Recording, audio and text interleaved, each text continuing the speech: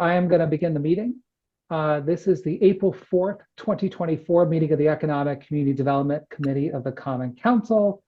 In attendance, I'm going to start with the committee. Myself, Jim Freyer, I see, Jalen Seed. I know that Lisa Shanahan is not going to be attending tonight's meeting. Barbara Smith is here. Darlene Young and Heather Dunn are here. I see that Council Member Nora Najelski-Eichner is here. And I don't know if there are any other council members, if there's anyone I missed. I don't think so. And obviously there are a lot of panelists tonight because the big subject is to talk about the FY 2024 capital budget. I want to make a programming note before we begin. One is, well, actually first, I'm sorry, before I do that, are there any people who wish to speak as public participation tonight?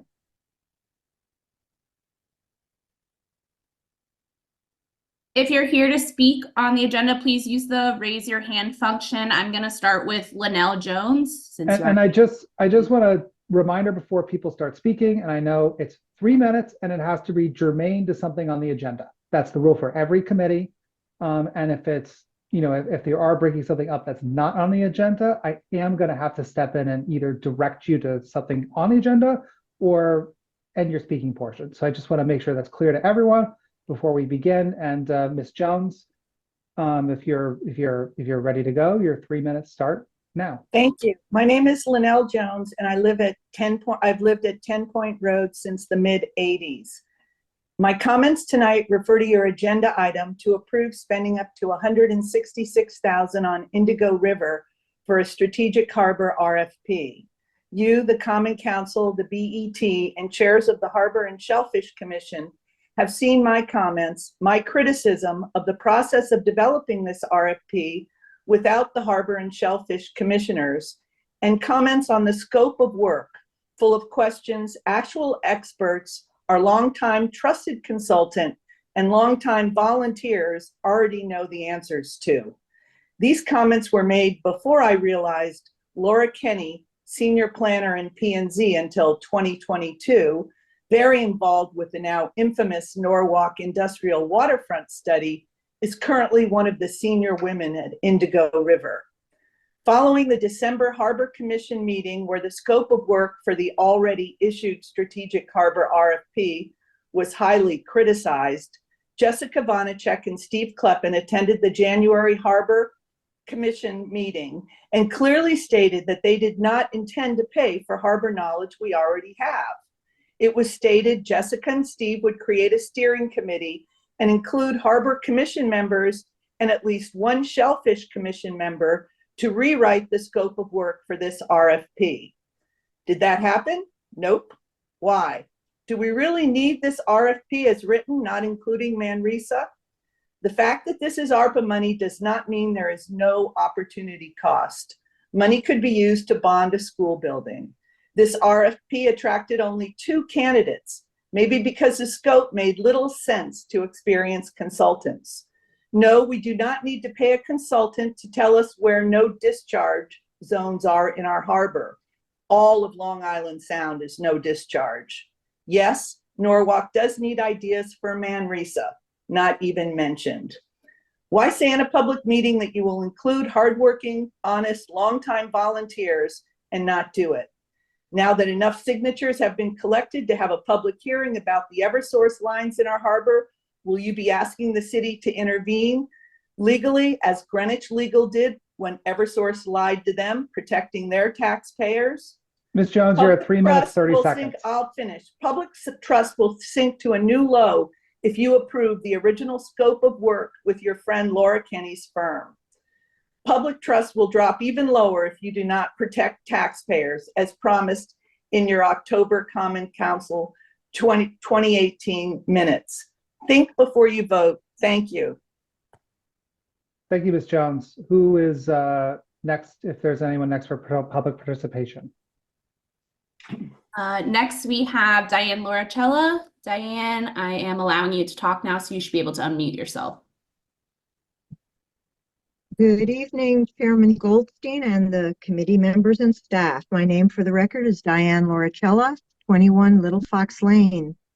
I plan to speak on the harbor, the scope of the strategic plan. I actually do agree with Ms. Jones, so I will not, I just wanted to give a sense of support because I too was quite surprised that this much money was needed.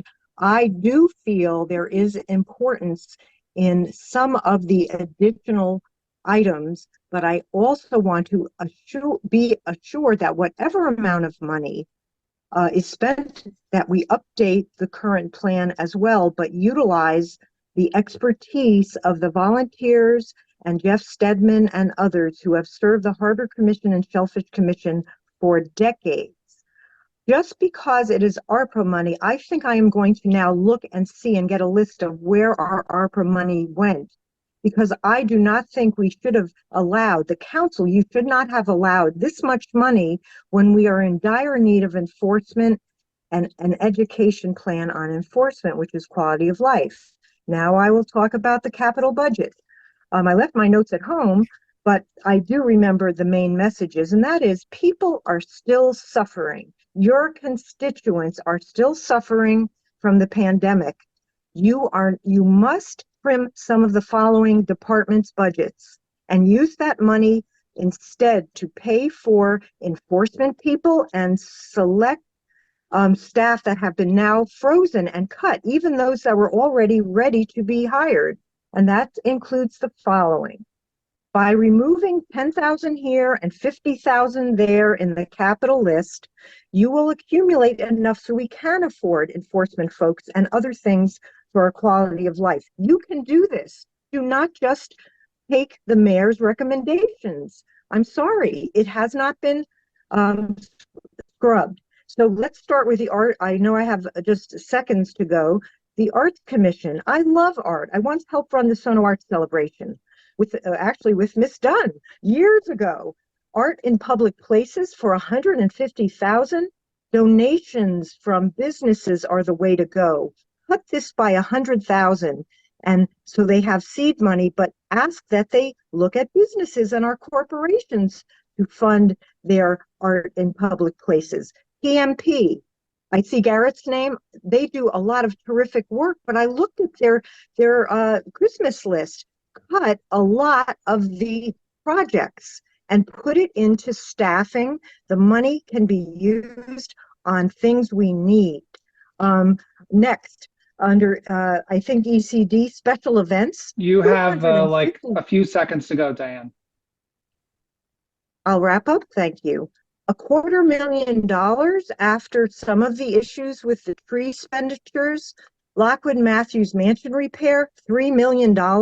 Lastly, Broad River Complex, $1 million set aside every year so that some can achieve an artificial turf field. Isn't going to happen. So let's be a lot more direct. Lastly, Board of Ed, underground replacement. There has to be a caveat that says, instead of just popping out underground tanks, which of course I support, we don't want them to leak because that costs millions of dollars in cleanup.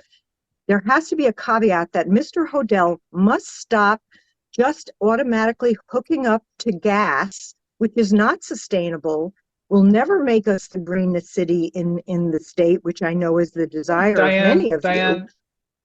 I'm sorry, you've yes, crossed and I thank you. I thank you for allowing me to speak a few seconds more as a long time citizen in Norwalk. Thank you. Diane, thank you. I have to be the bad guy sometimes. We're forcing the rigorous 3-minute public meeting rule. Okay. So there's no one else that has their hand raised, but there are some new folks that have joined as attendees. So if you would like to speak, please use the raise your hand function and we'll call on you. If you're just here to listen, we'll move on. All right. Josh, do you want me to read those names that I have into the record? So just for the record, I think we received some emails earlier today. We will Sabrina will read the names in the record. We're not going to read the emails orally into the record, but they will be included as part of the minutes. So Sabrina, take it away. So we have Mr. Robbie Monroe sent us in an email. We have Jacqueline Francis who wrote us an email, Cassie Feldman, Nick Gorman, Sean LaCosta, Brian Salvia, Gina Tufo, Samantha, I don't have her last name, but Samantha Avalone, I'm sorry about that. Michael Foley, BJ Lawless, and Dave Hoffman is who I have for the comments we'll put into the record. Okay. Okay, I think that unless there's anyone else, I think we can close public participation. Okay. I want to make a programming note. I know that Jess Vanishek was supposed to present the first item on tonight's agenda. Actually, I'm sorry, I'm skipping ahead. Let's do first approval of the minutes of the March 7th, 2024 special meeting. Do I have a motion? Councilmember Seed. Any amendments, changes, any issues? Mr. Seed. There's quite a few. Just with my name, just spelling. In attendance is Jay and then there's a couple of others where the last name is spelled wrong as well. I think under new business, SEAD, just not SAED. Okay. Yeah, and I see there. Okay. Any other? I'm sorry, Councilmember Freyer, did you? Okay. I didn't know if you were saying something and you just were on mute. Does anyone else have any amendments, revisions besides Councilmember Seeds? Okay, then all in favor to the minutes as amended? Okay, any abstentions? Okay, all right, now I want to just make a quick programming change, just shifting the order a little bit from the planning and zoning item. And Jess Vanishek is gonna present it. She just asked that I move it. We're swapping A and B. I think I actually need a motion to amend the agenda. Do I have Councilmember Freyer? All right, made a motion. All in favor? Okay, so moved. All right, so then we are moving on to what is now A, the FY 2024 capital budget. So the motion, obviously we'll discuss it, but the motion is to advance that FY 2024 capital budget to the Common Council for approval with the noted amendments. Do I have a motion? Councilmember Freyer. Okay, so before we get going, I know that we have a lot of people here. The department heads were sent the order in which presentations are going to happen. Quite simply, we did it by an order of fewest number of requests to greatest number of requests. So the order will be as follows, so everyone knows. Police, fire, community services, Board of Education, ECD and Parking Authority, and DPW and WPCA. I know that you all know this, but I just want to make sure that we're all on the same page. This budget, just so everyone knows, not only this was reviewed and approved by the Planning and Zoning Commission's Capital Budget Committee to make sure it conforms with the POCD. This was also subject to the mayor and the administration's request for a 40% cut of capital budget expenses, and the budget you have in front of you is reflective of those changes.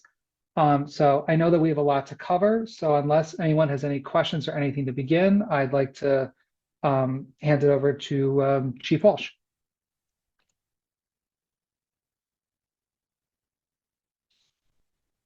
Good evening, everyone.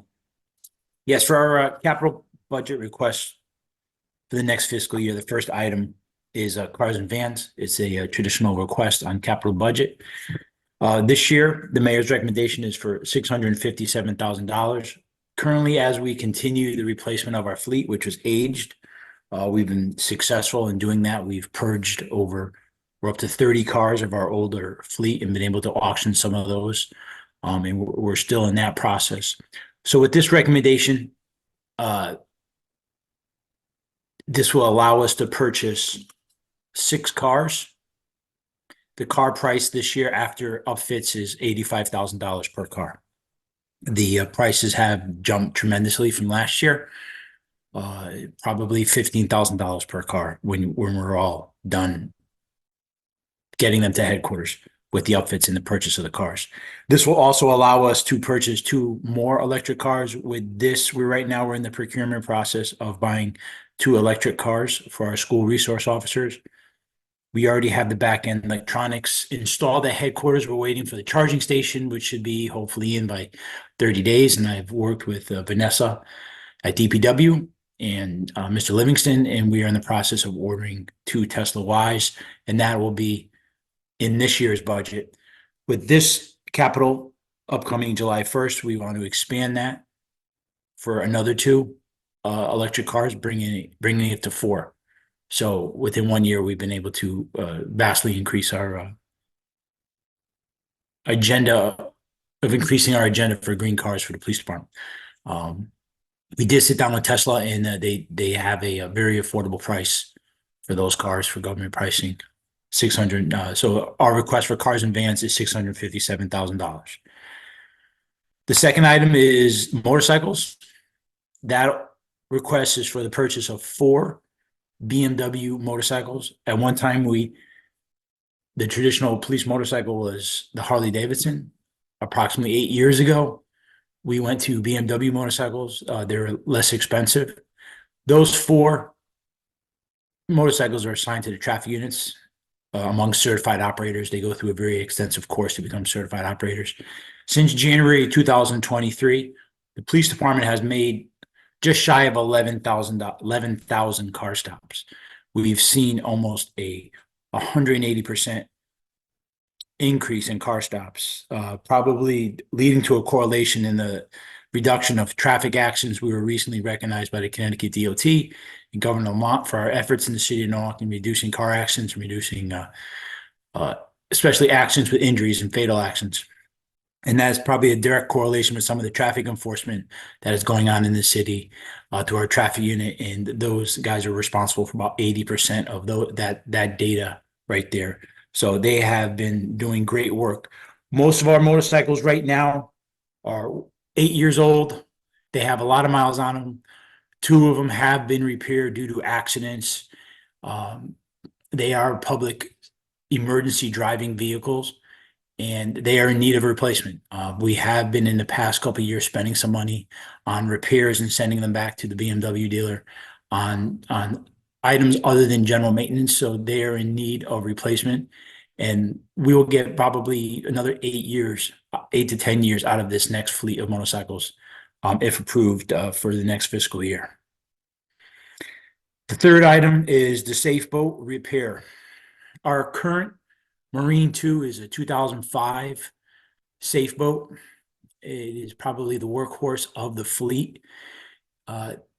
Around the bow of the boat, there is a flotation collar and a stabilization collar, and that is in need of replacement. That is general maintenance, and it's recommended by the manufacturer, and there is holes in it. And the officers that worked in Marine Division have been filling the holes, but it is actually a solid substance that keeps the stabilization of the flotation of the boat existing. So as holes and cracks began to develop in it, they did their best to fill them, but it's at this point, we could develop stabilization issues, and we're looking to get that replaced in the next fiscal year. And the price for that would be $75,000. They actually have to fly out the people from the boat manufacturer, and it's done locally. And it is a pretty significant repair on the boat. That would give us another 10 to 15 years longevity out of that boat, because last year we redid the engines. We've done other repairs to it, and it's this will keep the fleet one asset of the fleet, especially with the Walk Bridge project and the activity in the Norwalk waterways, which has been increasing due to the, shall I say, we've had a severe increase in pleasure boating in the Norwalk. Maritime areas are very popular in the Norwalk River and Norwalk Harbor. The fourth item is our duty pistol replacement. Duty pistol replacement is recommended by the Department of Justice for public safety weapons every 10 years. We are reaching 10 years. So right now, currently we have the Glock 17 9mm, and they have been a trusted duty firearm. And right now we're at 10-year anniversary. So most of those guns through qualifications and training have tens of thousands of rounds fired through them. And we have seen some general repairs. We do have armorers that are certified that work in the building who do general repairs and maintain our weapons are inspected monthly by the pistol and the firearms instructors. And it is recommended by the Department of Justice that police duty pistols get replaced every 9 to 10 years. And we're at that anniversary right now.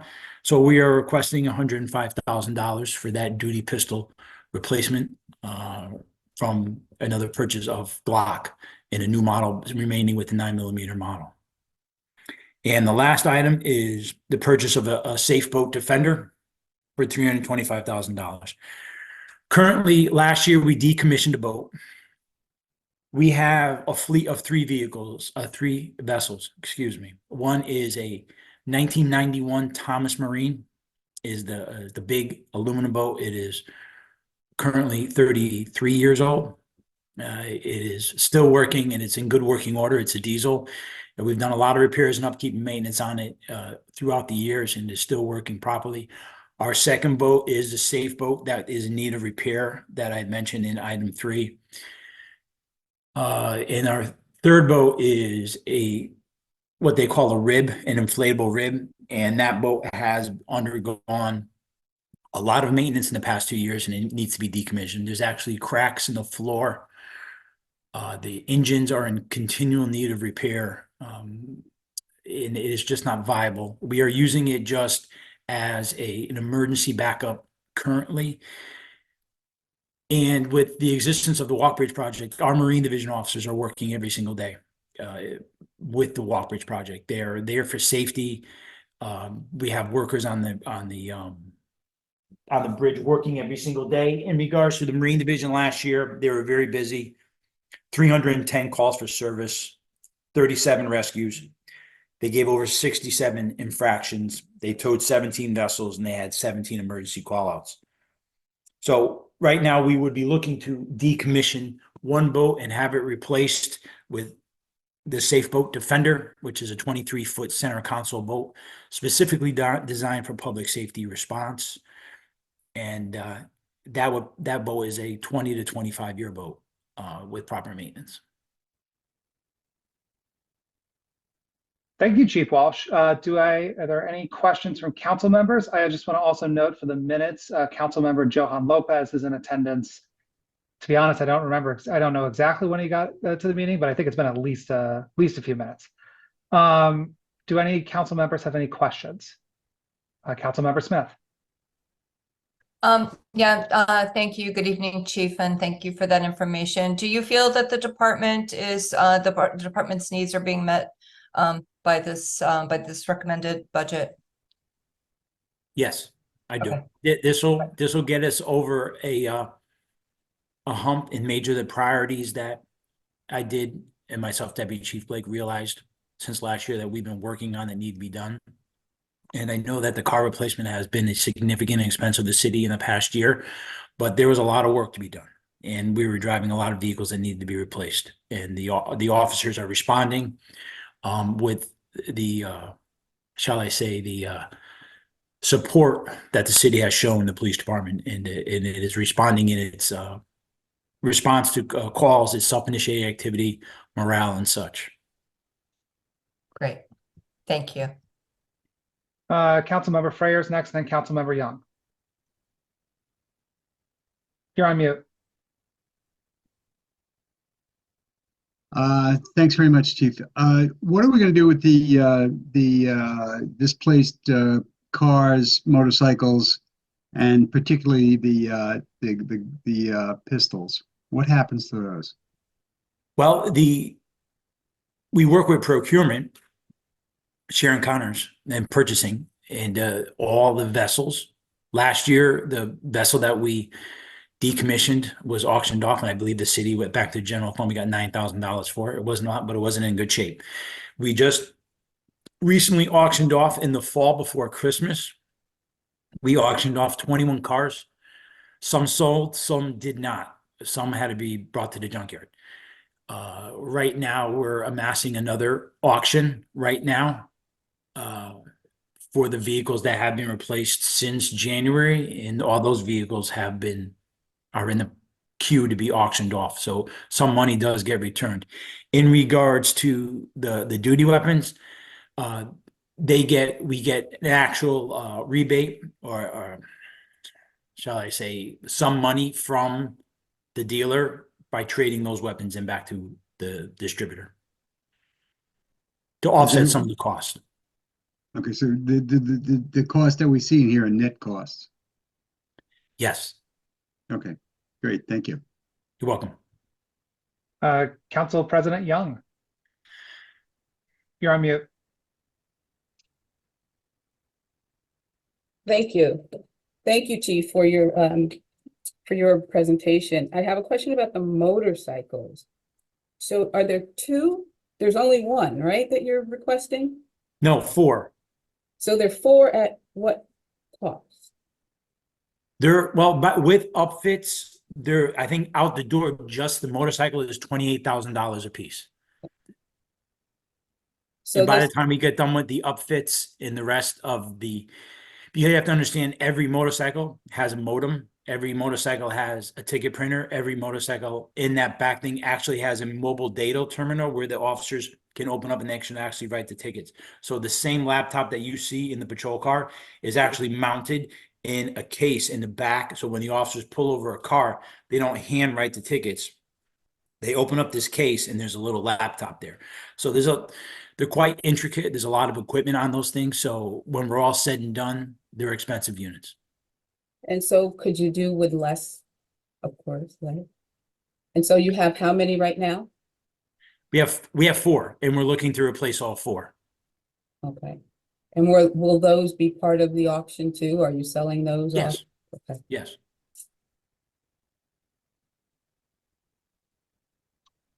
I think, Is it for me? okay, You're welcome. Councilmember Seed was next. Yeah, I had a question about the electric vehicles. I know that that's something like the city wants to be the greenest, but is that something that we could wait for, or is it more practical to have the school resource officers have like a fully functioning vehicle? And I know we approve like the charger stations, but is that something that just because of the situation we're in, that's something that can wait?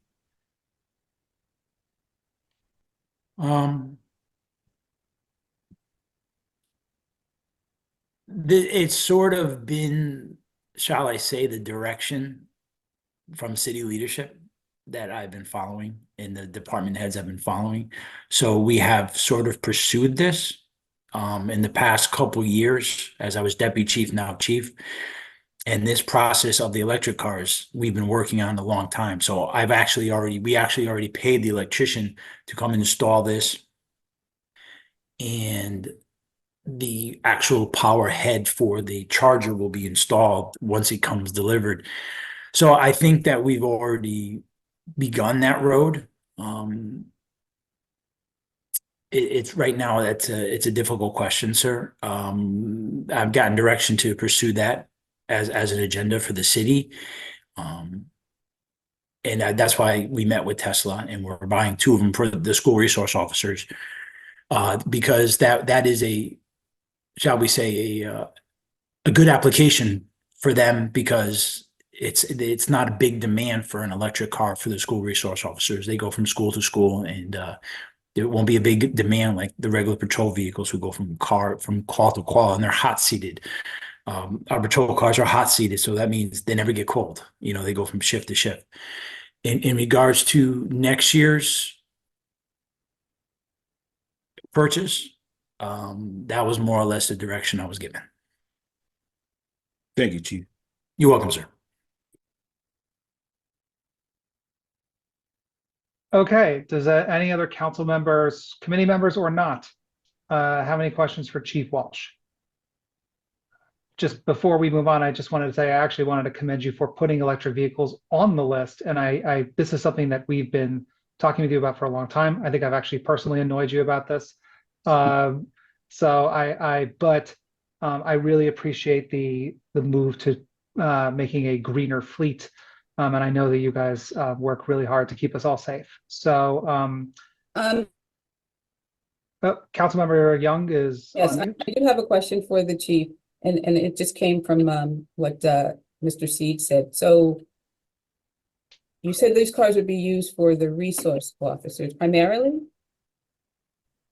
Yes, the first two that are coming will be for the school resource officers, yes.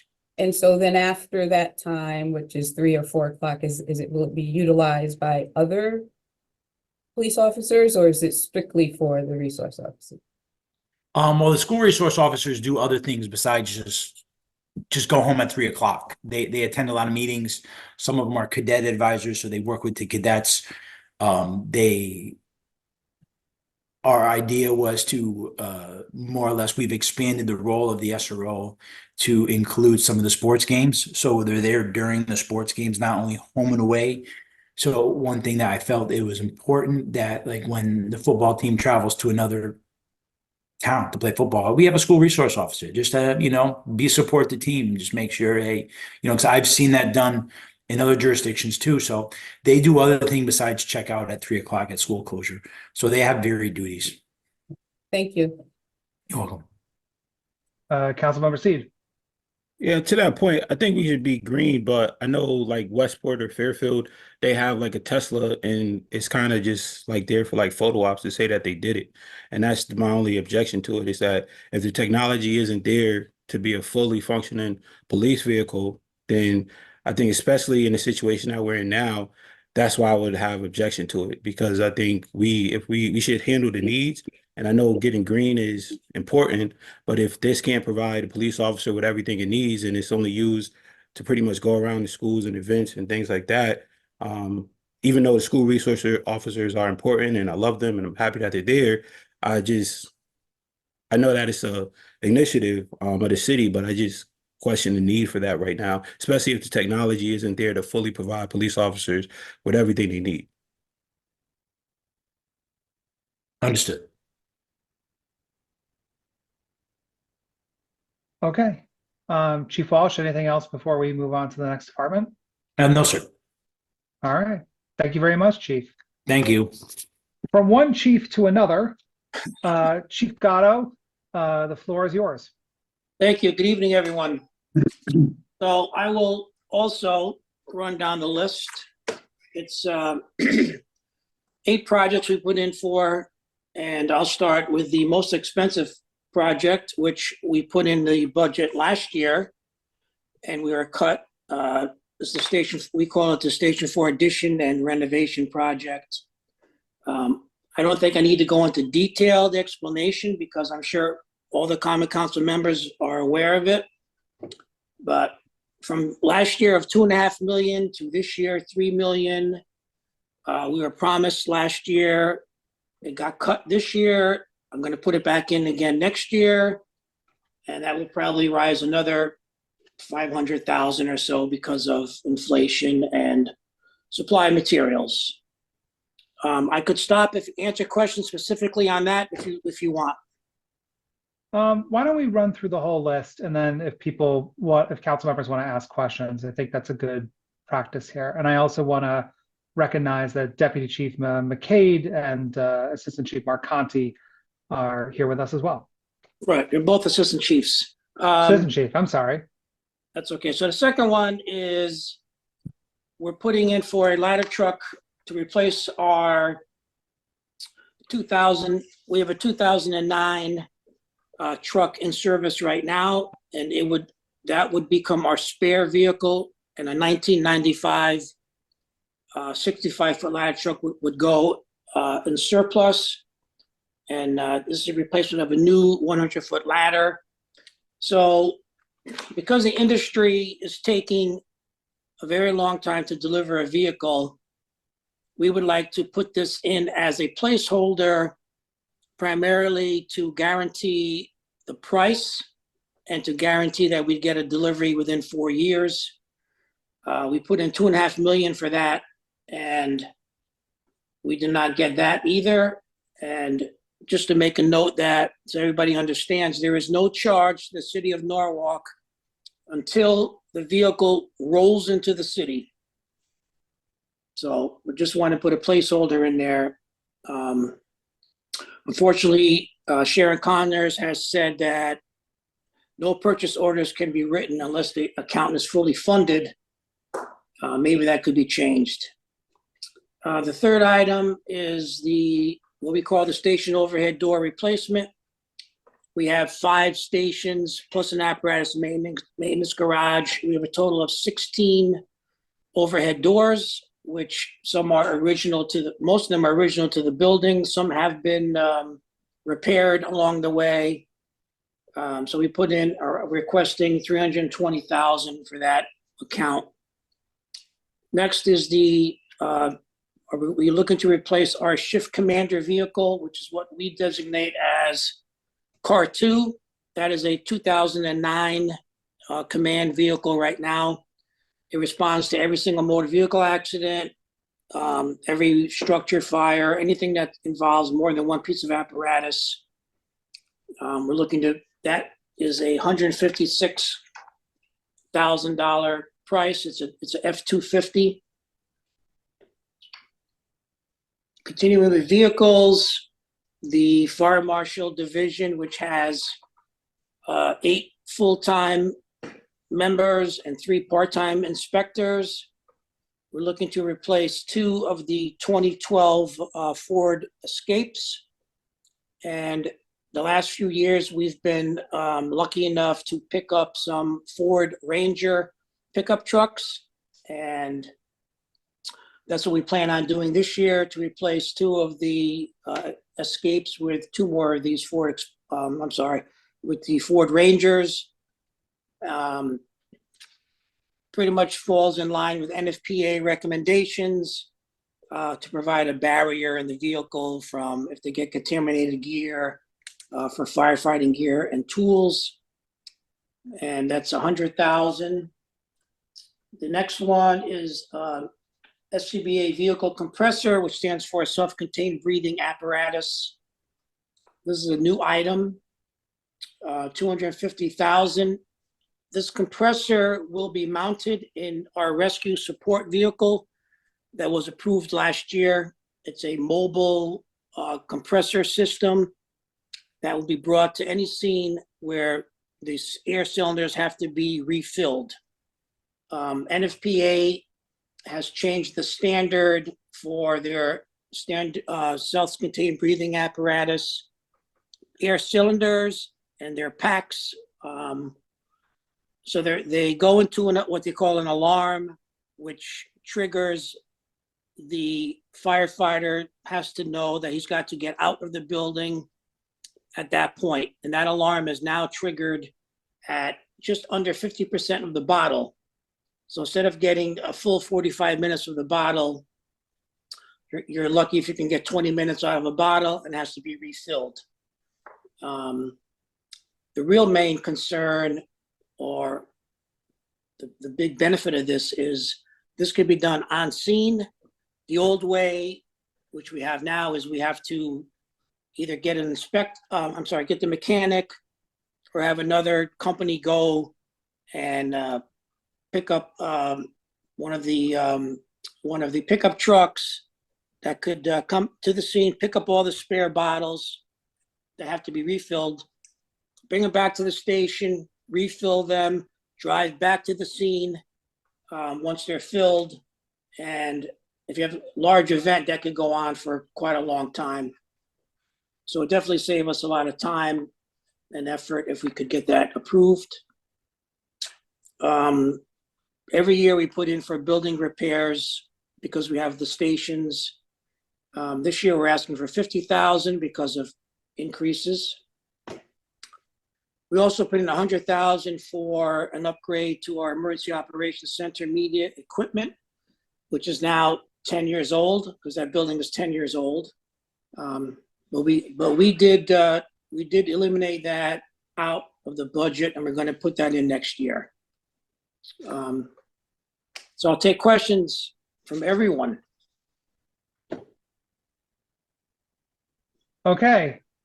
Councilmember Smith. Yeah, hi, Chief. Thanks for the information. Can you just, it's been a year since I've heard about the Station 4 renovations, but can you just talk about the state of the fire station and what the needs are? Yes, that's a very good question. So Assistant Chief Conti is in charge of administration.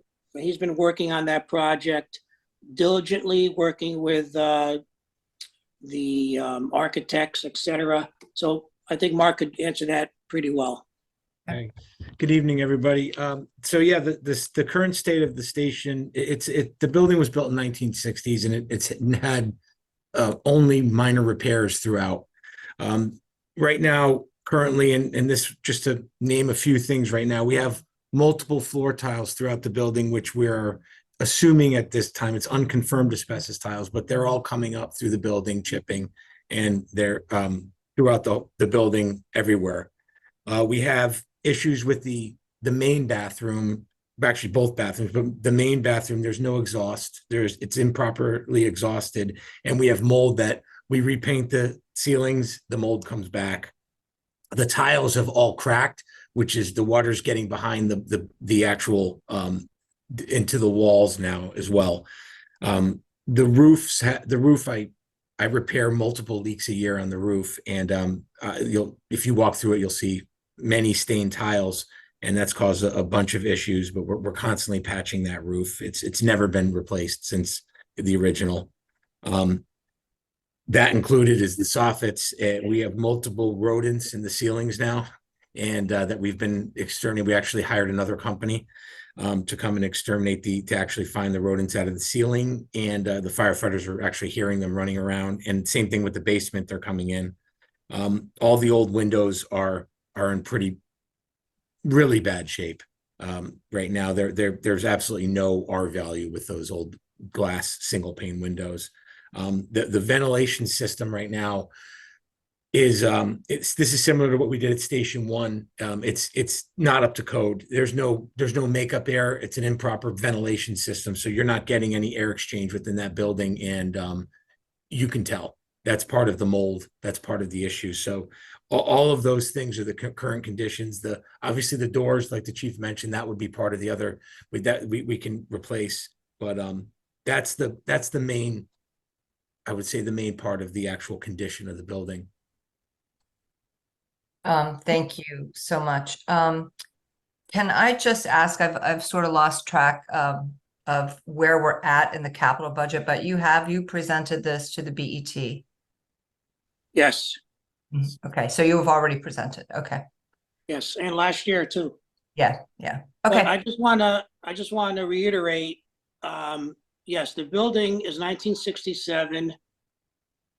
You're welcome to walk through it anytime you like and see the condition of it. But that's only part of what we want to do with that building.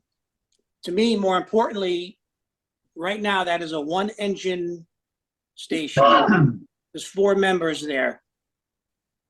We want to, and it's also the second busiest station as far as number of calls in the whole city. Obviously, headquarters is the busiest, and this is the second one. So putting the addition on would allow a truck company to be relocated in that station.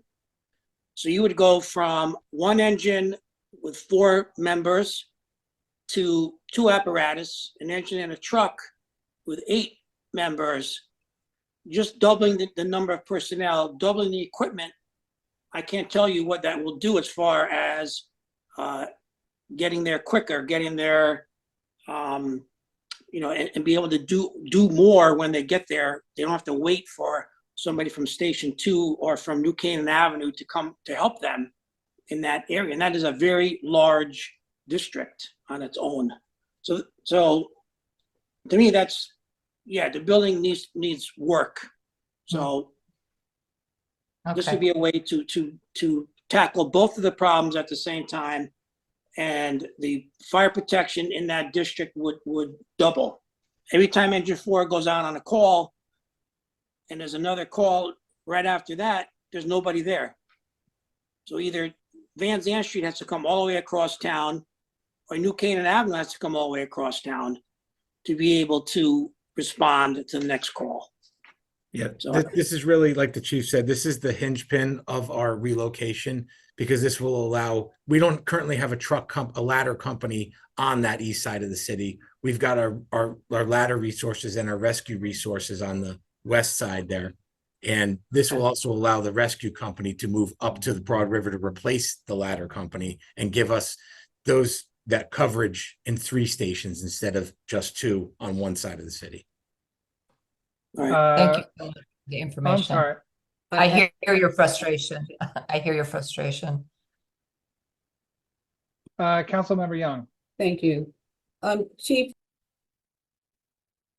I wanted to you're know on- what side of town this was on. Where is Station 4 located? I don't, Oh, Westport Avenue, okay. And right so, up the street from Sue Leonard's. okay, and thank you. And so based on what Assistant Chief mentioned about repairs, it seems like, okay, that's 3 million. That would cover it. That would cover it. I didn't see the extra comma. I thought it said less than that, and my question was impossible that all that could be covered with such Yeah. a small balance. From what you're saying, this seems like something that just has to be done. I'm concerned about it, but I think it's something we have to pay attention to. Well, I agree. That's why we've been proposing it the last 2 years. And I thank you all for the work you're doing under those conditions. So, I mean, it's not easy. Thank you. Can you, I'm gonna raise my, I'm sorry, Councilmember C, go before me. I didn't see your hand up. Yeah, so you showed us where the station is. Could you give us like a brief overview of like the area that station covers? So it covers all of Westport Avenue. And then all the way north to, well, up to Westport, and then all the Cranberry area where it meets Wilton, all the way up to Cranberry Park in that area. It also is second due for some of Broad River area, some of East Norwalk area. So it's a very large district, It's our largest district, actually, yeah, Chief's right. yeah, square mile wise. Mhm. Thank you. You're I, welcome. I just want to sort of think this a little, work the problem backwards a little bit. I know that one of the priorities was to turn this from a 1-company station to a 2-company station. I want to get an idea of if there are cost savings, if there are, by making this investment now, are there estimated savings or sort of other benefits, financial benefits, obviously, and I'm not just talking about, I'm talking about in addition to programmatic benefits, and So- just like logistics. There would be no new expenses as far as equipment, because we're going to relocate what we have now. Mhm. The manpower would not really change, except we are trying to get one more member on the rescue truck, which would be 4 new hires, which we also put in for this year in our operating budget. But that was cut out.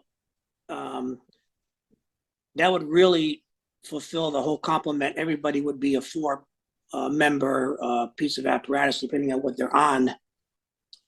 Other than that, Mark, I don't see any other cost, is there? No, that's pretty much it. And I mean, other than the fact that because there's just repairs that we're pushing, and the other, obviously, we don't want to start repairing things that we know needs a full repair. I don't want to patch things that I know is going to come out in the repair, and obviously price wise, it just goes up the longer we wait. Also, it just You know what, Councilmember Pryor, you can go before me. I was just going to piggyback on what you were saying, but you know, I guess the question is not how much, what other costs would be incurred, but what would we save by doing it? Is there any cost that we could save? Is there any? Well, that was the question I think I just Yeah. asked. But I think what Chief was just answering is that there's going to be we wouldn't have to hire 4 more people, or wouldn't have to hire another person. Right. Or we would have to hire another person to fulfill the complement. So in addition to incurring the cost of the construction, it's also going to be more expensive because we're going to have another person. We'd have to hire another person for that. So I think that was the question. How much do we save here versus how much more is it going to cost? Or we're not going to have to go hire somebody. We don't have to hire somebody right now. No, it's hard to put a dollar amount on what you can save. I mean, you know, you're talking about doubling the work capacity at a fire. So think of the property that you could save when you have 8 people right now ready to go to work, as opposed to one engine company waiting for somebody else to come across town. And again, if that engine is on an EMS call and another one comes in, there's a significant delay, 4 or 5 minutes to get somebody across town. I don't know how you put a dollar amount on that as far as savings go, you know? Councilmember Seed. Yeah, I mean, to talk about just some savings, I mean, just looking at the request from last year, increased, let me just make sure I'm looking at the right thing. It increased from last year. So I mean, to me, that's the savings, because it's just gonna get more expensive to fix this, the longer you kick it down the road. So that'd be the immediate savings, because you wait till next year, I mean, things are just getting more expensive. And then plus we're gonna spend more money and time fixing and patching up these issues that we have at the station. So I mean, like, it's hard to put a number on what we'll save, but I mean, to me, that's clear savings right there. I agree with that. I was just asking the question to see if there were other avenues or things that we hadn't considered. Assistant Chief Conti, I just, you know, I guess, can you step out sort of what the timeline would be, you know, if you get the capital funding, what the construction timeline could look like? What would you do in the meantime? You know, how would you deal with the logistics during the construction and design phase? So what we would do is we can actually accommodate the company there while they're working, because it's only a 4-member company, and we're doing an addition out the back. So we would just kind of move them. We did this at Station 1 when we did the project. We sort of moved them around the building and repaired one of the bathrooms, and then now everybody can share that bathroom, then repaired the other ones. So it's sort of like we phased the construction as to not disrupt the coverage, you know, the district coverage. So Okay. Logistically, we can handle keeping them in-house while this project goes. And we've figured it's about a 2-year timeline. By the time we get an architect and with our RFPs, by the time we get our approvals, by the time we contract an actual builder and finish this project. So Okay. that's kind of what we've discussed internally as this could be a project. And that's the other, as you mentioned, that's the other reason why every year it pushes it a couple more years for us, you know, Right. to have this change. Okay. Councilmember Young. Yes, is there any way you could break up some of the work that needs to be done, so that even if we say you look at 1.5 now, what are the most critical things? And then moving forward next year or the year after, however, what would that look like? Is that something? That's a great question. We were all discussing that as well. And when you look at the station, and it's obviously it's less because you don't have the visual. Mhm. Anything, I was just telling the chief, anything that we do now, it's almost like it'll cost more because now it's an isolated project. It's like it would be one bathroom. It would be one when you know, I can't fix the roof because if we put an addition, the whole roof is going to get replaced. So it would be, it doesn't make cost sense to fix part of the roof at a time. It doesn't make sense to replace a couple windows and or just one of the showers, because the showers are going to be completely revamped, because that still has the old, that's the old shower where it was, you had a men's locker room, and now we're going to have private stalls and we have private showers. So it accommodates privacy for all our firefighters. And those are those major things that have to happen. Yeah. And it's very much all inclusive. Yeah. We did discuss that though. It's a great question. So I'm wondering about the windows in the roof, if you did the exterior and then interior, but I'm sure Yeah, you no, guys I- thought of all of that. and it Yeah, I just- know we have, Yeah. and that's the thing, is because some of the windows are would be eliminated also, and some windows have to be expanded.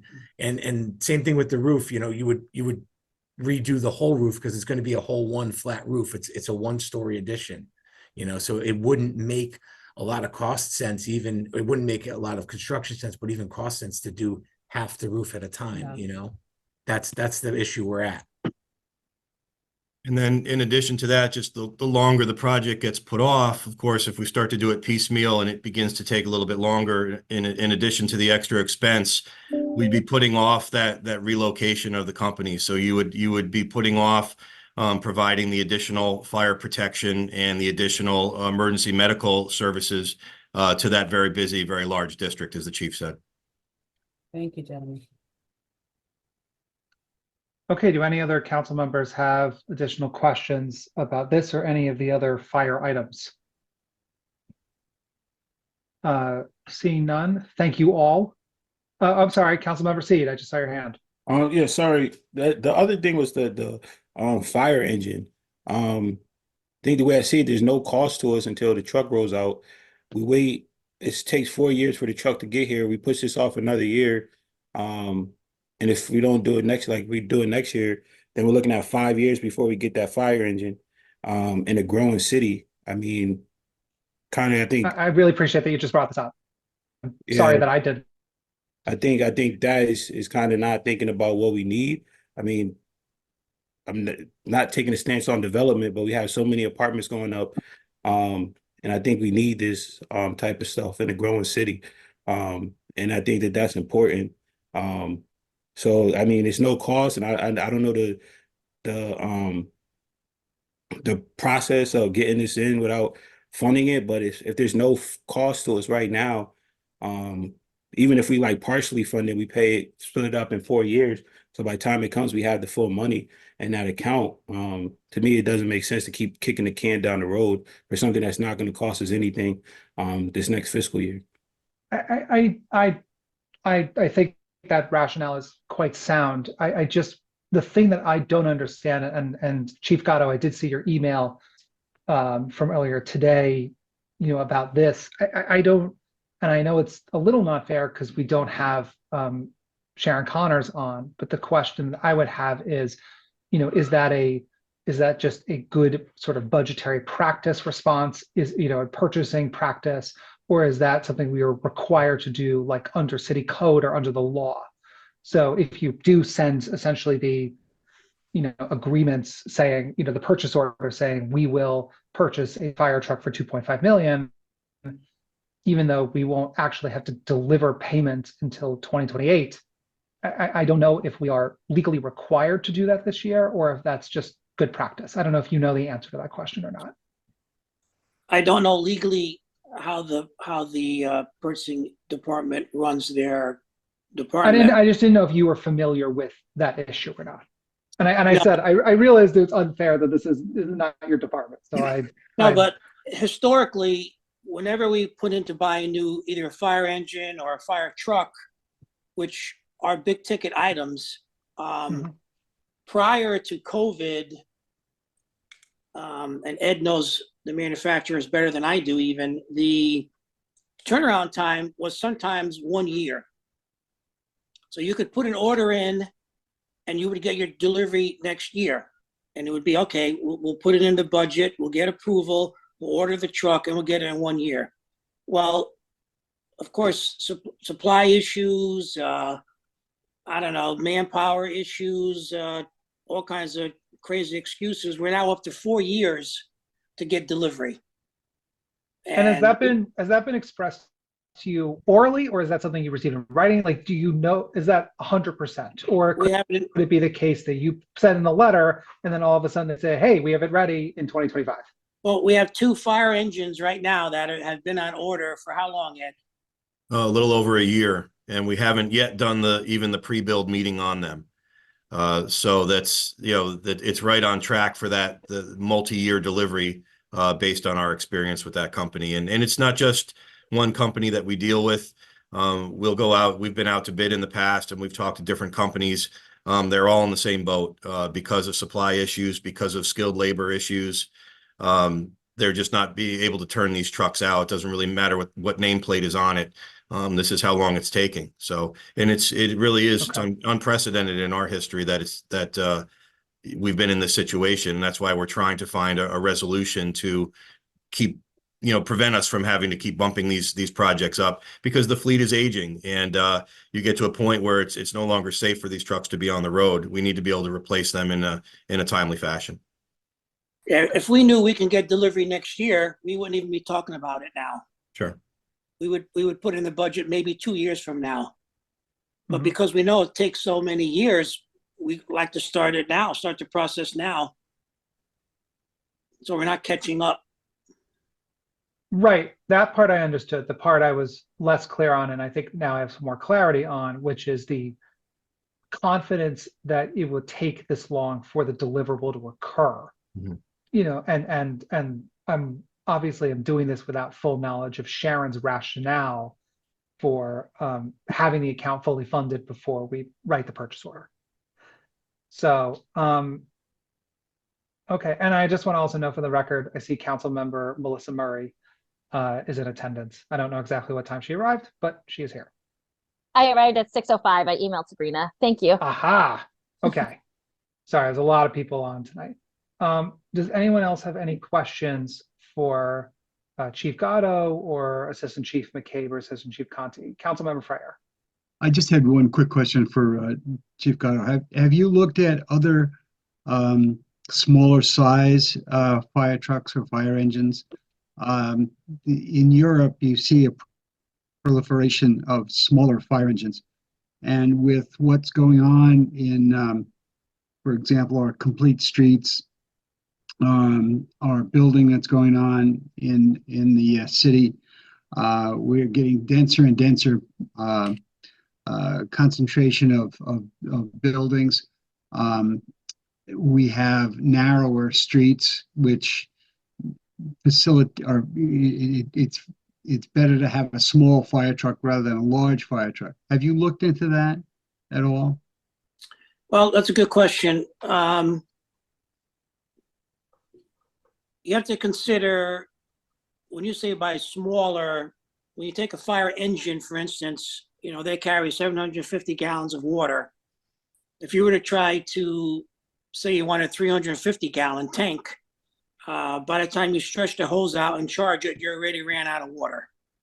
So that's not feasible for us. What we did do is the last 2 ladder trucks, which was over 10 years ago by now, we got what they call a tiller, which is a tractor-drawn aerial with a trailer behind it to be able to maneuver into tight spaces and smaller streets without having a long chassis, one straight long chassis.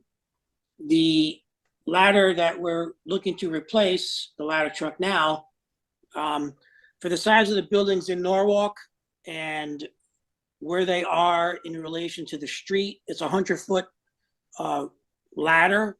You can't get, if you went smaller to that, it would be really ineffective. You might as well not even have a ladder truck if you can't get to the building or get to the roof.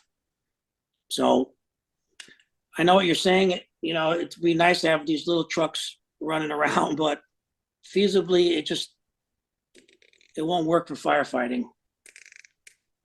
And we actually have some of the shortest wheelbases and for fire engines that they're making. If you actually looked around we've had comments from both of our last two manufacturers. They said that these are some of the smallest trucks they're building right now. We try to keep it literally as small as we can.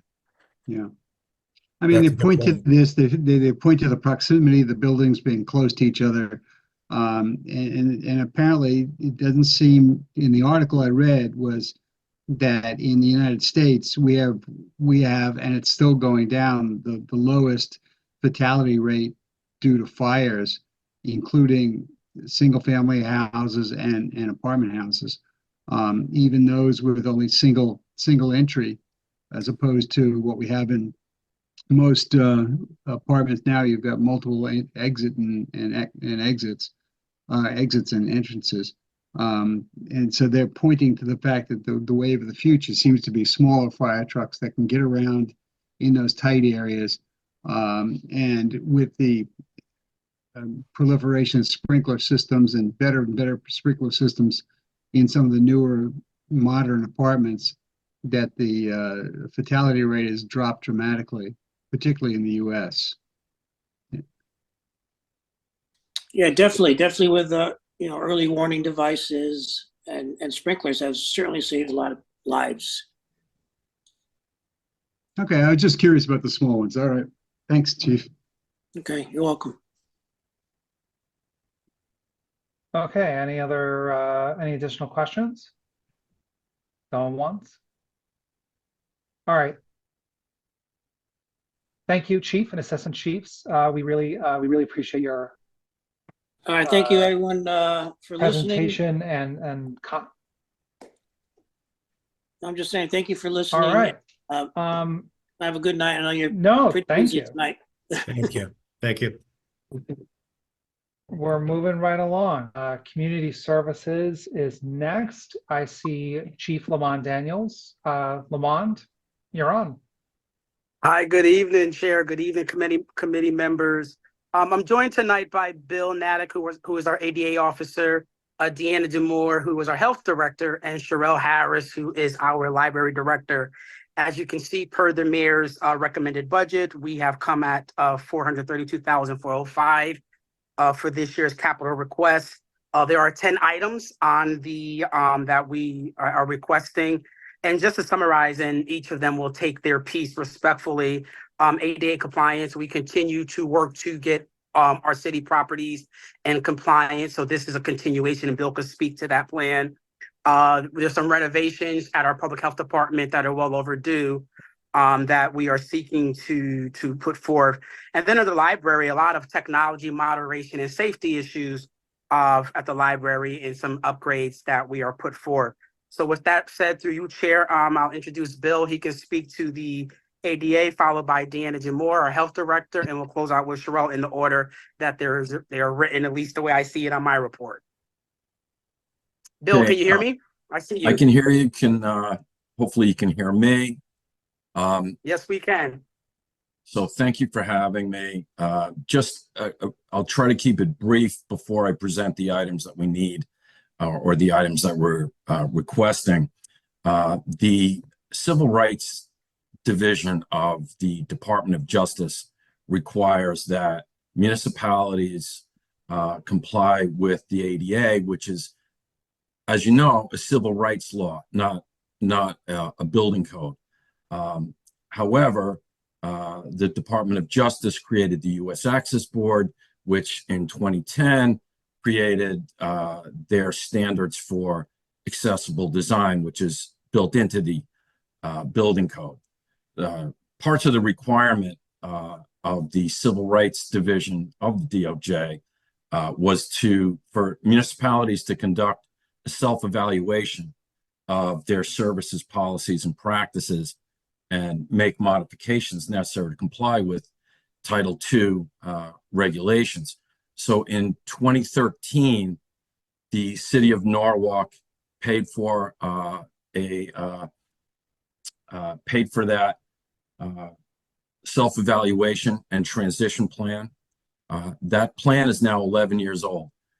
When I started in November of 2022, I took on what had been done by 2 or 3 other people before I started, the work beginning in 2012, 2013.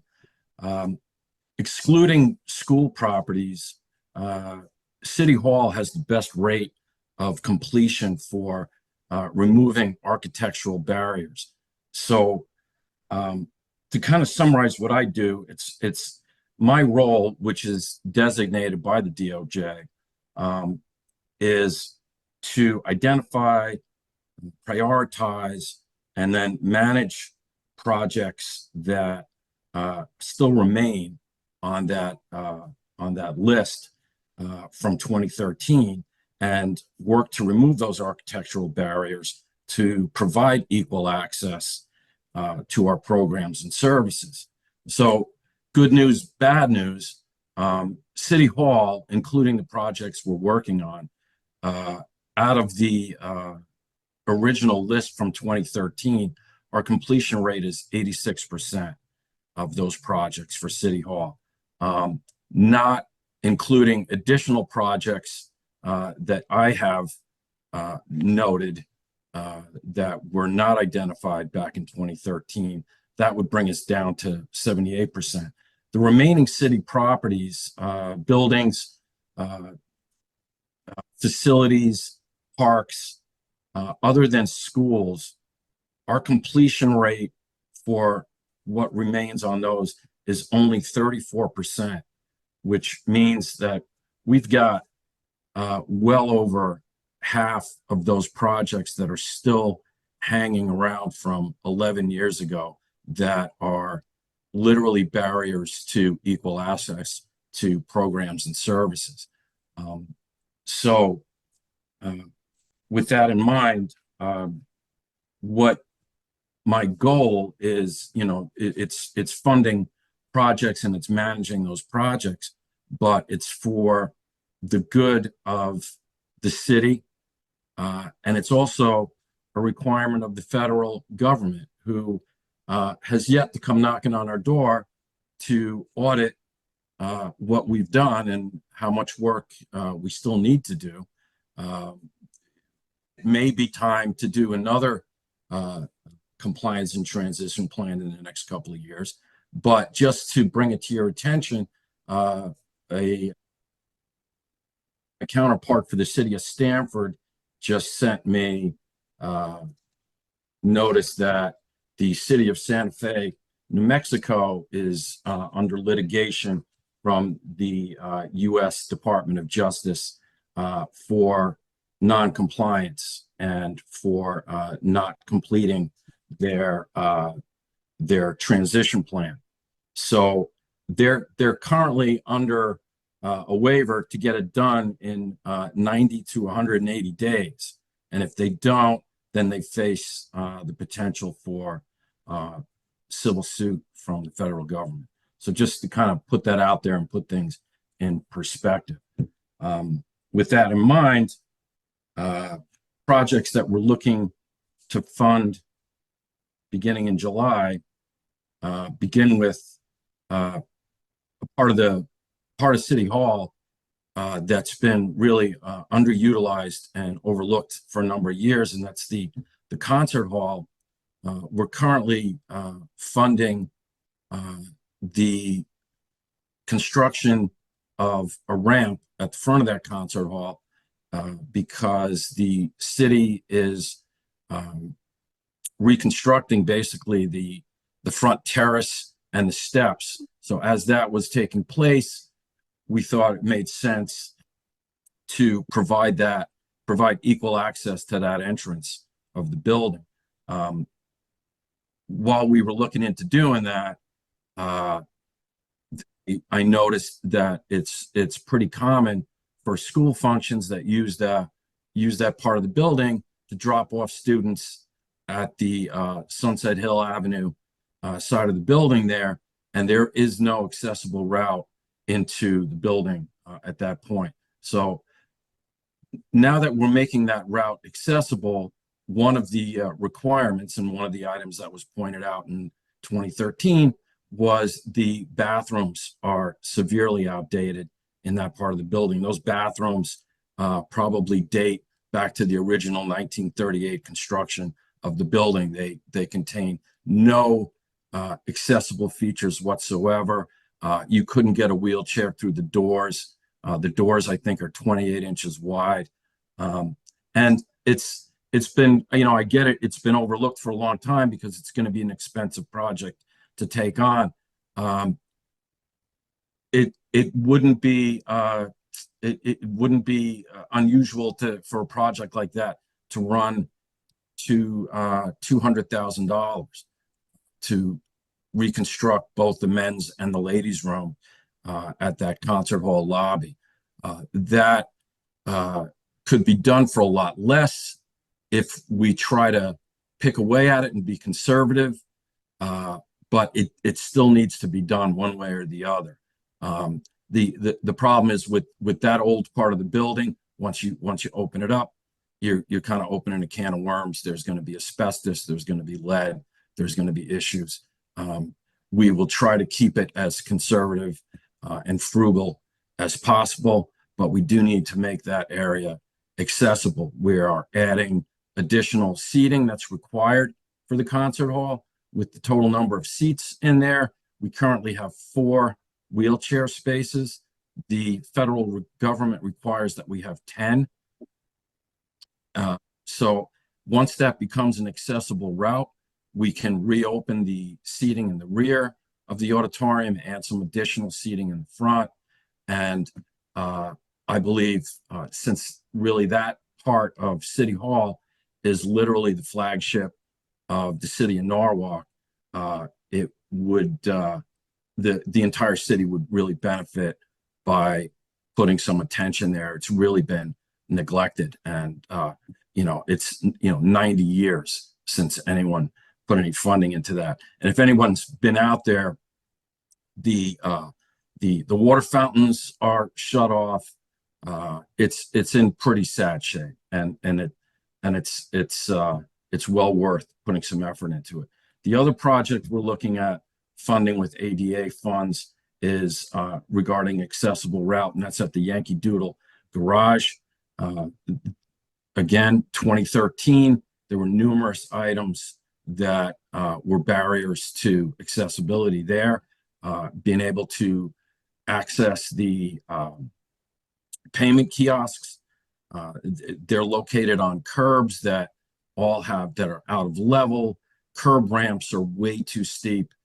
There's a curb ramp that leads out of the rear of the parking garage that literally rolls you into traffic in the parking lot in the back that it exceeds, I think, 20% running slope. And I know that's probably bogging you down, but 8% is the maximum allowable for a ramp, 8.3. And there's a 20% ramp in the back that was pointed out in 2013. There's no curb cuts in the front entrance. And in addition to those items, I noticed when I did a site survey myself that none of the accessible parking spaces in that garage meet compliance standards at all. None of them have correct access aisles. None of them are wide enough. They're identified as accessible parking spaces, but they're not really usable as accessible parking spaces. Considering, yes. Oh, I'm sorry. I just want to jump in one quick question here. All of these enumerated projects, and I see you put them basically into 3.5 sort of bubbles here. Okay. Are all of these projects, the total cost for them $300,000? Because is that the case, or am I looking at this incorrectly? That's the case. I'm trying to be optimistic. Again, we're trying to keep the bathroom project below that $200,000 number by sort of picking away at it. I would put that at the top of the list because it's going to cost the most money, and if we can do it as affordably as possible, have money remaining to get to these other items, then I would take on these other items. I think so. Beyond the Yankee Doodle Garage, the third project that, again, I'm being optimistic I can get to is the accessible route along City Hall Drive from Eversley. And I have had people call me with concerns about that. Again, going back to 2013, City Hall Drive was pointed out as lacking curb cuts, which allows people using mobility devices to get up and down from the sidewalk. They covered kind of half of it. They covered it from Sunset Hill to City Hall. But if you look at Eversley to City Hall, there's approximately 18 curb cuts that would needed to be installed there that have been overlooked for a long, long time. And it's really not uncommon to see people that use scooters or motorized wheelchairs traversing traffic through the street because they can't get onto the sidewalk to come to City Hall. And I think we're really, really putting ourselves out there by not paying attention to some of these items. Again, we have to not only answer to the people in Norwalk, but we have to answer to the federal government to show what we've done. I understand, and I don't know if other council members feel this way, and I don't want to just hijack the whole thing, but I do think that it might be useful, instead of sort of putting it in a blanket request for 300,000, to sort of step out the cost of each of the projects, and that way we can have a fuller understanding of what we're actually evaluating. Because from what you just said, my indication is that you're not exactly sure if Well, the total cost for all these projects would be $300,000 or not. I can step it out as estimates of 200,000 for the bathrooms, 50,000 for the work at Yankee Doodle Garage, and 50,000 to cover the cost of the curb cuts on Eversley on City Hall Drive. Councilmember Murray. Yes, thank you. Given that I'm relatively new on the sidewalks, we do have our transportation and mobility department doing sidewalks, expanding them for safety. And I know, for example, Beacon, which is the opposite side of City Hall, is going to be having some sidewalk work. So have we made sure that the sidewalks are not going to already in the bucket of that project? I'm sure you have, but I just want to check.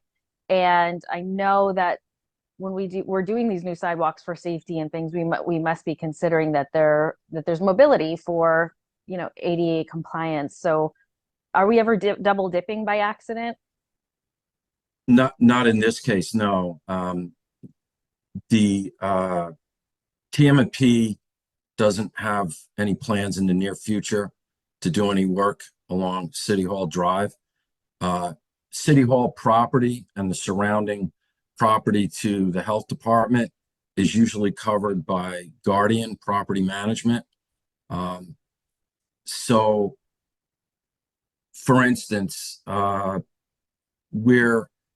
of the items that was remaining from 2013 was egress sidewalks from the concert hall from the wheelchair seating, which is the front row of the concert hall. And if you look left and right, there are fire exit doors. The doors to the left lead to a lawn. There was never a sidewalk constructed there.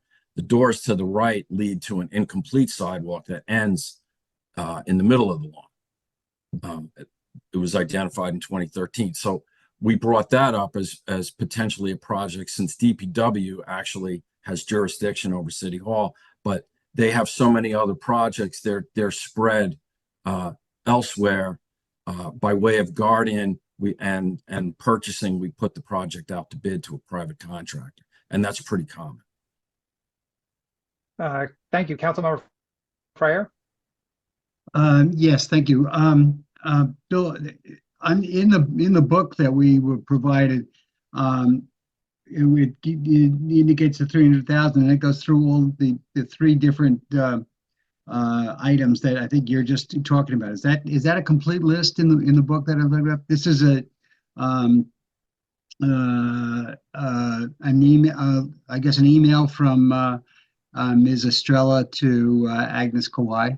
I Is it, those I are think the he had three said it items was we're talking 200, he was about, right? estimating, yeah, I think he was estimating 200 for the first one and 50 for the next Yeah. two. So Yeah, what's been approved, what's been approved is 245, 470 so far. So that covers all of these things in that email? we're gonna try to cover all of those things Okay, with that money. that's all I want to know, because I it's honestly, easier, as you were talking, I was looking through here, and it was pretty easy to follow the bullets, what you were talking about. So I understand what you're saying. Okay, great. just historically, beginning in 2013, I believe the request was usually 300,000. We usually got 250. Honestly, if it were up to me, I'd be asking for 500, because the list of remaining projects from 11 years ago just goes on and on and on. Now, I Yeah. obviously prioritize those, and Yeah. believe me, if I have money remaining, I have plenty of additional projects that I'd like to fund with. Thanks. Thank you. Bill, anything else you anything else before we move on to the next, No, if no Department. one else has Councilmember any Dunn. additional questions. Thanks, Bill.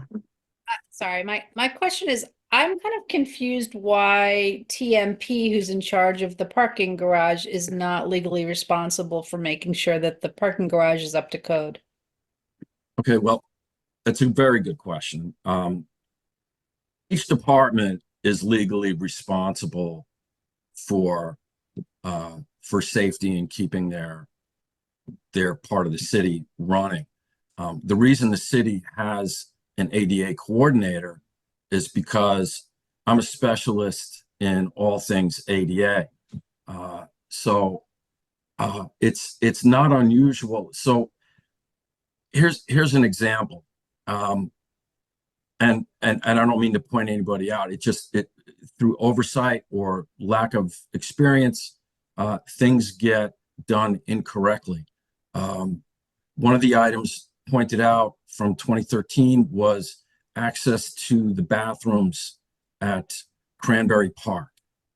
There's a set of bathrooms that's utilized by every function at the mansion, plus all the users of the park. That structure, as it was in 2013, was just sitting on a grass hillside. There was no accessible route for someone with a disability to get to those bathrooms. So the ADA fund had allocated $45,000 to build an accessible route. Parks and Rec came along and said, listen, we're paving the whole circular route.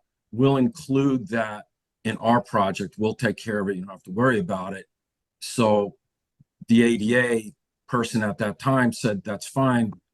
Go ahead, do that. That's great. One less thing we need to worry about. Unfortunately, what they ended up with, because, and it wasn't pointed out until I went out there and did my own site survey, is that they did pave routes to the bathrooms, but the running slope of those routes is so steep that anybody using a walker or a wheelchair or a cane is not going to be able to get up that hill. So did they build a route? Yes, they did. Is it accessible?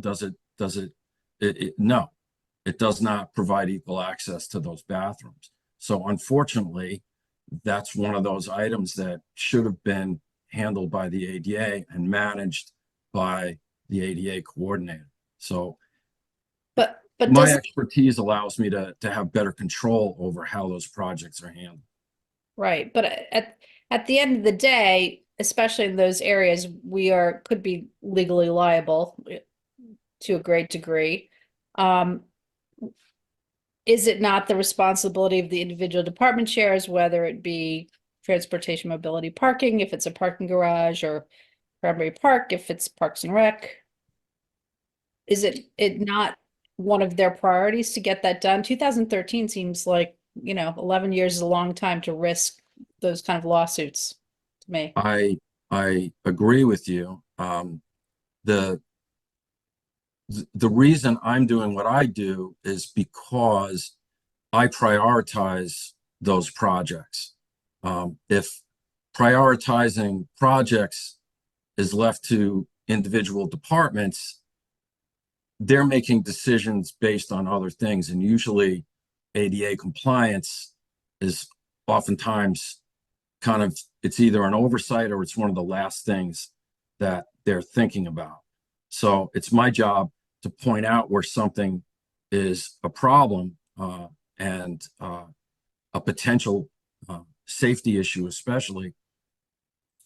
And I can better see that that gets done in a timely manner if I can manage the funding and the project management side of getting that done. You know, an individual department may see things differently. So, you know, I can point these things out to them all day. I don't have the authority to tell them to do it. But if I have the funds, then I can get it done. If that makes sense. Actually, I think you should probably have the authority. Funds should probably be allocated to the departments, but that's just my opinion, so there you go. Councilmember C. Yeah. Is there a process like when the city does a project, do they have to come talk to ADA to get some type of suggestions? Because I think we will avoid the problem. I mean, now we're doing double the work. So is there a process where they have to come talk to you and like kind of check that box before the project moves on? That's you raise an excellent point, and it's something that I've been speaking with people in my department about. It really should be something that when each department has a construction project in mind, there should be a box there to check off ADA. I'm more than happy to do that. It really should be part of what I'm doing, but it's not being done. So that needs to come from higher up to make each department buy into including myself or the ADA coordinator in the process. Now I've got people like building management on board with that. So when they have a project that they're working on, they give me a call. I look over the architectural plans. Architectural plans are sometimes wrong because architects are, you know, part of what they know is accessible routes and compliance with accessible building codes, but it's not their specialty. There are some that do specialize in. So yeah, you raise an excellent point. I'm trying to make what I do a part of everyone's project. It really would avoid things getting done incorrectly. To your point, a lot of money was spent at Calf Pasture Beach repaving that parking lot last year.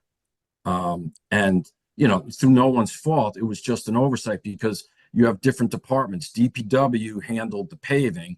Parks and Rec is responsible at the curb and the sidewalk. So what they didn't recognize is once they had the entire thing lined, by the time I saw what they had done, I realized that they didn't have a route from the accessible parking area to get up onto the sidewalk. There was no curb cut to get to the payment kiosk. They left that out somehow. It was an oversight. Again, people that don't specialize in ADA don't always look for those things. I picked up on it.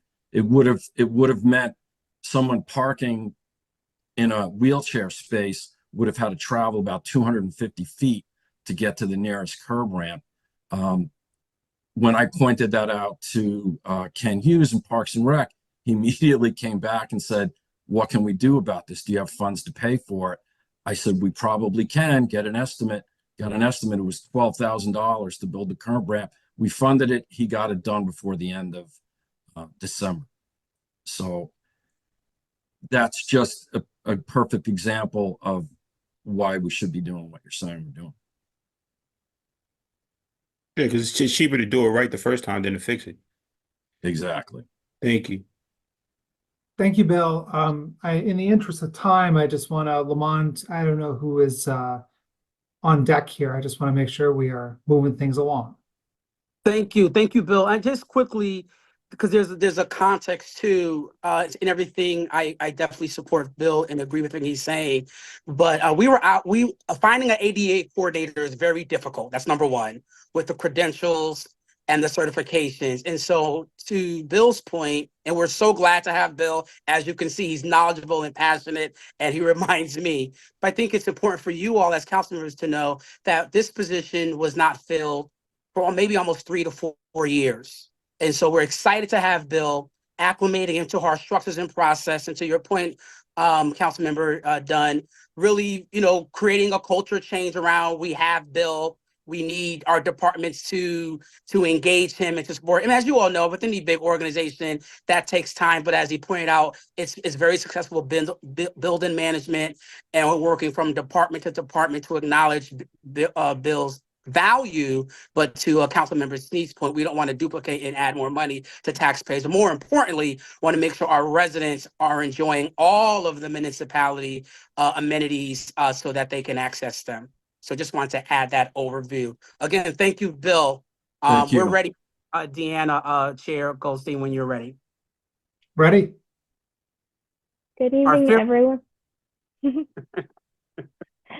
Hi, I'm Deanna Diamore, the Health Director. Good evening, council members. So for the Health Department, we had requested funding for 3 items, which have now been reduced to 2 based on the need to prioritize our requests and lower the budget.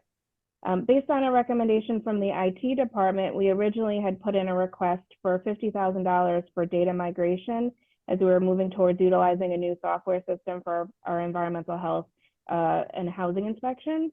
We think this can be pushed back a year as the city moves forward with a permitting software system, and we can then focus on data migration after that is finalized. Our second request is for $10,000 to paint the first floor of the health department building. Recognizing the current budget situation, we are only requesting funding for the first floor, where our WIC program, our clinical services, our waiting rooms, where all of those are located. Our last building renovation for the entire first floor occurred in 2010 and 2011. There are multiple locations that are in need of repainting due to wear and tear over the years. And as you know, we serve thousands of people in our building, including many children.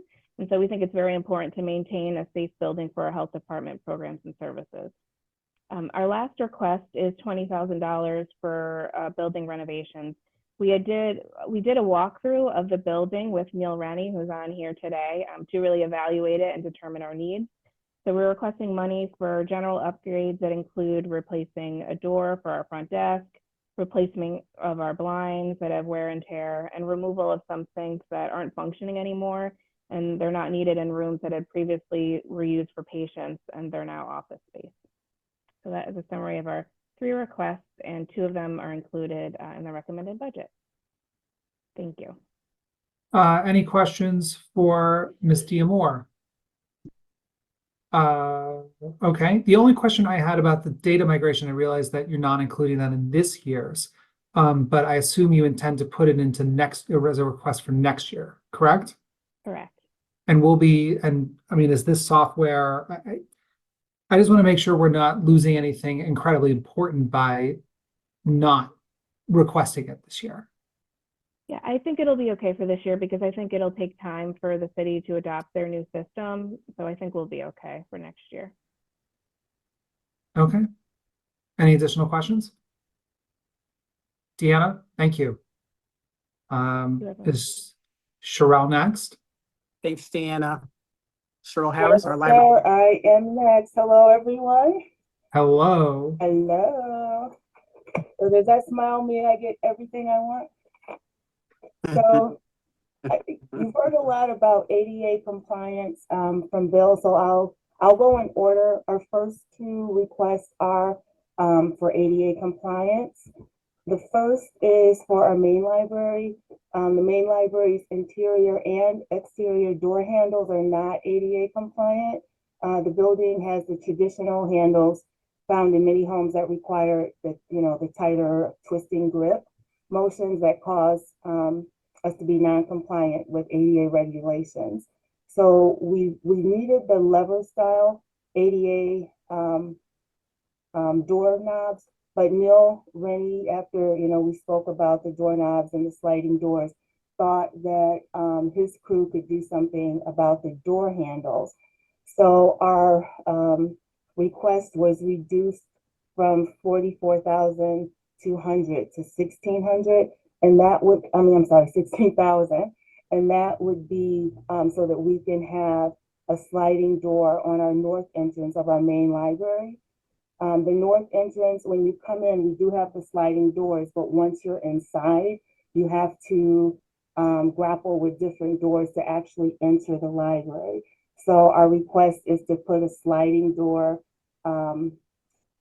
another sliding door, so people who are wheelchair bound or people who have issues, with opening doors can get into the library.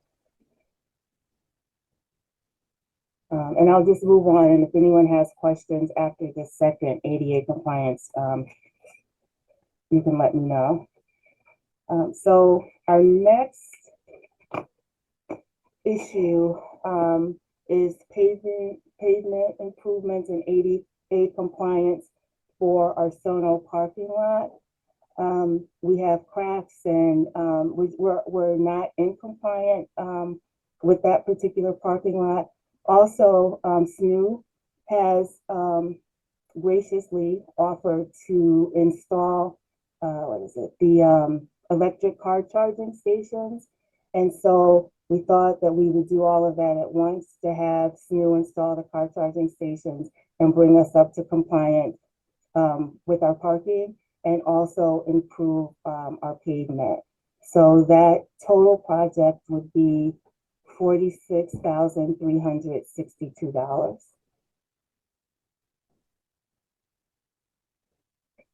So I keep going? Yeah, unless Councilmember Murray has a question about a specific project, I think it's generally a good idea to go through all of them and then we can kind of circle back. Sounds Yep. good. Okay. So our next is security. Security alarm system and an intercom system for our South Norwalk Library. Last fiscal year, we upgraded our alarm system at our main library because it was totally outdated. If something went wrong, they weren't making the parts. So we would have initially had to do the upgrades anyway. So we did main library last year, and we're requesting to do the South Norwalk Library this year. Adding an intercom system, so if something goes wrong, we can announce it throughout the library. And that's for $11,000. Again, we are requesting for safety security cameras. We just broke it out so that you can see what the different costs for the different libraries are, but when we go out to bid, we would bid it together. So initially, the cost for the Sono library was $32,721, and the main library was $49,775. Just to meet budget, we lowered that for both buildings to $18,000. Well, let me not say both buildings. Each building would be $18,037. And again, the person who we got the quote from, they tend to bid on the higher end according to Guardian. So we think we should be able to make do with the $18,000 for both libraries. We initially wanted to have the grounds covered as well, but we're specifically looking at the entrance so that the entrances, I should say, so that if something goes wrong, we can see who's coming in and out of our buildings. And let's see, what else we have? I think you're at the digitization program. digitization.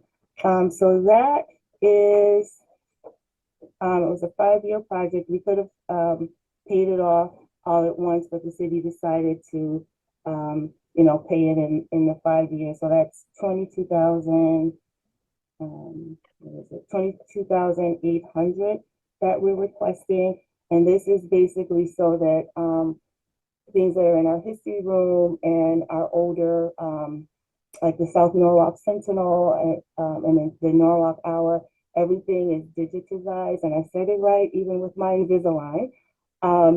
So that people can search, you can go online and be able to search as opposed to having to come in and search through the fiche. And finally, the technology upgrades. So it's just basic upgrades that, any library would have to keep us up to date for our own operation and for our patrons. So, we're looking to, get apples and also a large format 3D printer and to update our MARC records. And in layman's terms, that's the records that that we draw down from different books and things that you would see when you're searching for books or CDs or DVDs. We just want to make sure that you guys are getting the best records. Okay, thank you, Sherelle. I know that there were a couple hands up. Councilmember, I just want to give deference because Councilmember Murray's hand was up first. Yep. She's on mute. I answered my own question. I see the document here. Thank you. Aha. All right, Councilmember Young. Thank you, Chair. So, Ms. Sherelle, so with the security cameras, yes, ma'am. do you feel like you're going to get the adequate service that you need, coverage with the cut that way? I don't, but I think we can get by with this year by, just making sure the interior, the exit, the entrance and exit areas are covered. And then next year we can add to the exterior. And so you'd rather do both as opposed to doing one year and then one the next? You think it's better to just get coverage on both? I think we definitely have to have the coverage for the people who are in both buildings. I hear you. I mean, we did that with the security. I think for now, this day and age, we really need the cameras for both buildings. But that's a really good question. Outside, but you're saying it'll be outside right now? So right now, we want it outside exterior as well as like to cover our entrances. And we may, depending, when we go out to bid, we may very well be able to do it with this amount. We would just have to wait and see. But I think both buildings definitely need the coverage for the exit and entrances. And I have one more question about the library van. Although it's not funded, it just sounds like a really good opportunity. And I think you had a van before, correct? Or we're partnering with someone. And how were you anticipating using it? So the van we took out, just so we could meet budget.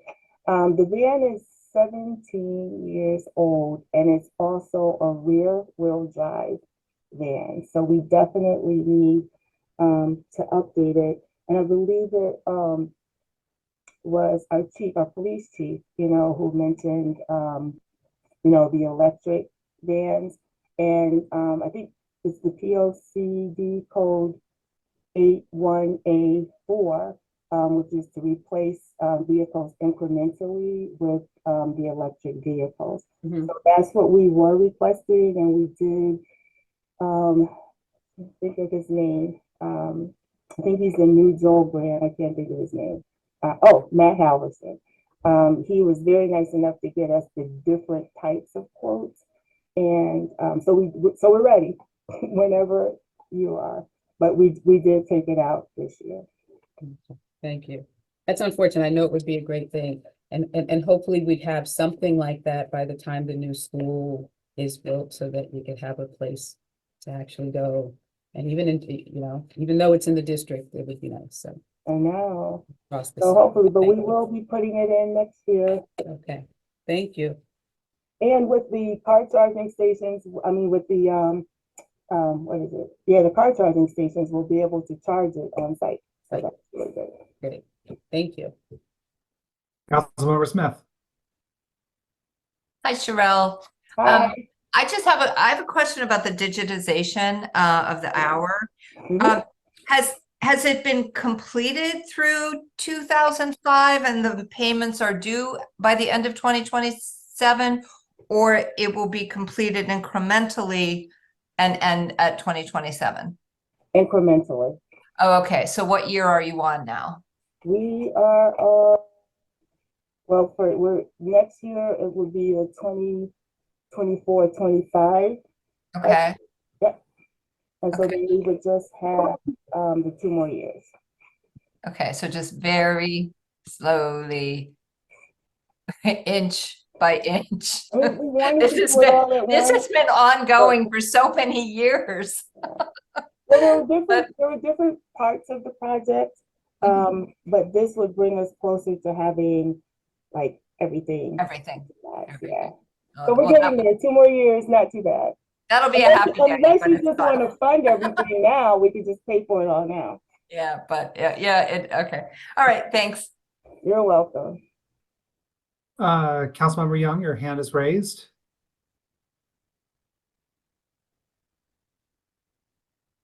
Did you have a question or? No, no question. I'm sorry, I didn't forgot to. Okay. Any additional questions for Ms. Harris? Sherelle, Yes, thank sir. you as always. Thank you. Have a good Okay. Thank you. Have a good Um, evening, everyone. Thanks, Lamont. Thanks everybody Thank who you. presented. Bye-bye. Next is the Board of Education. I see Lunda Asmani is on. Mr. Asmani, the floor is yours. And Thank I you. also see that Sandra Fayos and we got a lot of Board of Education. Sandra Fayos, Rob Pennington. I see Ralph is on. So welcome to everyone. Thank you. The superintendent is also one of the panelists. So again, thank hello. you. There are so many panelists. I didn't even see who all of them are. My mistake. Good evening, everyone. So again, thank you, Chairman Goldstein and the ECD committee for inviting us, giving us the opportunity to talk about our projects.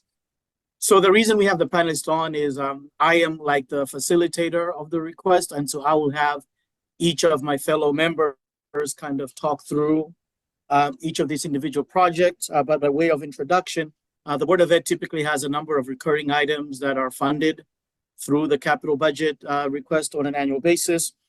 This year, you will notice that our initial requests from the time we requested to what you're reviewing now, there have been some reductions. We were able to reduce our technology request by $895,000. We were fortunate to receive a grant after we had submitted our initial request, and therefore we revised this request just before the mayor put out his recommendation, and Mr. Valancisi will go into detail about this project. So we were able to do that.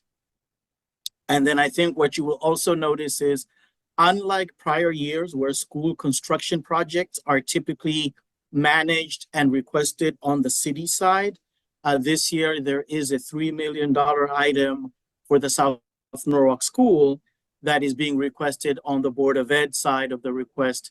Typically, this would have been something that would have been a special appropriation going through the BET. But this year, in working with Mr. Lowe and the finance team on the city side, we were asked to include this as part of the BOE request. So those are two things that I wanted to kind of just bring to your attention. And I think it may be easier if we just go in the order that you have these projects listed on your sheets. We begin on page 4.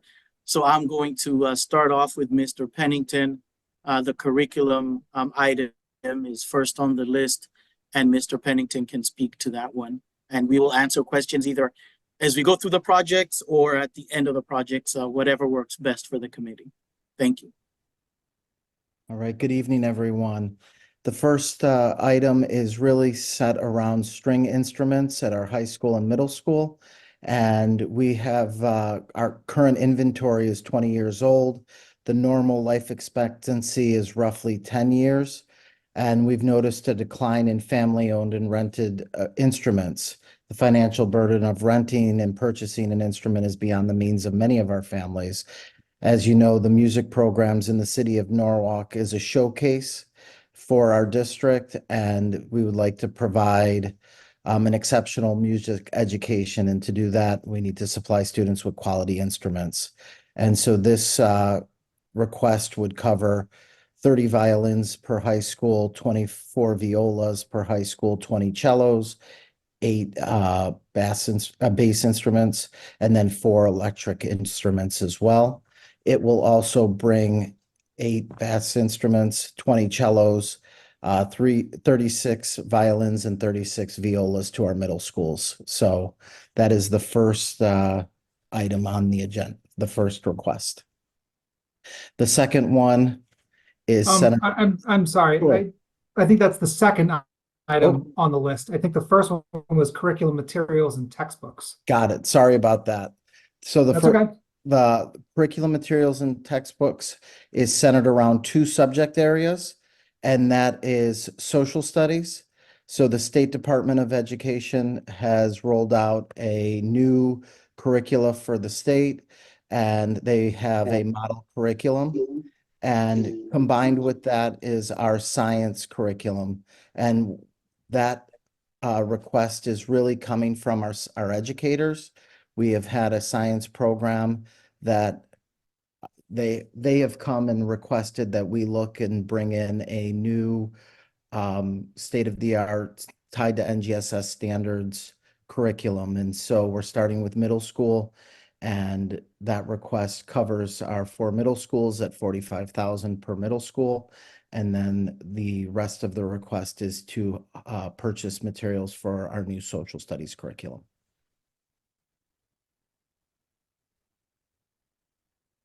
And then the second one was around the strings instruments. So.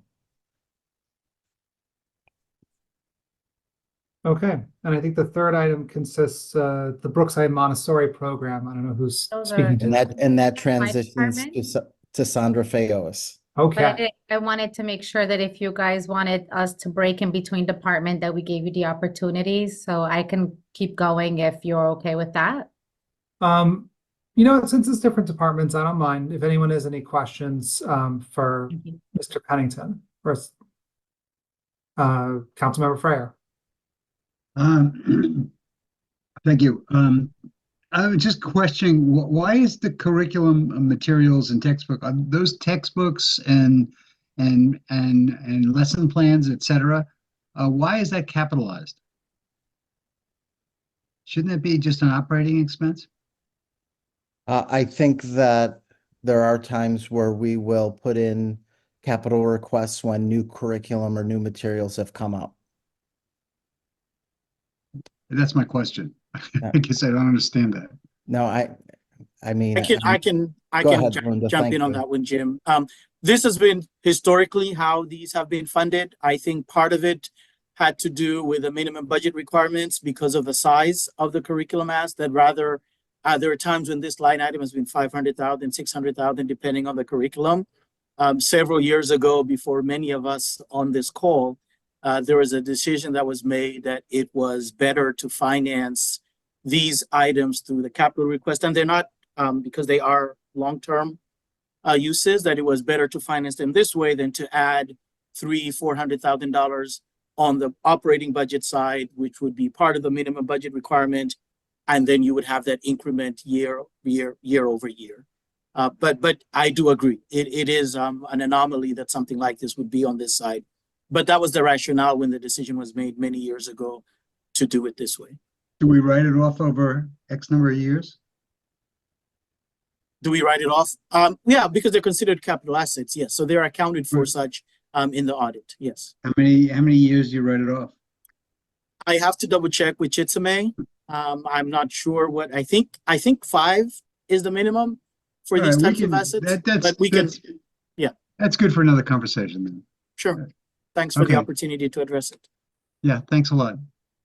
Councilmember Smith. Yeah, if I could just, thank you for that explanation, Linda, because that is a question that the answer has eluded us for many years. But it just kind of is what it is, and it does bring up questions every year, but it is an anomaly for sure. Okay, and with that, Assistant Superintendent Theos, or Deputy Superintendent, I'm sorry if I got the Thank title you. incorrect. No. Sorry about that. No, thank you so much, Councilman Goldstein. And thank you, everybody, just for giving us the time to share with you what our requests are and answer your questions. So the next item on the list is the Brookside Montessori program expansion. Now, the city has been generous in funding this expansion since 2018 and 2019. So 2019 is when we first opened our first Montessori classroom at Brookside Elementary School under the leadership of an illustrious principal, which was me at the time. But I just, I brought the program into the district with a former superintendent, and the program was always very well received. It is a lottery program for the Brookside catchment area. It always has a waiting list, and the Brookside Montessori classroom is now approaching their third grade year. So every year we have added another grade, and this year we're asking to expand that program into grades 3. Those students will remain in that classroom for grades 3, 4, and 5. So the way that the Montessori program works is that there's a lower Montessori, which is a age 3 to age 5. Then we added the ages 6 through 7 and 8. And now we're asking to add the final pieces, which are the grades 3 to 5, which is ages 9 through 11. And this is the first classroom for that. And it'll have, eventually, it'll actually service approximately 27 students. Not approximately, because there's always a waiting list. So we know that it'll serve that many students. I'll continue.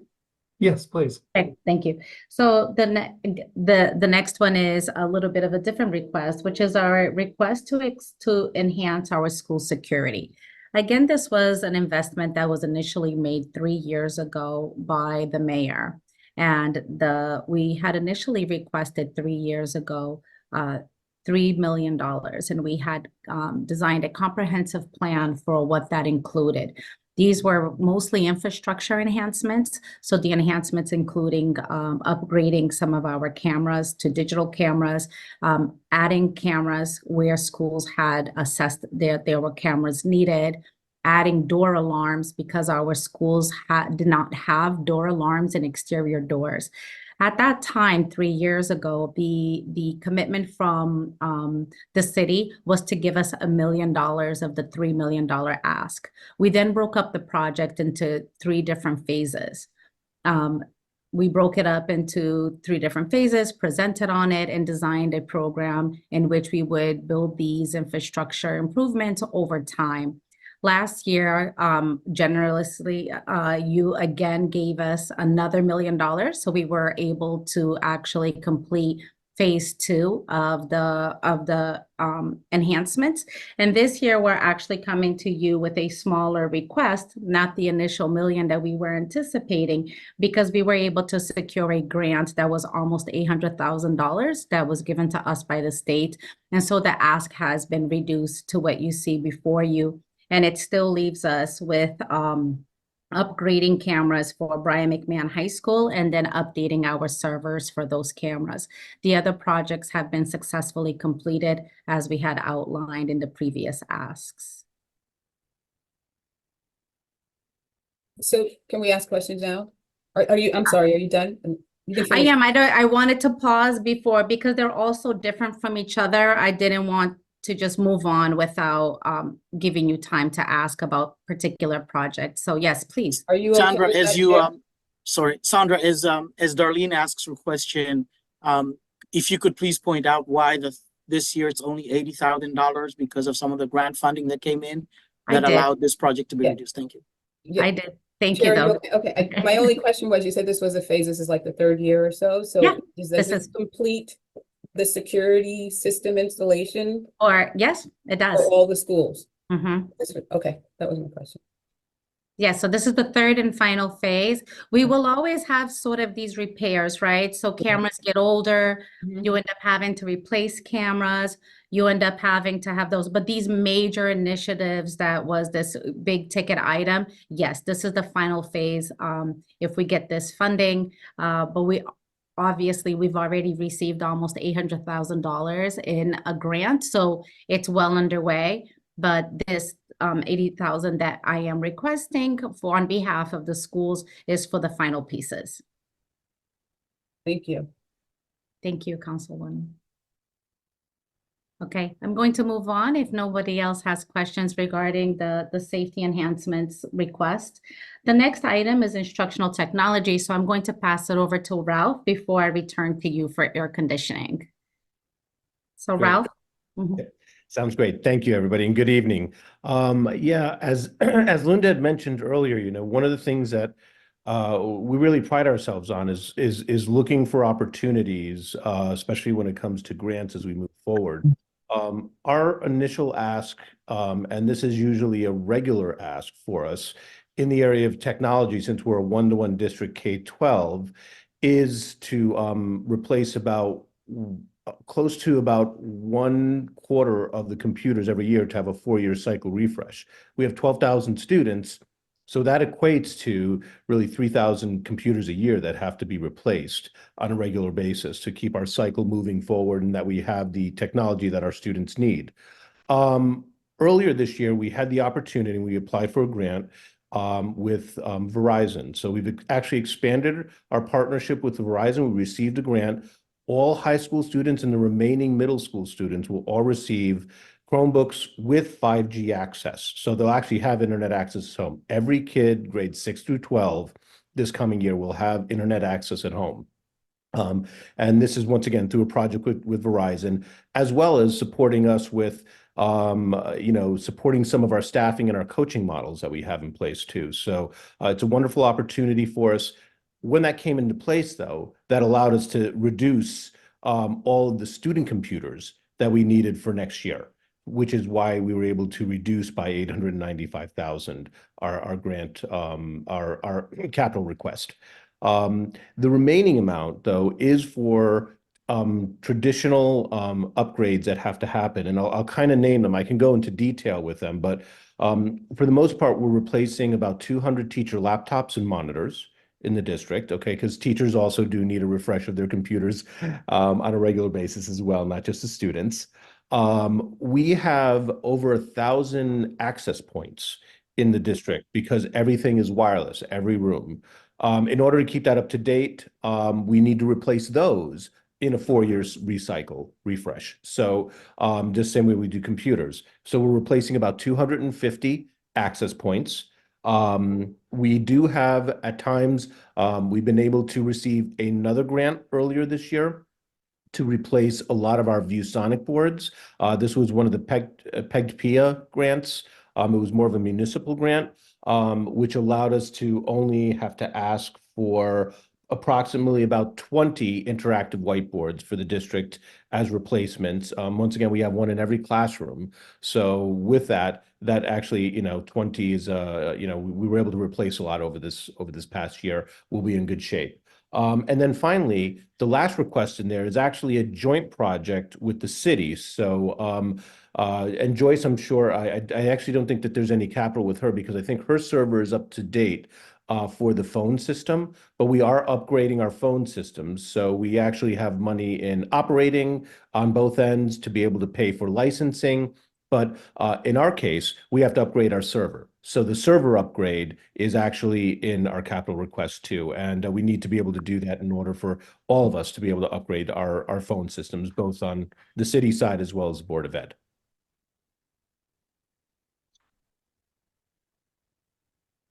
Happy to answer any questions. So anyone have any questions for Councilmember Freire? Just curious, that's a pretty generous grant from Verizon. Do other schools get the same treatment from them? Not like this. We'll be, I think actually we will be the largest implementation of a systemic change with Verizon in the nation. Meaning that yeah, so they're actually looking at us to help how they can scale this in other places. So they give a lot of money to, let's say, New York City, but they don't, it's not every high school. It may be 10 high schools there. Then they've done it with districts that are maybe a total of 2,000 students where they have one middle school and one high school, that they've offered it to them for their middle and high schools. We are the largest district, as far as we can tell right now, that actually has all of our grades 6 through 12. There's no 12,000 student district that actually has that. So they're looking to try and scale, and they've actually seen that we've had really, really good success with our first 3 schools that are part of the partnership, which are Ponus, West Rocks, and Nathan Hale. So they looked at us as a potential to show us how they can scale this and develop a model for other places to learn from. I apologize if I haven't seen that in the paper, but that's pretty phenomenal. Yeah, the announcements just came out, I think, about a month ago. They were asking us to embargo it for a while, till they can make their national announcements around us joining the Verizon team. I think that's great. Thank you. Congratulations. Absolutely. Any additional questions? I have to say, that was succinct and like very smoothly done. So appreciate it. Air conditioning. Okay, I think it's back to yes. Thank Can you I so actually much. just before we, if you don't mind, just a quick question about the Montessori school project. Of course. Is that scaling up a new classroom? Is that a new classroom, or is that renovating an existing classroom? It's renovating an existing classroom. And is that going to provide any logistical challenges, or is the plan to do this when school's out? And We would do it over the summer when school is out. And this is now the 5th classroom we will be doing. So we've had some experience with actually mapping things out and making sure that we do it on time. We have the classroom already identified, and we have those families actually that are currently in 2nd grade, waiting to go into 3rd grade. got it. All right. Yeah, Air I'm happy conditioning. to jump back and forth as I'm moving forward, if things pop up in Appreciate it. It was just of something course. that crossed my mind. Okay, thank you so much for the question. I'm going to continue with the air conditioning program. I do want to say that the Board of Education, alongside Alan Lowe's team, so the city, we did apply for a $35 million grant. It's an HVAC grant that is being funded through the state. And in that HVAC grant, we have applied for 6 separate projects. We haven't heard from the results of that grant yet, which is why this now is in the capital projects request.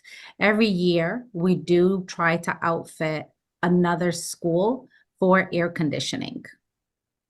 And the air conditioning project that we are requesting for this year is actually for Naramek Elementary School. And what that would involve is window units. But if we do get the grant, then we would just remove this request. Does that make sense? Okay, all right. I'm going to keep going if there are no questions. So the next one is the capital repairs and replacement. So we are requesting, like we do every year, for funding for capital repairs and replacement. Typically, these repairs and replacements are not for preventative maintenance. They're actually for maintenance that comes up for things like failed boilers or central air replacements, or if we have roof leaks, anything that is large in capital nature, meaning it has a 20+ year lifespan, or things that are particularly more complex, not your typical repairs that we do, like if something just breaks down. So we do have quite a few aging buildings, so that actually $250,000 does go by pretty quickly. And we request it every single year. We also have started an asbestos abatement program quite a few years back. That is a state mandate that we start to treat our asbestos tiles and oftentimes ceiling tiles. But we have a request to be able to move forward with the asbestos abatement, this time for Fox Run Elementary School. They are next on the list. And we would be abating it over the summer so as to not to disturb the program there. And it would be the floor tiles that we're looking to abate over the summer. Okay. Similarly, the heating system replacement that you see on the list at request, Marvin and that system is also part of that grant that we submitted for the state. But again, it's to replace their system, and the heating system at Marvin is in need of repair. It's actually in really poor shape. We can't really control the heat, so it gets pretty hot in some of the areas of the building. And we've been able to Band-Aid it with some repairs, but it really is just really uncomfortable for families and for the students. We do get quite a few emails about the heat at Marvin. And but again, if we get the grant and Marvin is part of that grant, we then would be removing that ask. By the way, do you have any expectations on when you may It hear was supposed to about- be around now, so So we I were guess hoping hope- to actually have gotten a response prior to this meeting so that we could have removed some Sure, of these. adjust it if necessary. Yeah. Yeah, but we have not. So, we haven't received any news yet. Okay. Josh, I will add on that is, if this item does get approved, the approval is not necessarily the bonding authorization. So our hope is that if we do get the grant in time for that, then even though this has been approved, it would not be included in any Right. bonding authorization that the council will do after the fact. Understood. Okay. Also, we do have a state mandate to be removing the fuel tanks that are oftentimes underground. The next one that we're looking to remove are Brookside and Tracy, and that's what that ask is for. We have done quite a few pretty successfully, and so then we're hoping to keep up with that plan of doing 1 or 2 schools each year.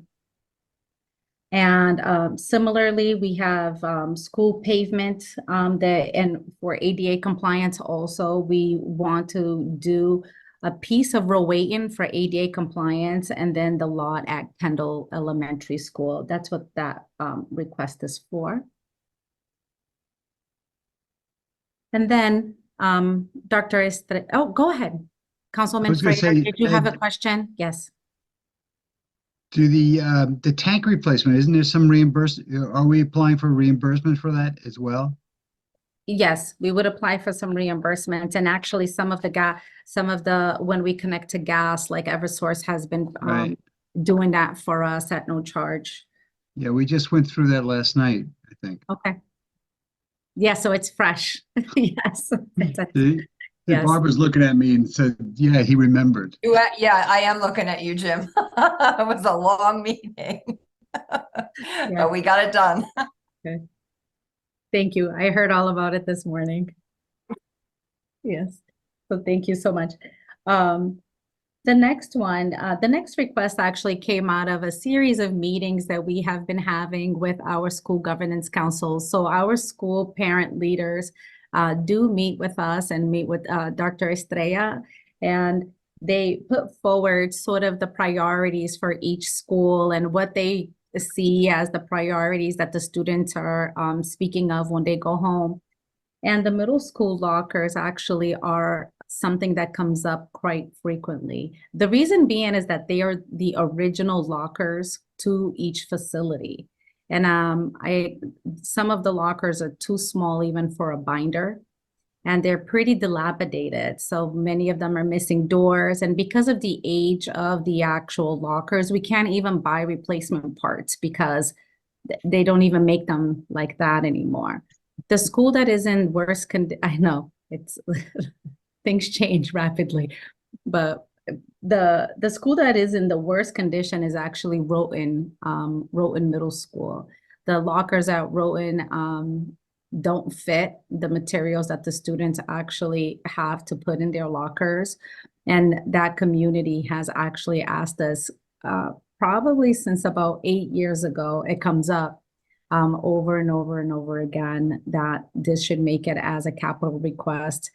They have spoken at several meetings about the need for this, and we agree. And so then the request would be to replace Rowton's lockers, and then hopefully each year we start the replacement for a different school.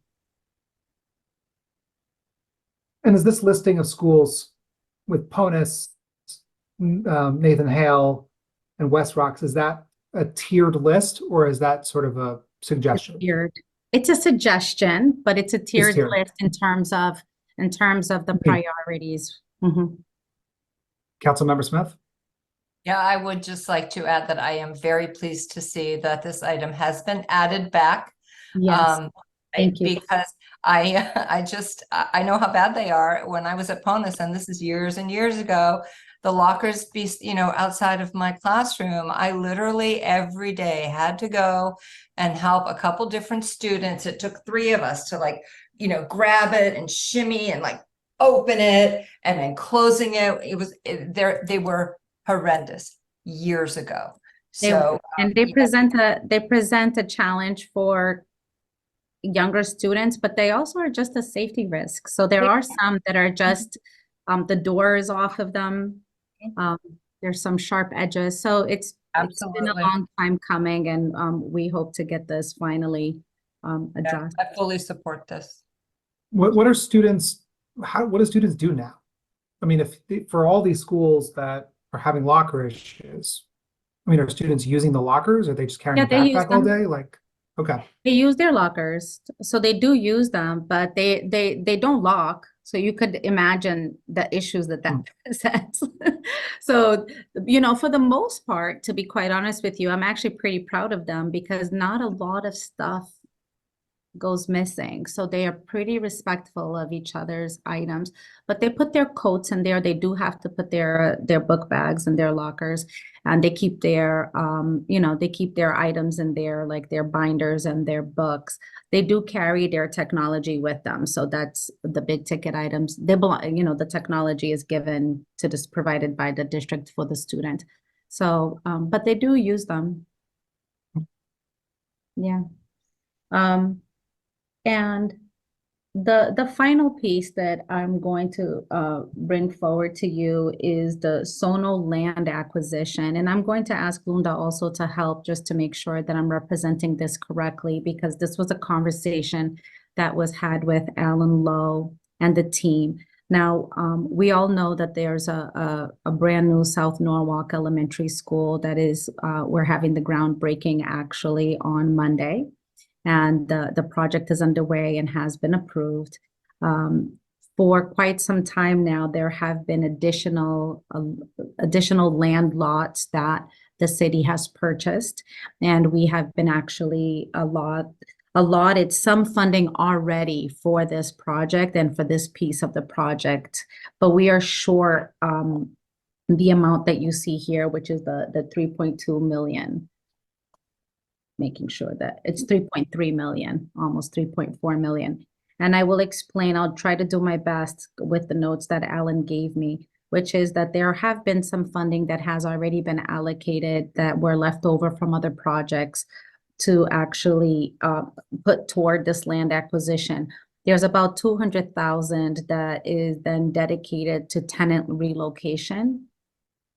And then the remaining money is for the site development.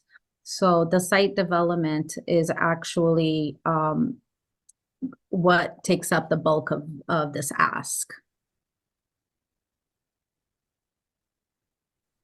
So Sandra, maybe to just add to that. So this would be something that in the past, and you've probably seen these, where we move funds between projects by way of special appropriation, and we have done a number of these. You'll recall that when we started with the South Norwalk School, there was another project that we were going to have the school somewhere else, and there's a project, it was authorized, and we moved money into the South Norwalk School.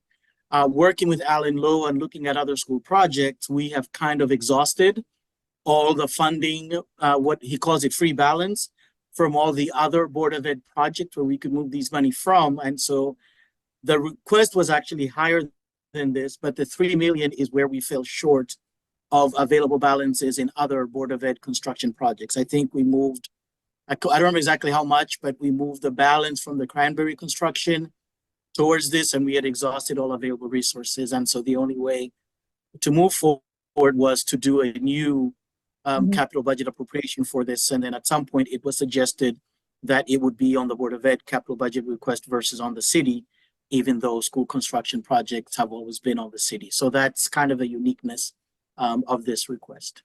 So just 2.9 had already been allocated. I apologize, Councilman. Okay, so just so I understand, because the form I think that was included in the book was about the actual acquisition of the land, but it seems that actually the vast majority of this is not about the acquisition of land. It's about the construction itself, correct? Not the construction, it's the site development and The site development. the Okay. tenant relocation, which is not something that you submit as part of the price of the construction project also. Okay, so these two things are not subject to the 60% reimbursement rate. This is outside Correct. that scope. That is correct. Mhm. Councilmember Freyer, I saw your hand up. So is this net of the $2 million that we had left over from Jefferson and Ponus? So this went to the purchase of the surrounding properties as well as the old but I thought the Hatch and Bailey property was already purchased. That was already purchased. So these are the Right. surrounding properties. And at the time when we had purchased the Right. Hatch Bailey site, Yeah. the conversation or the engagement around these properties had just been in its infancy. So Yeah. it wasn't even something that we had available to us when we purchased the Hatch and Bailey site. Correct.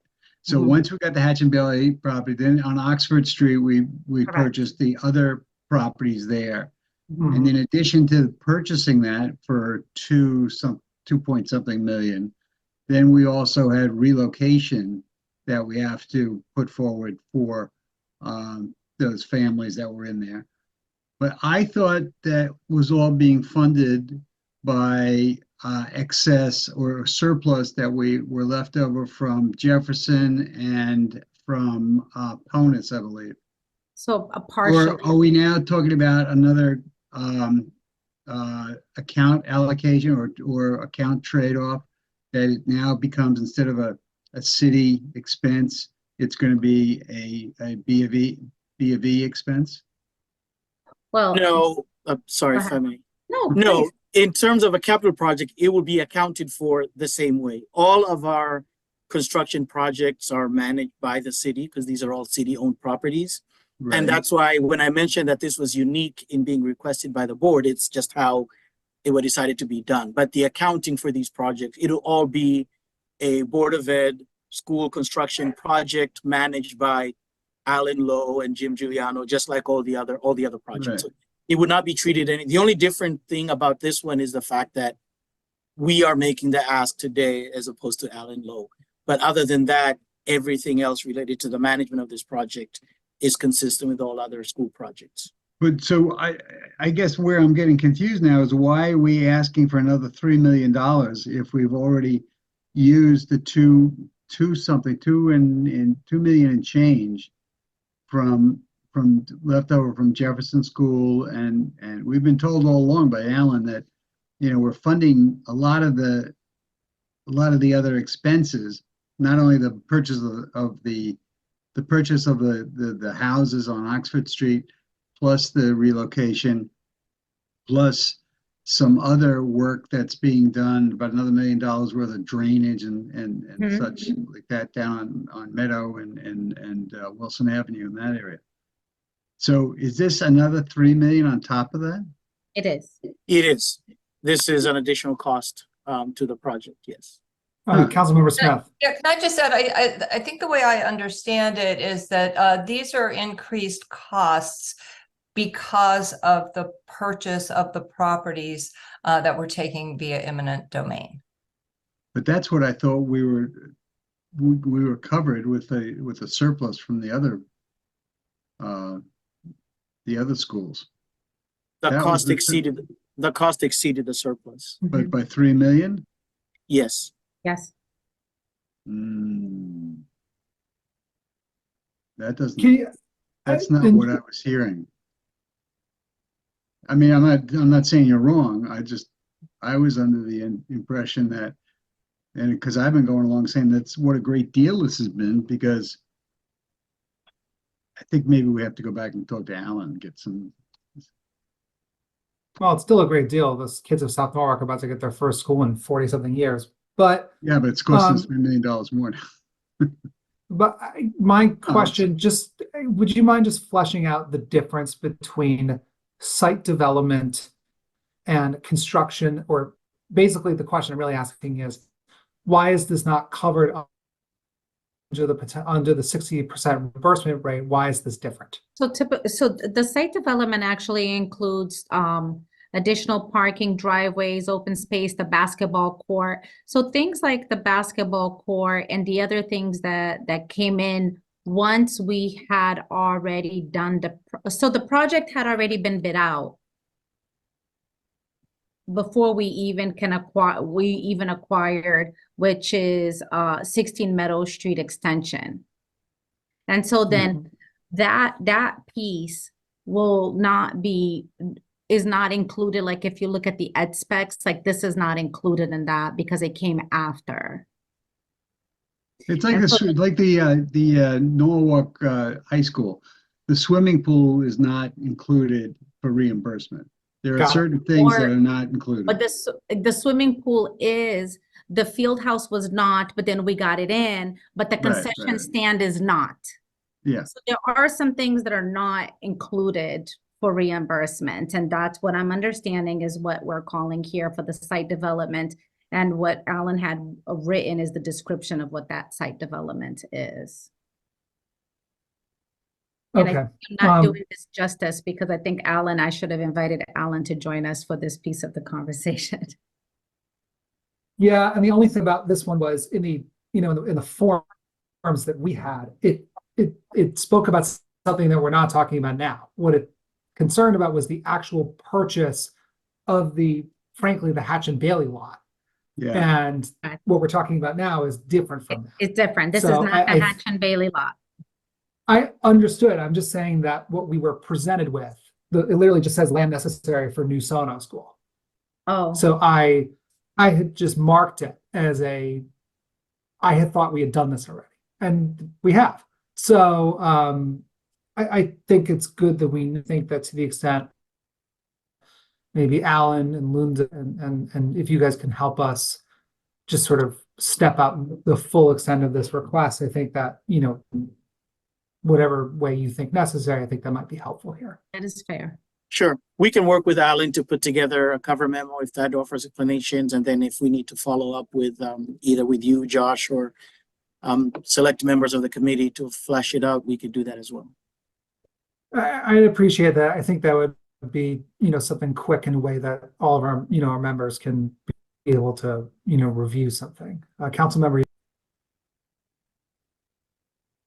Councilwoman Young.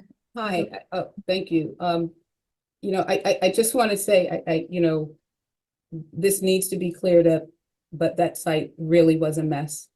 And we don't need to nickel and dime it to death because the area needs to look like we would want all of our kids, like a place we'd want all of our kids to go to. So if it's an extra 3 million and it's spent the right way, it needs to be spent. Thank you. I don't disagree with that at all. I just wanted to get clarity on the stated request is just different than what we're absolutely talking about tonight. Absolutely. That was all my point. Yeah, and I'm not questioning it at all. I'm just curious that I thought it was all included, so it was just a little bit surprising. And I think it's just it's just semantics. That's all it is. we'll work with Alan to get you the information. Absolutely. No problem. Thank you. That brings us to the end of our request, and I'm happy to revisit any of the projects that you may have questions about. Do any council members have additional questions for any of the BOE team? No. Seeing none, thank you all. Josh, the Josh, I just the wanted to superintendent say- had some comments to Oh. close. My Hi, apologies, Superintendent. Good evening, everyone. I hope everybody's doing well. I just wanted to thank everyone and especially the mayor for putting these capital requests forward. I think they're critical requests from the instructional side to facility and infrastructure. I think they're all critical in continuing to educate our scholars. So I thank you for listening to the team and and the team for answering all the questions that were brought forward today. And we hope that these requests are approved so that we can continue the great work that we're doing for our Newark Public School students. And as you heard Ralph Balancisi articulate, we always find ways in which we can find grant funds to subsidize and reduce costs. So I hope that's taken into account as you think through these requests, because wherever possible, we always find ways to reduce costs to taxpayers. At the same token, I hope that these requests are move forward so that we can continue to do the work. And congrats, Josh, in your new role. Thank you very much. Thank you all. I really appreciate it, and thank you, Dr. Estrella, for your comments. Okay, moving right along. I know we've been at this for a little while. Economic and Community Development and the Parking Authority are next. I don't know who wants to go first, by the way. So I'm more than happy to go if Jess is okay with that, or Sabrina. Brian, why don't you go ahead? Yep. Okay. Hi, good evening, everybody. Really appreciate the time to speak. Parking Authority recently completed a conditions assessment of all of our facilities, forecasting 5 years of repairs. Immediate needs showed 11 million in repairs. However, we understand that we can't deal with the entirety. Our consultant has recommended improvements totaling 1.5 million, focusing number one on concrete structure repair and then waterproofing membranes. At this point, structural integrity is our number one priority. This allows us to keep our assets in a good state of repair. The MPA are good stewards of city investment. This 1.5 million was approved by the MPA board and will be paid for by MPA funds. No city dollars will be paying for this bond. We are only taking advantage of the city's excellent AAA bond rating to secure a loan for the lower interest rate. That's pretty much it. Trying to get some of these facilities repaired and just good in a good state of repair. Thank you. thank you, Brian. Garrett, are you next? I'm happy to follow up if there's no questions for Brian. I'm sorry, Councilmember Dunn. You know what I'm probably gonna say? As part of that 1.5 million, are we gonna incorporate some of the ADA issues that we previously talked about? Have you been here in the meeting? Yeah, so Heather, Yeah, I no. can speak to that Go a ahead, little Garrett. bit. So you know, the Yankee Doodle Garage is a parking authority asset, and we've met with Bill, and he's brought these concerns to our attention recently. The parking authority, when they were looking at the outstanding $11 million necessary for really infrastructure improvements to keep all their facilities in a state of good repair, this was really the next project in line. Some of the improvements in the 1.5 that Brian spoke to were largely to waterproof the facility, to protect the membrane, to protect and restore the concrete. As you may know, we have a really a large multi-phase plan to address these issues related to the maintenance and the structural integrity first. But we're also looking at additional phases, including some aesthetic improvements and then some work inside the garage which certainly will improve customer experience. So some of that work includes improving the lighting, improving wayfinding throughout the facility. We think at that time it would be best to address some of these issues, such as the handicap parking, because it isn't simply just restriping some of the stalls. It'll have an impact on all the stalls throughout the facility. But we're looking at that as a future phase of the project. Bill had just met with us and thought it would be possible to maybe advance those phases. But subsequent phases will be brought to the parking authority that will include some of those improvements. And I know he mentioned a ramp within the garage. And one of the challenges is that this facility is over 40 years old. So the code has changed over time. But it certainly is on the radar. We're working on the outside structure first, and additional phases. We're going to look at how we can incorporate that so they not be included in Bill's budget at the moment, and present to the parking authority as they're the body for approval for that project. Thanks, Garrett. And may I add that, just recently we actually included ADA compliance on the multi-space meters in the throughout the city. So if you handicap placard holder goes to the meter, it'll allow them to put in their license plate, but also hit the handicap button that's on there, which will make it, they won't have really a long, they won't have a time restraint on parking. So it's a really good initiative that we're trying to work on. We're also going to, we're looking at some improvements at the South Norwalk garage with restriping the first floor to try to improve the ADA compliance over there as well with a handicap door. But Bill was trying to get through there, a little bit wider of a door. Thank you. Jess, I don't know what order you wanted to go in for the various projects. Chair. I'm deferring to you here. Chairman, can I? Oh, I'm sorry. I'm sorry. I'm slow to click on the mute button. I just want to, we had this question earlier, this conversation about ADA from Bill Hennick. Is that who you're talking about? The bill we are coordinating with ADA coordinating, correct? Just checking. Thank you. Yes. Yes. Yeah, Bill and I we've been working closely since I've been on board. He's a very great asset, very helpful. Yes. Okay. Thank you. Great. So What's I think next? if we could go to Sabrina, that would be great. Hi, Josh. So I'm actually, wow, I'm not on screen. Hi, everybody. Hello. So there's actually Brian Caspers here to present the Arts Commission. So the Business Development and Tourism Department does oversee the Arts Commission, but this is Brian's baby. So I'm going to let him kind of introduce it, and I'll interject as he needs my support. But Brian, take it away.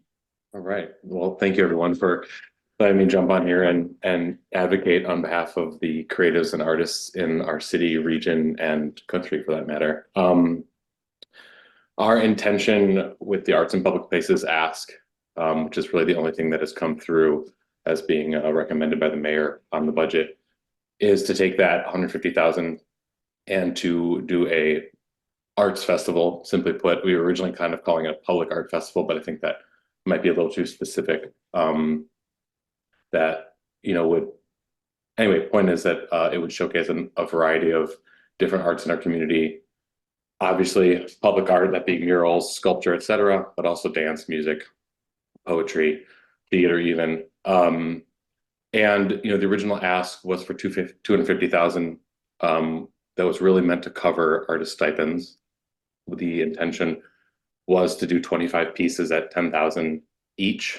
So now that we've drawn this number back a little bit, we'll just have to sort of rescale and reevaluate what we want, where we want to spend that money on, and what we intend to do in terms of the end result for this. So, the intention is to do, let's say, 15 public pieces of art at $10,000 a piece, and then to do a surrounding festival of some sort to sort of celebrate that and the culmination of all those pieces being created more or less at the same time.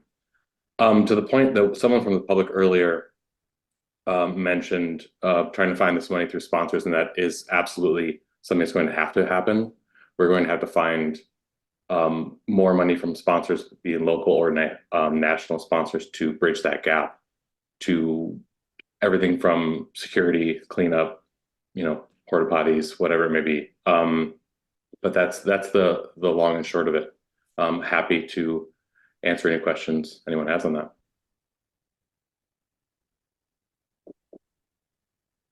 Councilmember Freyer.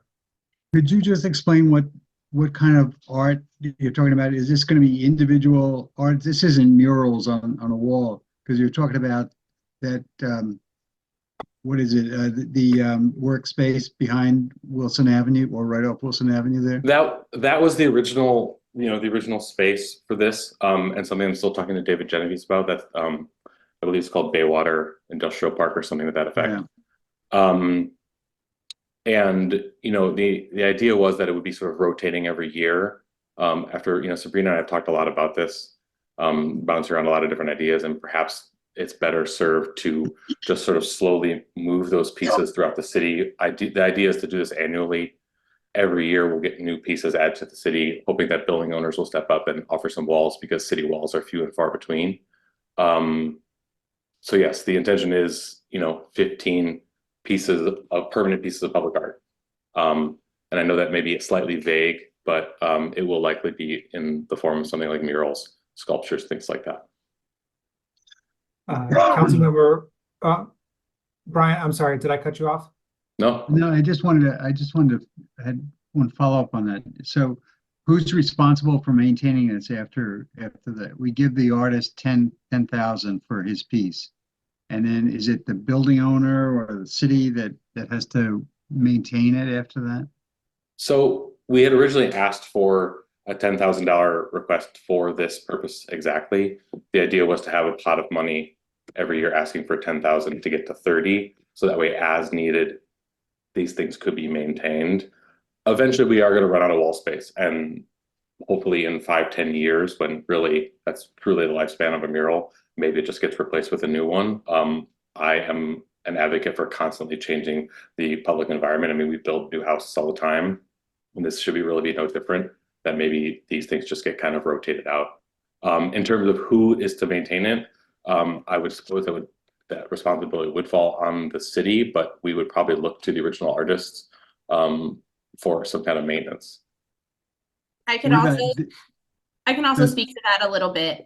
In the past, when murals have come into disrepair, if they're on private property, we cannot touch them. But if they're pieces that are owned by us, which these will be, we have that $10,000 in that fund. But also in the past, we've been able to use our insurance funds to repair some of this art. It just has to be a unique set of circumstances, like if it's a significant weather event that has damaged the piece, or a significant storm has damaged the piece, our insurance has been really flexible with us to be able to cover it in case something comes to disrepair. And we've been grateful to be able to actually use the artist that installed the pieces originally to do that for us. So there is multitudes of funding to be able to maintain the art. But as Brian said, the murals that we have installed, we make sure that they have a lacquer on them that expands the lifespan of them. So you're not looking at, a mural that's gonna, start peeling and get damaged in a year. It's really extending that life because of the materials that the Arts Commission is suggesting that we use, so that it spans a longer lifespan than some of the other pieces we might see around the city. Right. I think the other piece of that too is that, we've tried to think about how to balance it, because the other way to do it is to allow the artist to continue owning the art and the private property owner to continue owning the art. But then as the artwork starts to get older or starts to need maintenance, then we would need to depend on the artist or the private property owner to be able to step up and repair that. And we as the city wouldn't have the ability to come in and say, okay, let's whitewash it and start over again, right? To Brian Casper's point, like, let's change and evolve the artwork that's going on. So the way that we've talked about it with legal is that if we do artwork with the artists and they have the ability to then give the city ownership of their artwork, then we would maintain it, but we also have the ability to turn it over when we think it's appropriate as well. So we felt as though that was a better option in order to be able to do that than to continuously fund artwork from the city standpoint and then not be able to have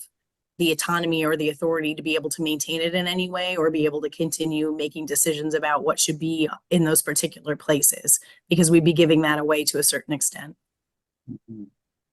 Is it possible that we would have the property owner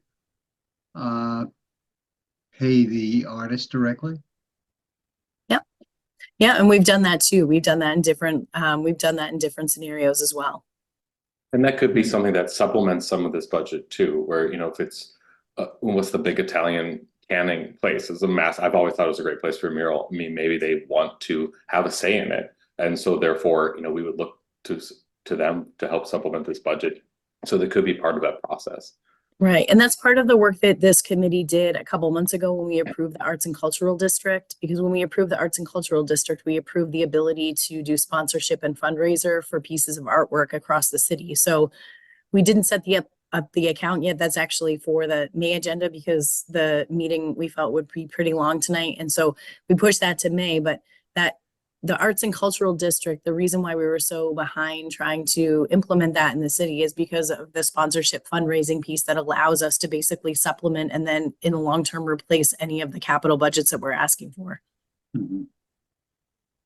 Okay, Councilmember Murray. Because I just think back, you know, I knew Breck Morgan Jim? pretty well. I'm sorry, Councilmember Murray's had her hand up for a long time. Okay, I'm sorry. So I don't want to belabor it because I'm hearing how, you know, how the thought process is going, but I'm looking at future years, the difference on public art inventory and public art maintenance. So it sounds like we're not having a lot in inventory or not able to touch it. Yeah, Sorry, go ahead. sorry. No, go ahead. I mean, the inventory was to literally take an inventory of what we have for the purposes of, you know, it's basically an audit of what we have. So we can have a grand list. And things are sort of spread out throughout the city in terms of city-owned artwork, that is. You know, the public art policy is a relatively newly updated policy. So I would say that, you know, all of this is sort of new territory for us, but that ask specifically was to take an inventory for insurance purposes or what have you. Gotcha. Thank you. I just wanted to confirm it. Yeah. Appreciate it. Councilmember Dunn. I just want to say that in general, I support this idea, but having worked professionally in this field and producing events and, you know, projects like this, I just feel like it's giving this much money, putting this in the budget right now is really premature without more of a plan. Not that I wouldn't like to help with the plan necessarily, but I think given where we stand right now, I don't think it's wise. I think it's more of a want versus a need that's not fleshed out well enough yet. So I'd like to see more of an idea of where the money's actually going at this point. Okay. I mean, really the intention is for this money to go to artists to participate in this, to the city to basically back it. And so that way we can start to say, okay, let's move forward. If you, Brian, I respect you and everything, but if you don't know what contract you're signing, whether you're signing a contract for artwork, there's things like representation. Does the artist own the image? You know, at the end of the day, there's things that have to go into that contract that you sign with them for $10,000 that needs to be really buttoned up first. And if you're talking about that many artists, you know, I'd rather see you start with one artist or two this year and then expand the project, you know, understanding what's going on. Do you know what I mean? Yeah, no, I that makes a lot of sense. I think there's Heather, I think to your point, I think there's a fine balance, right? There's a fine balance in trying to like move this forward but get it right.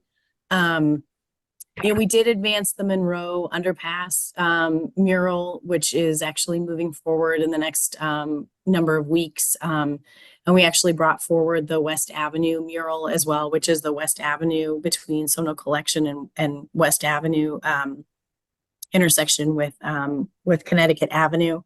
And so we have those two moving forward. I think the other piece is that we have the ability to, you know, with artwork, it's always it's always interesting because we have the Arts and Cultural Commission as well that are weighing in on sort of some of the pieces. And then how do those decisions get made between the Arts and Cultural Commission versus the Common Council versus versus the mayor's office, and not versus per se, but just in general of like process, right? And what is the standard operating procedure for those particular pieces? I do know that we have been, any contract that we move forward with Monroe or even for West Avenue, we've always brought through this particular committee, this Economic Community Development Committee, and also we brought through the Common Council.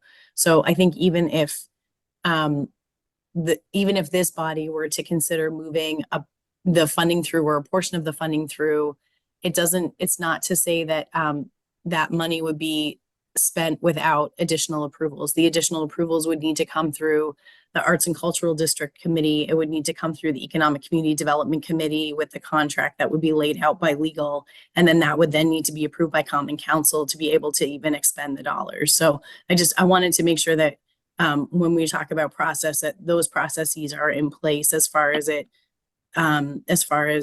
not having the 150 just to spend outright without that pathway in place.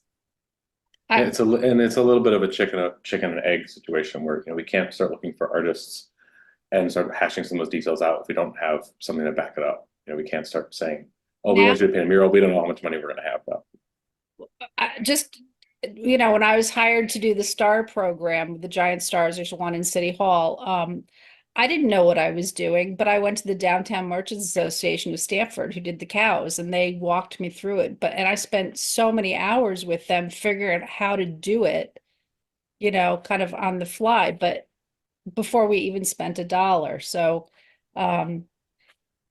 things like I honestly would support doing a public art inventory, because we may have pieces of art that are very valuable in the city that we don't know where they are. They may not be maintained very well. I don't know. I'd like to see a different pathway for this personally. Councilmember Young, and then I have a question as well. Thank you, Chair. And Ms. Dunn, to your point, when you just said that about some artwork not done well, I think we have something on West Ave. The yellow strings of things coming down the wall. There was just an article about what you were this. Yeah. talking about that is just unsightly at this point and needs to be addressed. I have to It is. We're working on it. Thank you. We are. We had a plan. We bought giant red Christmas balls, and we were going to make a spaghetti, like a flash mob thing that didn't spaghetti dinner. I still actually have the giant red Christmas balls. If anybody wants to do something fun for a little bit, pop up. Sorry.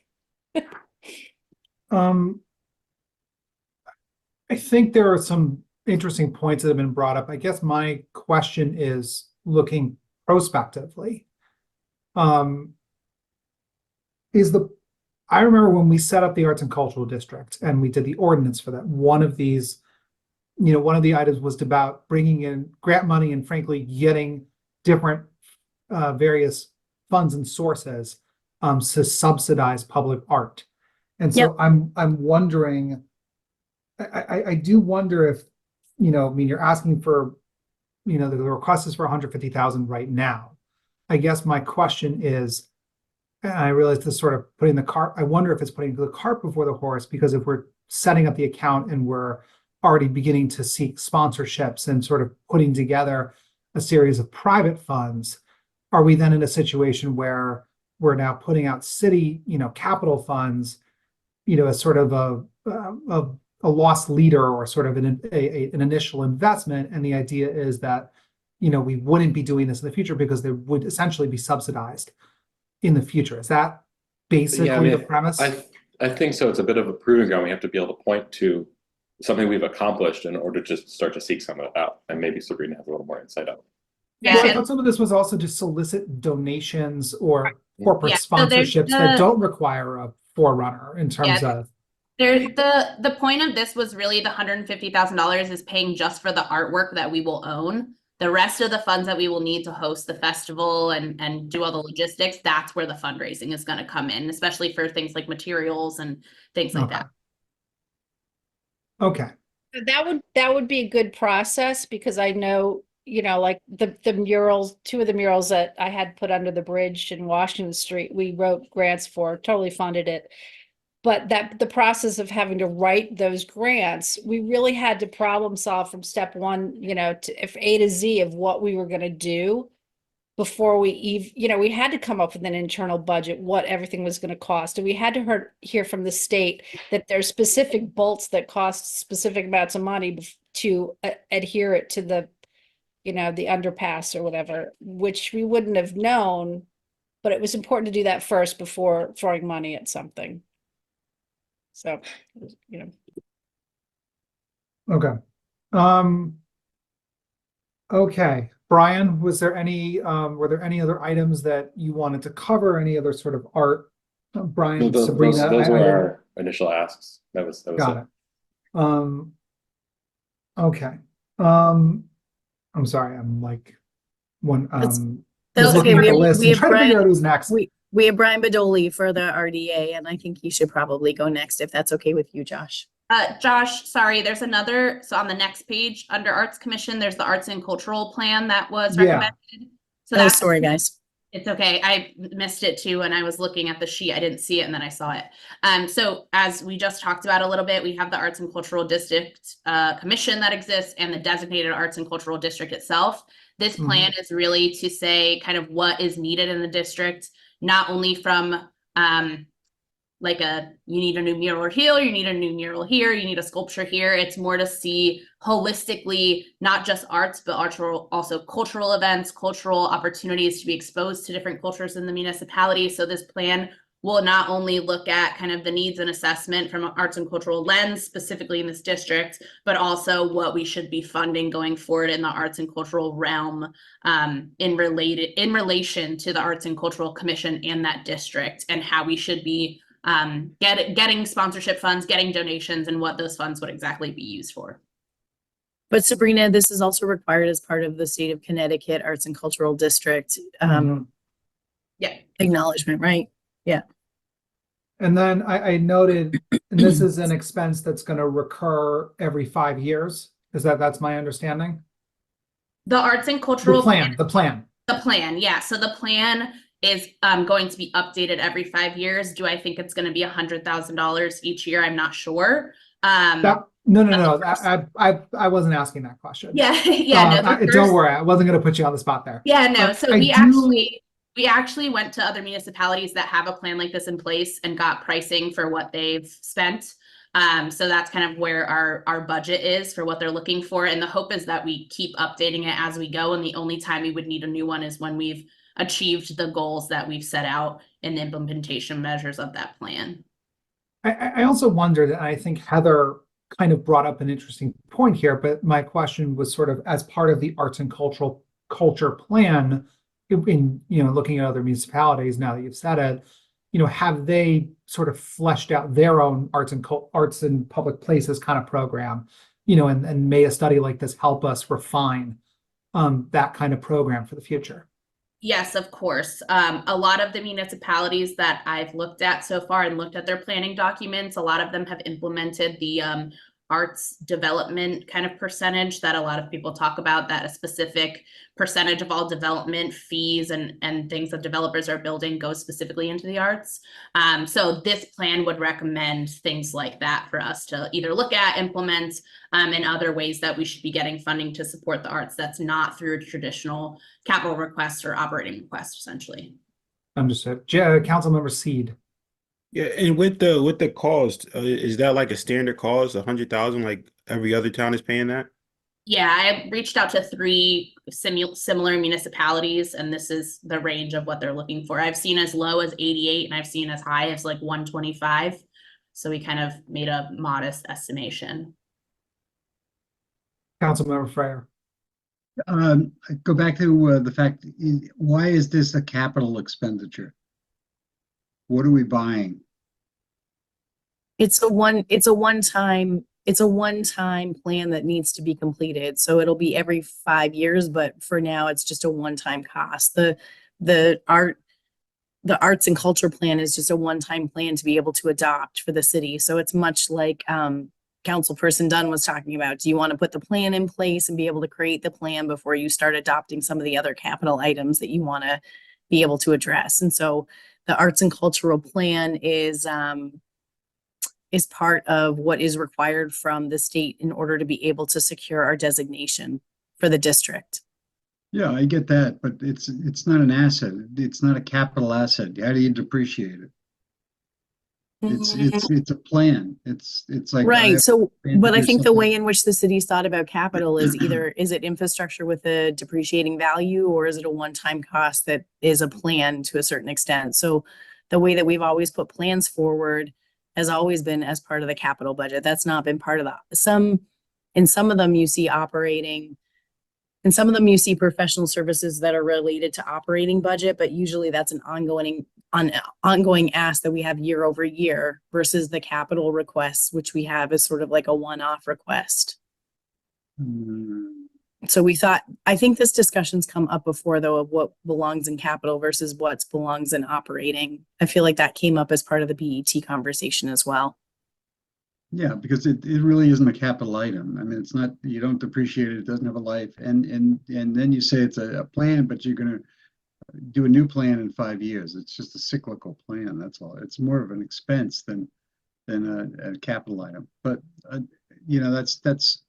that's another conversation with the CFO, I think.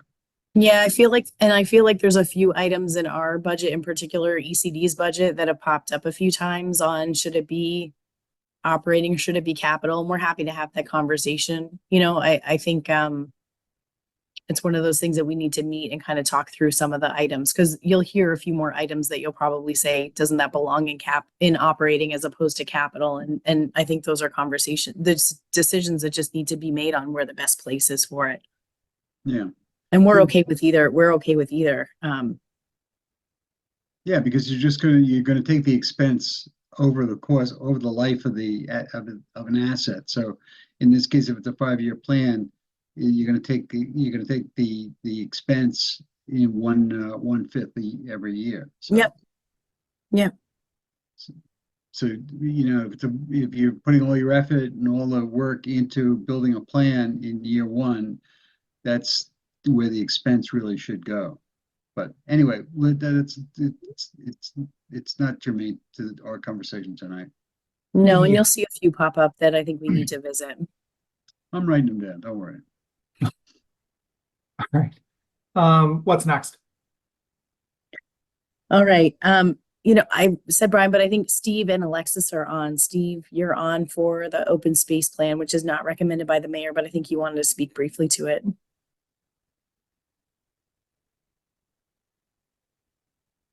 Alexis conveniently lost power and internet, so I'm kind of pinch hitting for this for her tonight. This is another one of those items you just discussed, which could be capital, which could be operating. To Jess's point, we don't have a preference where it goes. In the past, prior to Henry, it was an operating. When Henry came on board, or Henry Dakowitz, he shifted the requests like this over to capital, so that's where they've been. But wherever the city would prefer we request the funds from, it makes no difference on our end. We just seek the funds to conduct the study. So this particular item is a request. The city has really not looked at open space comprehensively in a very long time. There was the Parks and Rec plan, which does have some open space components to it, but they never really did a proper inventory, or B, coming up with any kind of strategic thinking of where they would want to see additional open space, or how the city could go about acquiring it, looking at all the different funding mechanisms that might be out there, whether city funds, federal and/or state grants. So that's kind of the essence of this. We've thought it was a good time to, take a look at that, considering all the other planning initiatives going on. This might be a nice next phase to drop off and take a look at.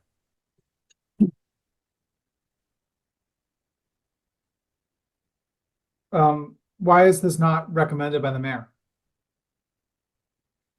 I think it's just, again, it's a matter of, that would be a good question for the mayor, but I think the answer I would give would be that, it's just a matter of, you get a lot of different capital requests and you have to put them in buckets, and some buckets are too full for what the the city's coffers can handle it. And I think that's probably what he made his decision on. Councilmember Smith. Yeah, I just want to just confirm, this is the first time you're requesting this, right? Right. It was not in First private. request. Okay, thanks. Councilmember Dunn. Steve, is this a part of the POCD to increase or maintain open space? Yeah, I mean, that's a pretty core mission for pretty much any municipality to look at. You know, the state has goals in terms of what they would like to see each municipality have in terms of the amount of open space. It's also, you know, one of the mandates and kind of things for a conservation commission to look at as well. So they, you know, they've kind of talked about in the past how they'd like to get more out of just the scope of reviewing like wetlands applications and looking at a broader planning process for conservation measures. And this would be like their first jumping off point. I'm embarrassed to say I don't remember the POCD, that aspect of it, but I remember in the past. I just don't remember seeing it, the current one. Yeah, it's in there. It's, I don't know if I would say it's the top bullet point recommendation, but it isn't a consideration under that heading. Thank you. Okay. Thanks, Steve. Great. So Brian, can we, Brian Bedoli, RDA. Yep. Hey, everyone. Good evening. So we have 3 requests before you tonight. The first one referenced as urban core infrastructure. These funds are used for all of our design and pre-development planning throughout the urban core for our infrastructure and development projects.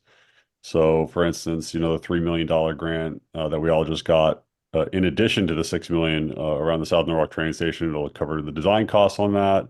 And then, for instance, like the Webster lot financial analysis and things that we need to do for pre-development planning efforts, hiring consultants and the like. I don't know if you want me to go through all 3 or if you want to take one at a time. why don't we just do all 3? Okay. So then the second one is the Community Development Block Grant Plan. This is a requirement for the CDBG process, which you're all involved with currently. Every 5 years, you need to develop a 5-year action plan. So this is just going to be similar expenditure has been discussed for $70,000, and that's based on discussions with consultants and estimates we received. And then finally, the West Avenue Quincy Orchard Contingency Fund. Many of you are probably aware of the utility work that's going on in support of the Pinnacle redevelopment project around Quincy, Butler, Orchard, and the like over there. When we received now $5 million in grant funding for this project. But when we went out to bid for the underground utilities, they came in about $1 million over what was estimated.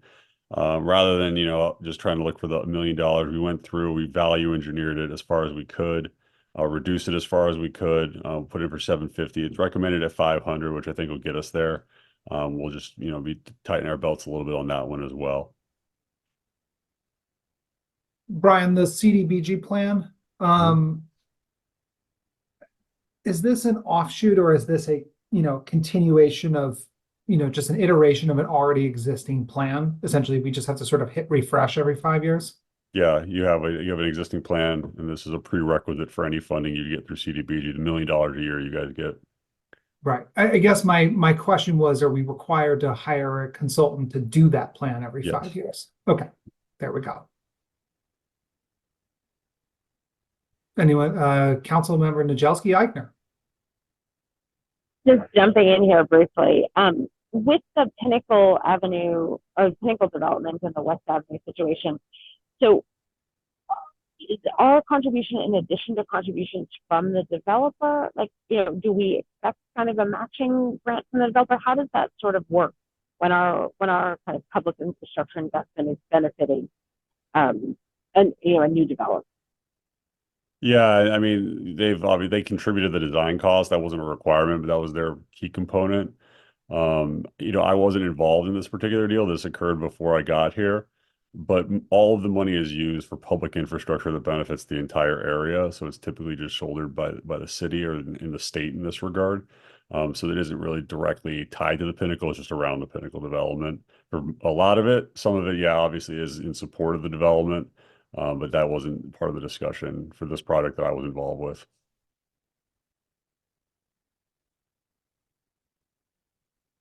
Okay, thank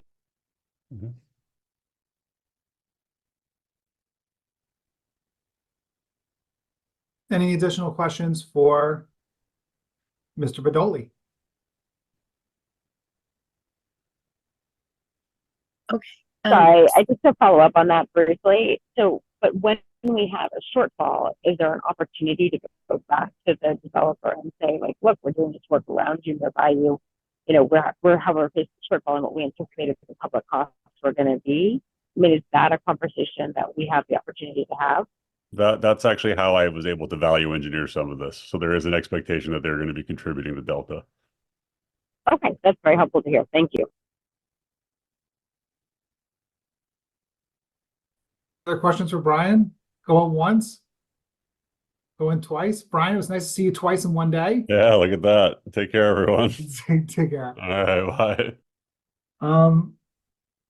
Jess? Can we we please missed- go with, can we please go with Garrett? Yeah. Thanks. Thanks, Jeff. Mostly I'm evening. glad Garrett's taking one for the team because it's Jim's birthday today. So We let him off the hook. yeah. But I just wanted to say good evening. We have 12 projects. I'll try to be respectful of your time as we run through them. The first project is roadway design and reconstruction. The request is for $500,000. This is one of our most important projects that is prioritized as number one. It helps us address transportation improvements that were low cost, like quick implementation transportation improvements that were identified in our master plan and through our POCD. It also helps us address improvements to safety related issues that occur through our findings from our crash analysis that our data analyst performs. It helps us respond to the 350 citizen service requests we get a year in a quick and timely fashion and concerns that are raised by the group that's in front of me. It also helps support small jobs throughout the city. So I know we talked a little bit about ADA. In the last year, we used this funding to install ramps around Oyster Shell Park and the Maritime Aquarium to supplement new crosswalks that didn't exist and really came through the citizen service request system. It's helped us build raised crosswalks, build minor sidewalk gaps, and other projects, small projects of that nature. Next year, we already have several projects that came in through the citizen service request this year that we've designed in-house over the winter. And then these will be improvements to, for example, the intersection of Williams and County Street where there's no crosswalks today. And it's in the proximity of the new Norwalk High School.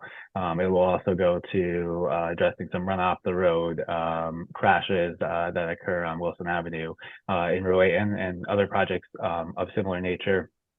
This account's really also important because it helps us respond and do the planning and design to allow us to be competitive for grant projects. So our department's largely grant funded. We requested over $42 million in funding last year, and we were awarded over $20 million. Some of these projects have 20% construction matches, some have 10% construction matches. Typically, we have had projects that have no construction funding matches, but they'll typically require design matches. So this allows us to be flexible, competitive. The grant applications don't come in on a regular window.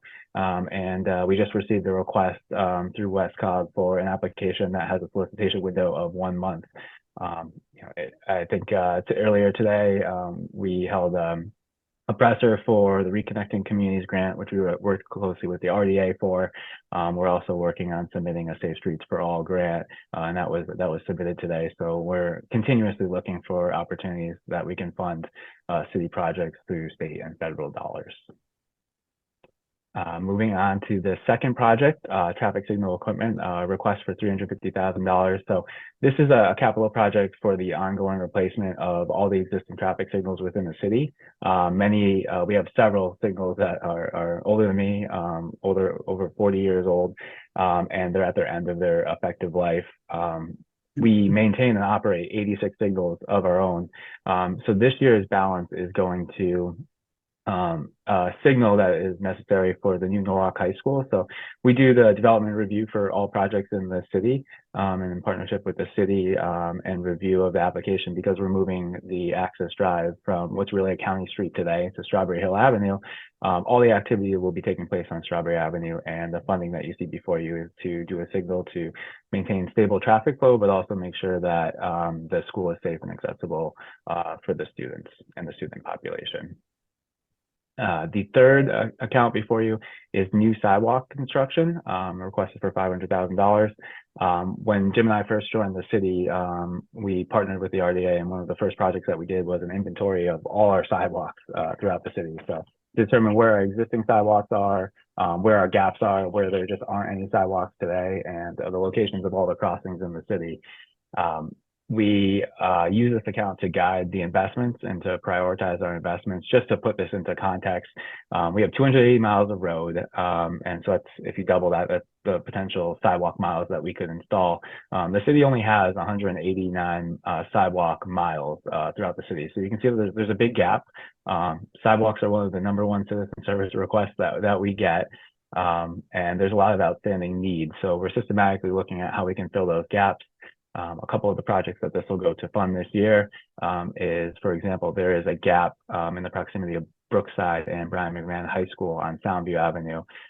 There's a gap in sidewalk that has been created by ledge. So we're doing geotechnical work, and we're looking to create a sidewalk gap over only a couple hundred feet, but it will require a retaining wall. But yeah, as you may know, kids will walk regularly in the roadway today, and it's a major barrier to getting kids to those schools.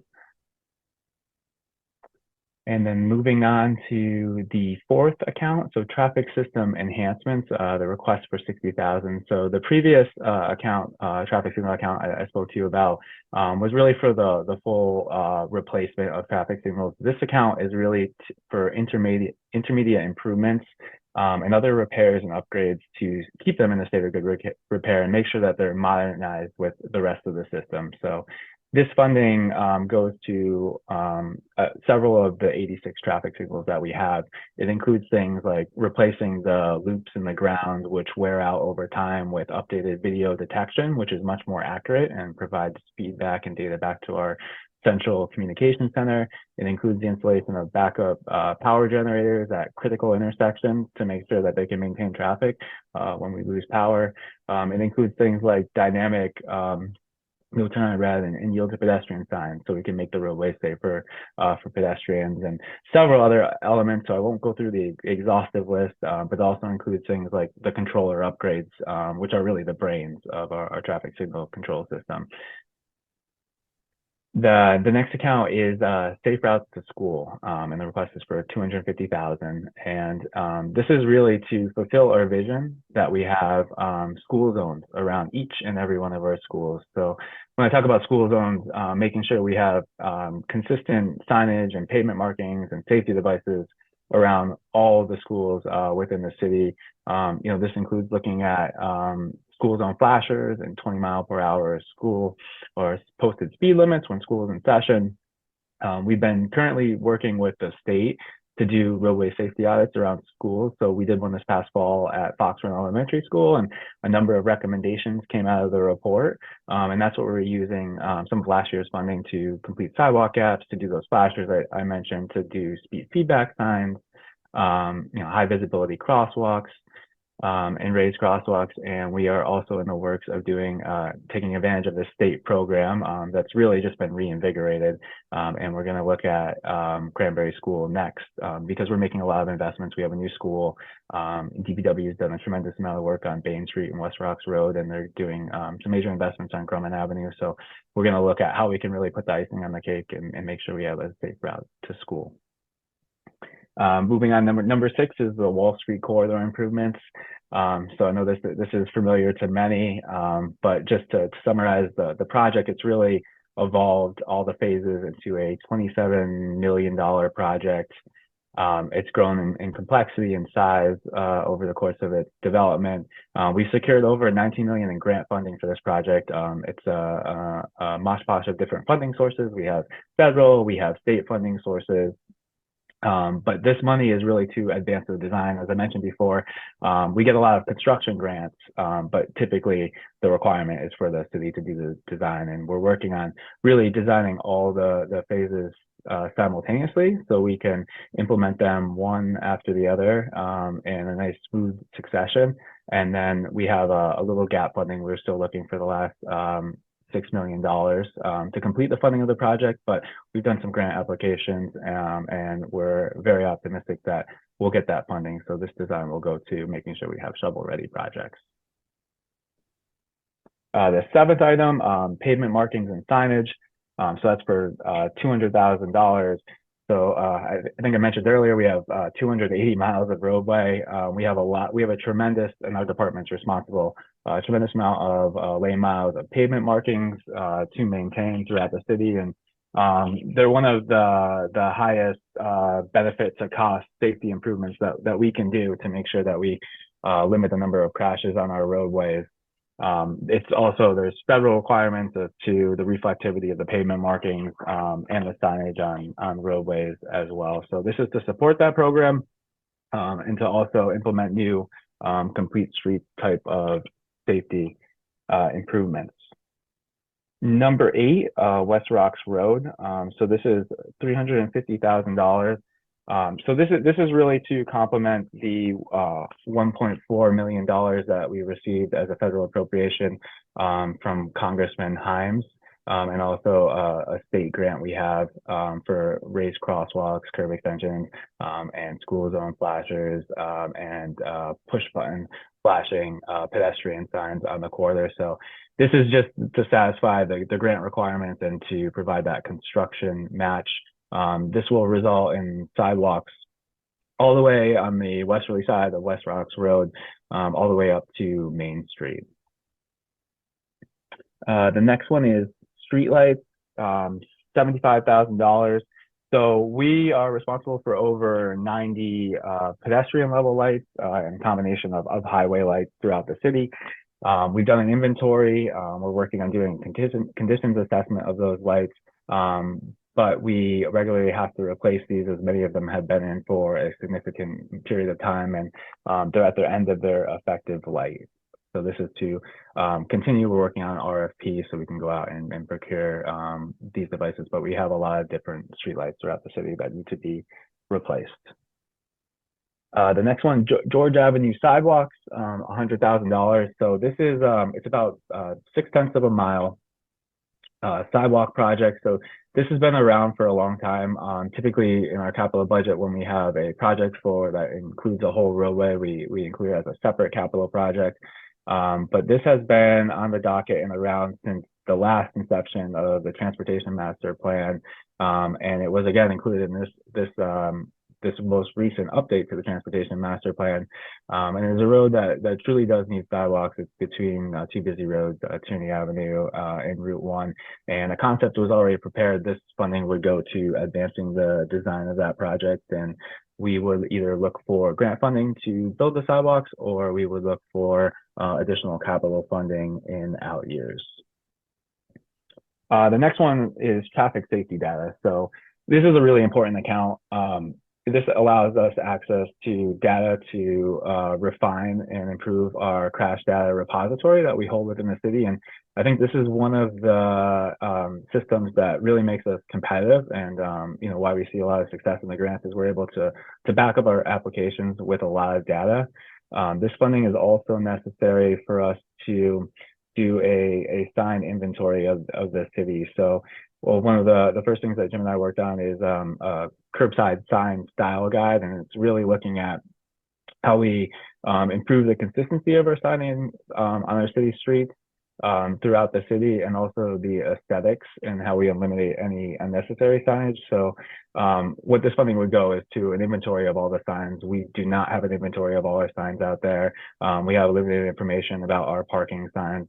So this would supplement all our traffic control signs. We have, through drive-throughs of the city, identified a number of intersections that don't have stop control, which warrant stop control.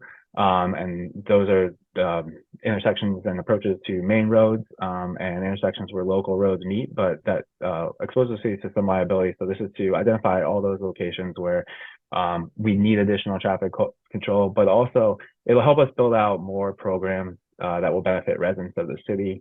We're currently looking at a handicap parking program, so an on-street program, and so it'd be in the downtown areas, but also if residences don't have access to parking, the ability to do handicap parking on the street. But as you know, people may move and the signs may become obsolete. So we really need a system before we implement a program like this that can maintain, help us track, and help us go out and reach out to residents and make sure that they are still qualifying for this program. So we don't really result in a street where there's signs that are no longer applicable.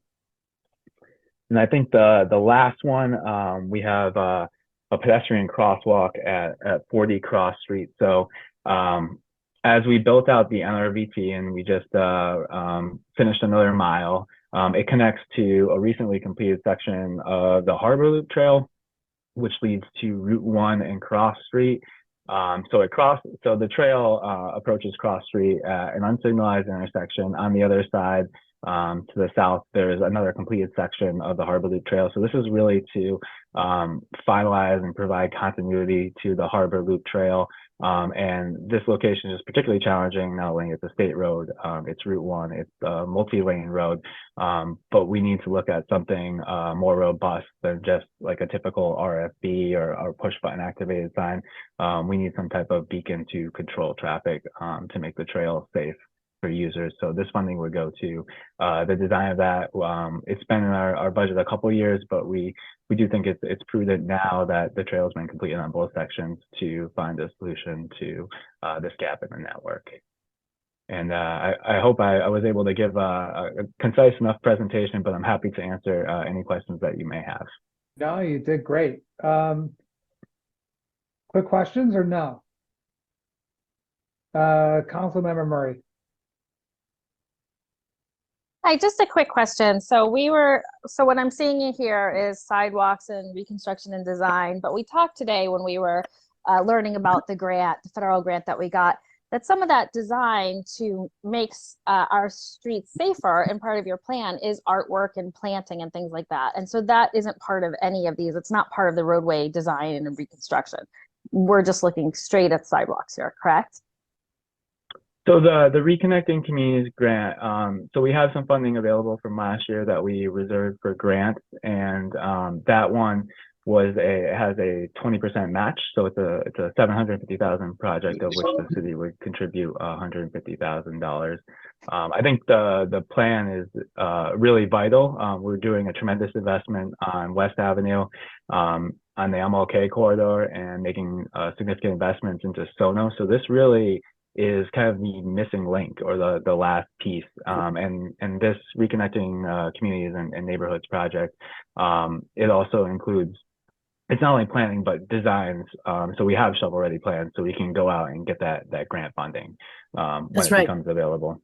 That's right, Garrett. Right. Council Member Murray, you're absolutely right. This is the design for the actual roadway and the sidewalks and the bike lanes. So the funding for the murals or the funding for the tree plantings or the funding for any of the other aspects of the streetscape would come from any of the other capital items that you saw here tonight.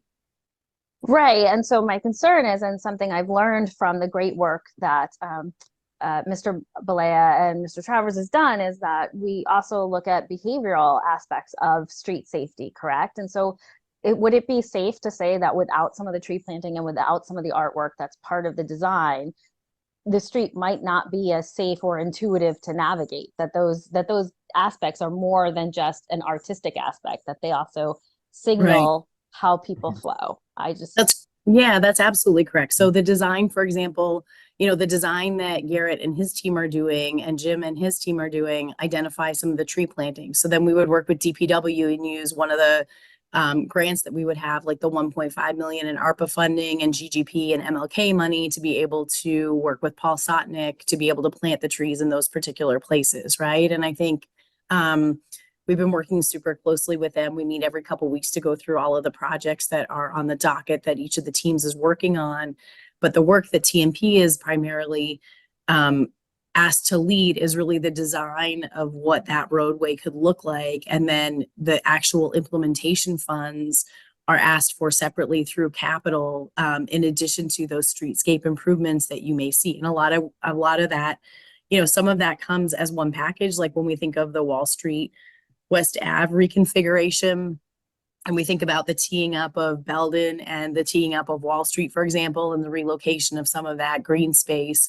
You know, some of the plan incorporates that, but to the most, that's almost an anomaly. To the most extent, the projects that we see are really looking at the roadways and then how do we support the implementation of that vision and that ability to have that goal across the city with all of the other sort of pieces that we have in place, which is those capital pieces that you see with Sabrina's business development and tourism grants or some of the ARPA money that we have slated specifically for trees. So it's just design. It usually is just designed for TMP. Wonderful, thank you. I'm really excited about these plans and making our city safer, and those other elements are so important to me. So I just wanted to amplify that and put that out there. Thank you for your presentation. Thanks, Garrett. Thanks, Joss. Okay. Thank you. Joyce. Oh, I'm sorry. Wait. Councilmember Dunn. Sorry. Just a quick clarification. The traffic safety data, is that technology that we're buying or is that information we're buying?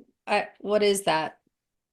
Yeah, so it's so some of it's data, so some of it's safety data, so we can make better informed decisions and better respond to some of the criteria that grants require. It's also for that asset management system, so to do an inventory of all the signs within the city, to create a database with all the information that will continue to update and into perpetuity once we have that data on hand. So it's paying for the plan that we're using data? So it would pay for the data collection and the database that would be used as a repository for all the information, and that would be updated regularly. That's the cost of the database. Mm-hmm. Thank you.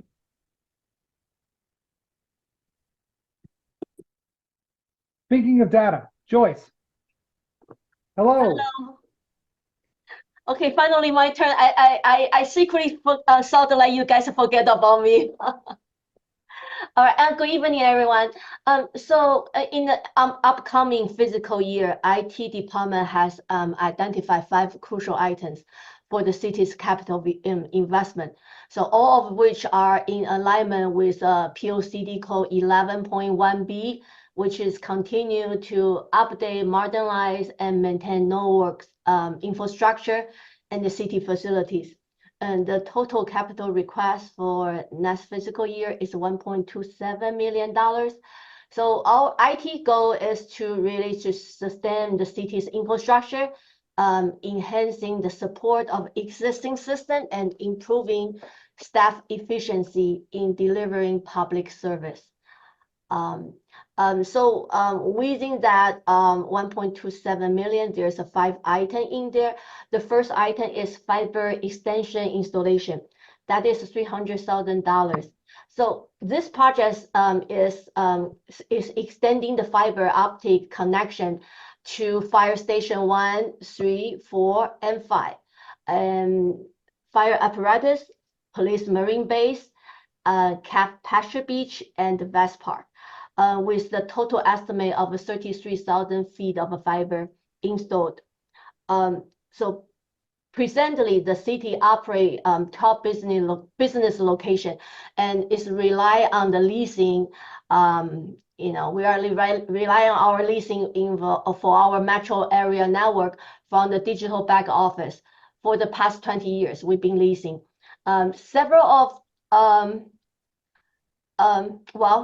So I really need to thank TMP department that when we were working with them and monitoring their the traffic network, they are also kind enough to share the traffic fiber with us. So this fiber extension is just extended from existing traffic fiber, which is city owned already.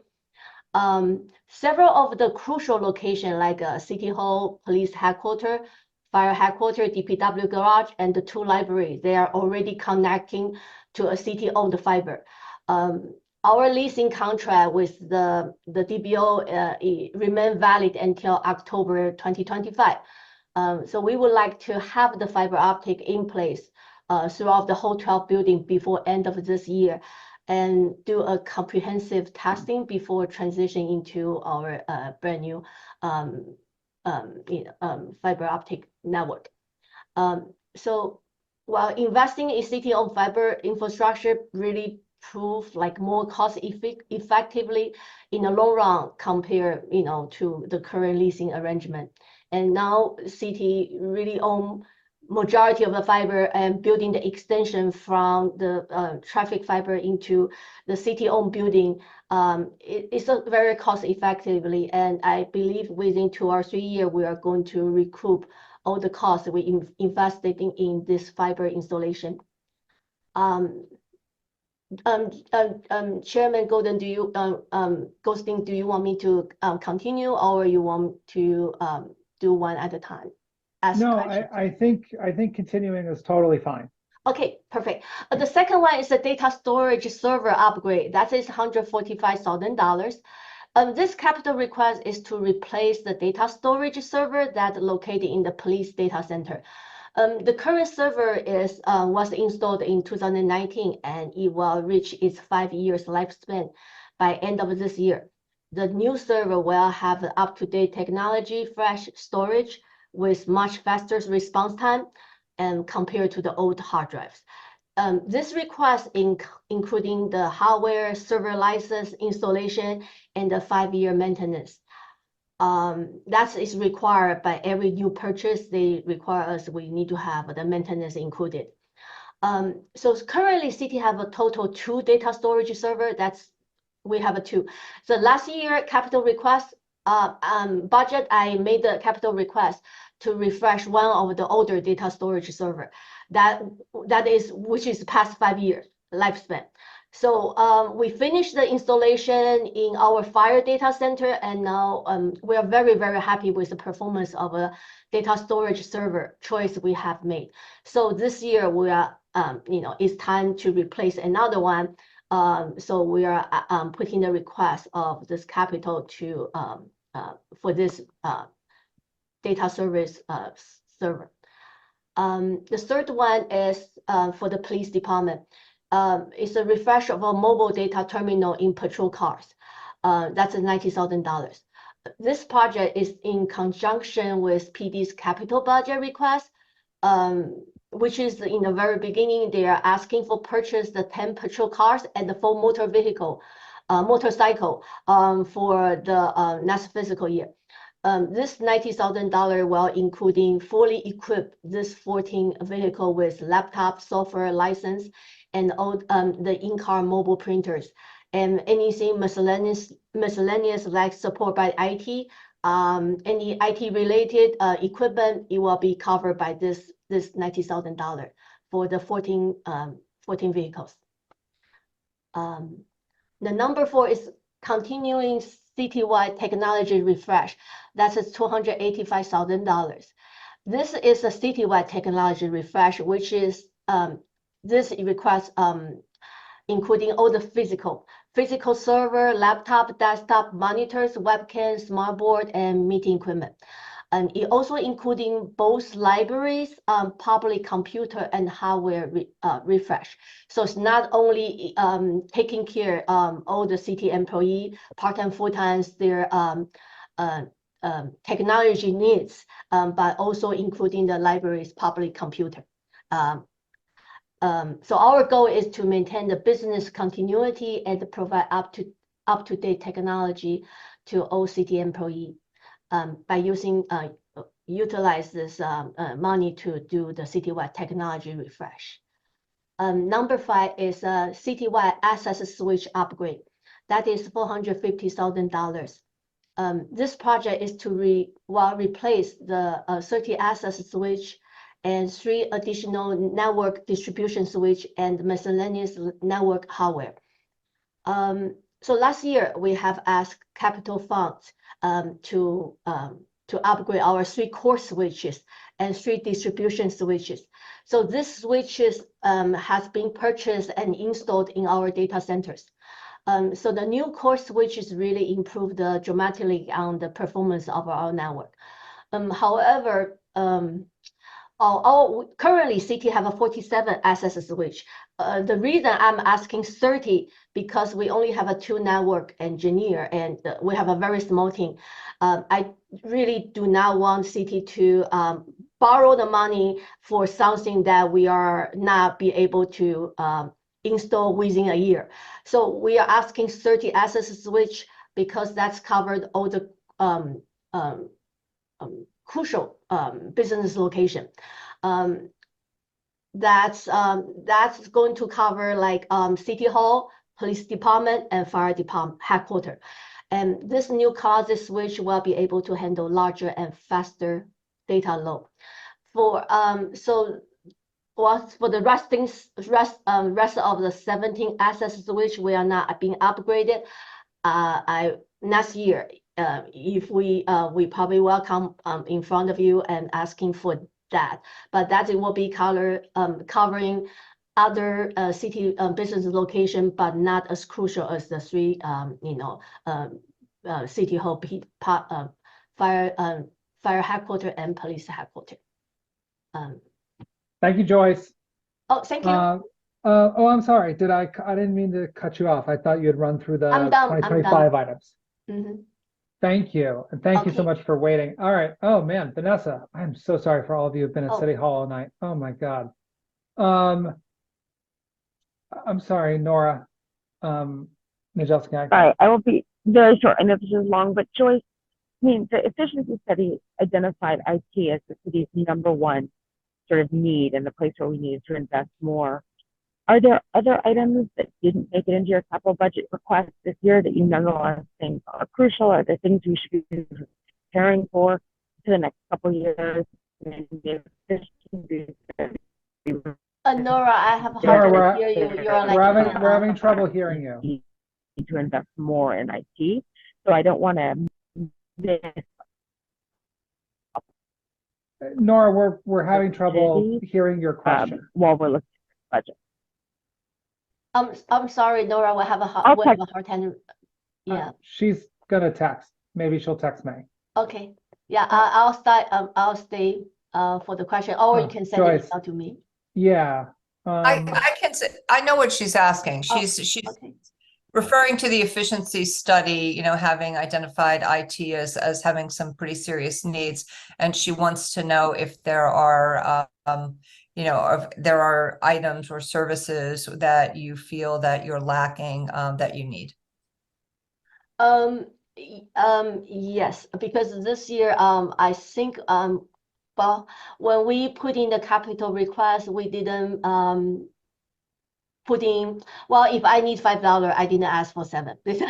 So when I got recommended, got cut, it's really, I do not have a second contingency plan for all the infrastructure upgrade, but this is fundamental. This is the foundation of everything. The network infrastructure is the foundation of everything. The system built on the network, the program built on the system. So we really want to lay a really great foundation for any technology needs we have for the future. And I understand this two year we are asking much more capital request than previous year. It's because the Evergreen's study, basically they are right. We are we need to catch up.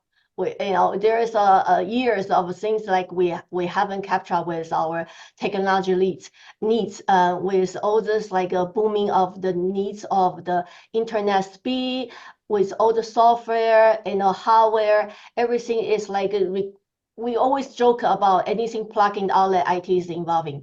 And we do have a very tight team and small team, but very efficiently, so when we asking for capital, we are not asking, say, have somebody design the things for we do the designing. We don't need to have a consultant to do that. So it's a bare cost, pure cost of what need to be get done for the project. So yes, I would love to have the, some of the money back, for our project, if possible. Thank you, and I will Thank let you. Nora know that she can tune in at almost the 4-hour mark here for her answer. Thanks, Joyce, thank you. Thank you, thank you, I guys. know it's late, Have a and great I evening. see some of you are at City Hall, so I'm like, I feel terrible about that. Vanessa, DPW team. Good night, everyone. Thank you so much. Don't worry, I've been in good company here, Josh. So Good, I'm glad, I'm good. glad. If you guys allow me, what I would like to do is first, I know that some questions were submitted by us in advance, and I believe that most of them actually it is related to DPW. So maybe I can go over some of the answers that we have, and then I can give just a little overall of the budget. I really don't feel that I need to go line by line unless if you tell me differently. Also here on the call and with me, I have the head of each department. So next to me, I have Jimian, head of engineering. I have Chris, Thor, and Eileen from operations side, Ralph Kolb from the BPCA, Ken Hughes for Rex and Parts, and Neil, where is Neil? Neil Rennie for building facilities. So first, I just want to address the question. So the first one that we received was that, can the departments please provide us with lists of capital projects listed, which are either grant funded or are expected to be reimbursed by an outside source, state, federal grant funding, and want to know what our debt burden is relative to anticipated reimbursements. To be honest, all the projects that we listed here, we are not expecting any grant funds for this year. The only exception would be the WPCA. The WPCA, although they are enterprise fund, some of their capital requests, we are hoping that we may be able to qualify under the Connecticut DEP Clean Water Funder Program. We have already submitted that list of what we call a priority list for projects for them, that it can be up to $8 million. But we're not going to know that in advance. As part of the WPCA, we submitted some projects that is related to our consent order that we are pretty much compromised now to do. And as part of those projects, we send the priority list to that grant. So we're not going to have an answer soon. So that's why you see the full request for the next 10 years related to that. Engineering does receive some LOTSIP grant for a paving managed program that the state passed to the city. But this is independent from the $6 million that we are putting on in our request. So besides that, we do receive another grant that we do very separately from this project because there's a lot of requirements on that project. We need to meet some GB guidelines that really makes the price a little bit higher. So instead of using that grant as part of the whole package, to be able to be more cost effective when we are purchasing our paving, we decided to bid separate streets just of that funding. As of this year, that funds will be about $850,000. The other question that we had was related to the fleet.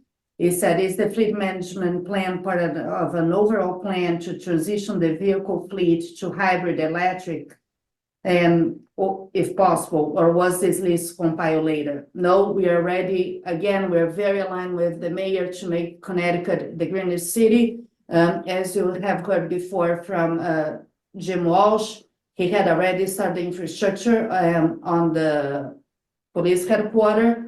Neil is heading the project for us to do also infrastructure units for our EV chargers here at City Hall and also at the operations center. And our fleet request is already reflecting the new EV charger cars that we're planning to buy. We're hoping that we may be able to purchase. We're just trying to figure out which car is still with some of the money that we have allocated already during this fiscal year. But we are probably within a year, the goal is to try to acquire within all the departments, because again, we manage the fleet, about 5 to 6 electrical cars. So the other one was expand on both the necessity of the transfer station improvement, but also how this fits in more broadly with the waste management plan. As most of you are aware, we are in a study with a waste management plan. We are putting out a bid, hopefully in a month, for our new collection system for garbage. But what we are requesting here as a capital is really improvement on our asset. Unfortunately, the transfer station has been always a low priority with all the other projects that we need to do. But this year we have to bring that forward. And what we are considering now under what the request is some roof replacement, because it's actually leaking there in the scale house and in the tipping floor. Also, we need to do some upgrades to the scale house to improve a little bit the technology. We just bought a new software for the weight master. So now we need to make sure that he has a little bit of a better area, some computer. And also we need to bring some fiber optic, because believe it or not, we use an antenna to get to get any data Wi-Fi there. We were able to put some conduits under the tracks when the walk bridge, that improvement on those tracks, that was a big win. Now we just need to really find the funds so we can bring the fiber into it. We have all the infrastructure done. Our next question is related to the stormwater management plan. Why it is the stormwater management plan is slated to take until 2029. We have been requesting for $150,000 starting this year for each year until 2029. The reason for that is that we are finalizing our MS4 plan to be in compliance with our MS4 permit. And as of now, based on the plan that we're going to submit to the state, we have a lot of commitments that we need to do to be in accordance with the MS4. And we are evaluating that we're going to need about $450,000 a year. Some of the things we already carry under our operation budget, but this will be to be aligned with this plan that we're planning to submit. I know there's a lot of conversation beyond that about stormwater authority and all that. But as of now, because we don't have a go on other options, we need to carry that in our capital. Last question that I have is the DPW tree planting program ARPA or grant funded? As of today, yes. In the past was not, but we are using money. That's why we have been planting so many trees. We use a lot of grants. So we use ARPA money. We only have $250 left. The MLK corridor that we have about $144,000. We have ECD money and a little bit of capital money on our current year. Another grant that we got awarded is the U.S. Forestry Service. We have been awarded, but that money hasn't been coming yet. That grant total is about $1 million, but there is a lot of scope into it. But we are definitely considering that about $450,000 will go just direct to plant trees on certain areas that is needed, because it's a limited scope where we can plant those trees. So that's why you're seeing now in the budget, because we know that there is no other grants that we have applied, and to keep up with expanding the tree canopy, you're seeing a tree planting program back to what it used to be a couple of years before. So with that, I think that I answered the questions. My last thing that I want to say is that we were very cautious when we put this budget together. We went back as you can see, there's a big reduction between our first request and then the revised request. My whole team spent hours into every single item, because our goal is that we want to continue to provide the best level of service to the residents of Norwalk. I know that we have the biggest number, you know, we are very cautious of it. But we do provide, we are responsible to maintain a lot of the infrastructure. And unfortunately, we try to trim as much as we could, but it get to a point that we are comfortable with the number that is in front of us. So I don't wanna, I know that everybody's tired, I know it has been a long night. I'm happy to answer specific questions, or if you guys wanna go specific questions to one specific line, the whole team is here available. Thank you, Vanessa. Does anyone have any questions? Vanessa, Team DPW, thank you guys. You guys, there was a very thorough presentation, and I know it's been a very long night, so I greatly appreciate it and all the work you do. Ralph's got a fun background. Just thought I'd mention it. Okay, so unless there's any questions, which I don't see any hands raised, I'm going to turn it back over to Jess and Sabrina, because I know there were a couple outstanding ECD items before we wrap up our capital budget discussion. Thank you so much. Have a good night, everybody. Good night. Thanks, Vanessa. We still have building management and WPCA yet, Josh, just FYI. No, I yes. think that I covered that, And- Barbara, unless if you have any specifics on it. Okay. Yeah, I thought that Vanessa made sort of a general statement, so I thought we covered it. Okay. Okay, great. So we just have a couple more items under economic community development. Some of them relate to our office, the chief office. We also have code enforcement, business development, tourism, and historical. And I think you know, some of the anomalies on here are some of the things that you may not have seen before. And some of the things I want to mention are, one, the Small Business Main Street program is something that we funded. This is the third year that we funded it. So Councilperson Frere, it's probably one of those items that would go back to, we'd explore taking that back to operating as opposed to leaving it on capital. One that is new that you haven't seen before is this Welcome Center Transient Facility Marine Unit. This is a partnership between our office, Parks and Rec, and also the Police Department Marine Unit. It's looking at $350,000 to be able to secure funds to do design for one single building that would house a welcome center for transient boaters.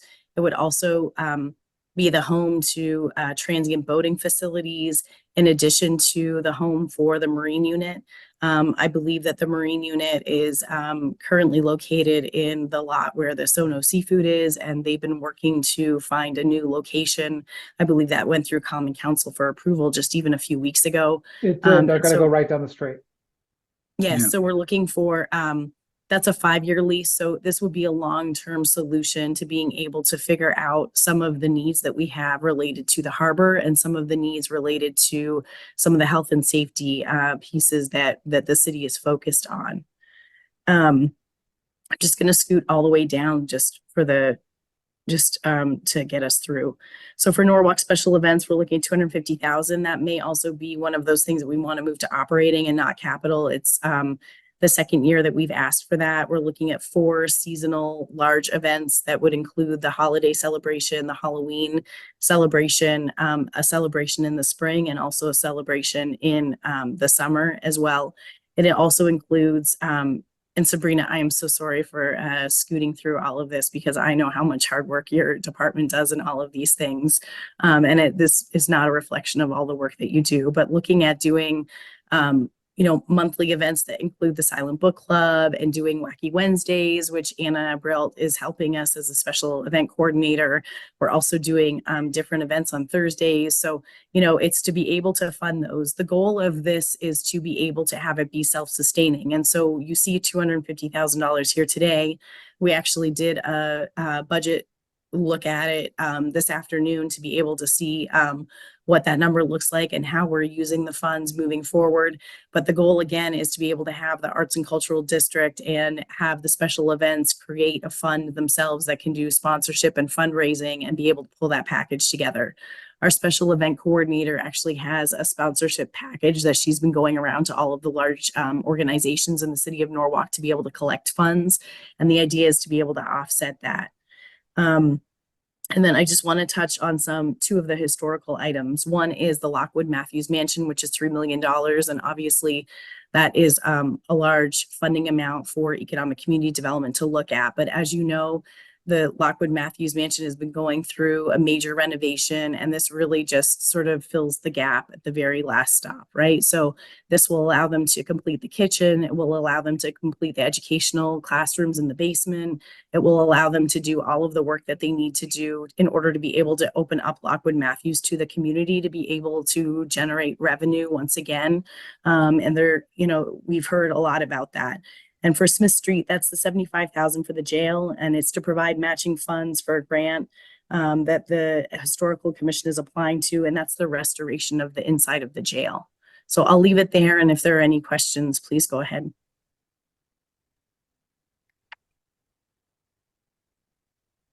Okay, that was a lot. Any questions? I want to give anyone opportunity. We're only over 4 hours in this meeting. Okay. I can't believe I get to say this, but I think we covered everything. You have one more item, Josh, just as a reminder to make a motion. I do, but I think I want to, before we do that, we need a motion. I see Councilmember Smith is an eager beaver who has her hand up, so make it. No, I was just gonna say something silly, 4 hours and 8 minutes. Not silly, but I just want to acknowledge my husband for bringing me dinner so that I can go off camera and have something to eat. My wife, and make it through same this. thing. Why turn the camera Yes, off? but I will go ahead and make the motion. Peter forgot the rest of us. We not have park. All right, so there is a Here's motion, my- and Barbara, I think you got to say what the motion is. Hold on, I have to read it. Yeah, I have so many papers here. Park maintenance or no? Vanessa, I'm sorry, say that one more time. Park maintenance? Yep, so that was part of DPW. So DPW was WPCA, operations, engineering, parks and maintenance. Yeah, Right, I think it's too late for me. I think I skipped. that's okay. I think they're long gone. Okay, Barbara, hit it. I will make the motion to advance the fiscal year 2024 capital budget to the Common Council for approval with noted amendments. But we Yeah, I don't amendments. think they're, Unless we want to make any. I mean,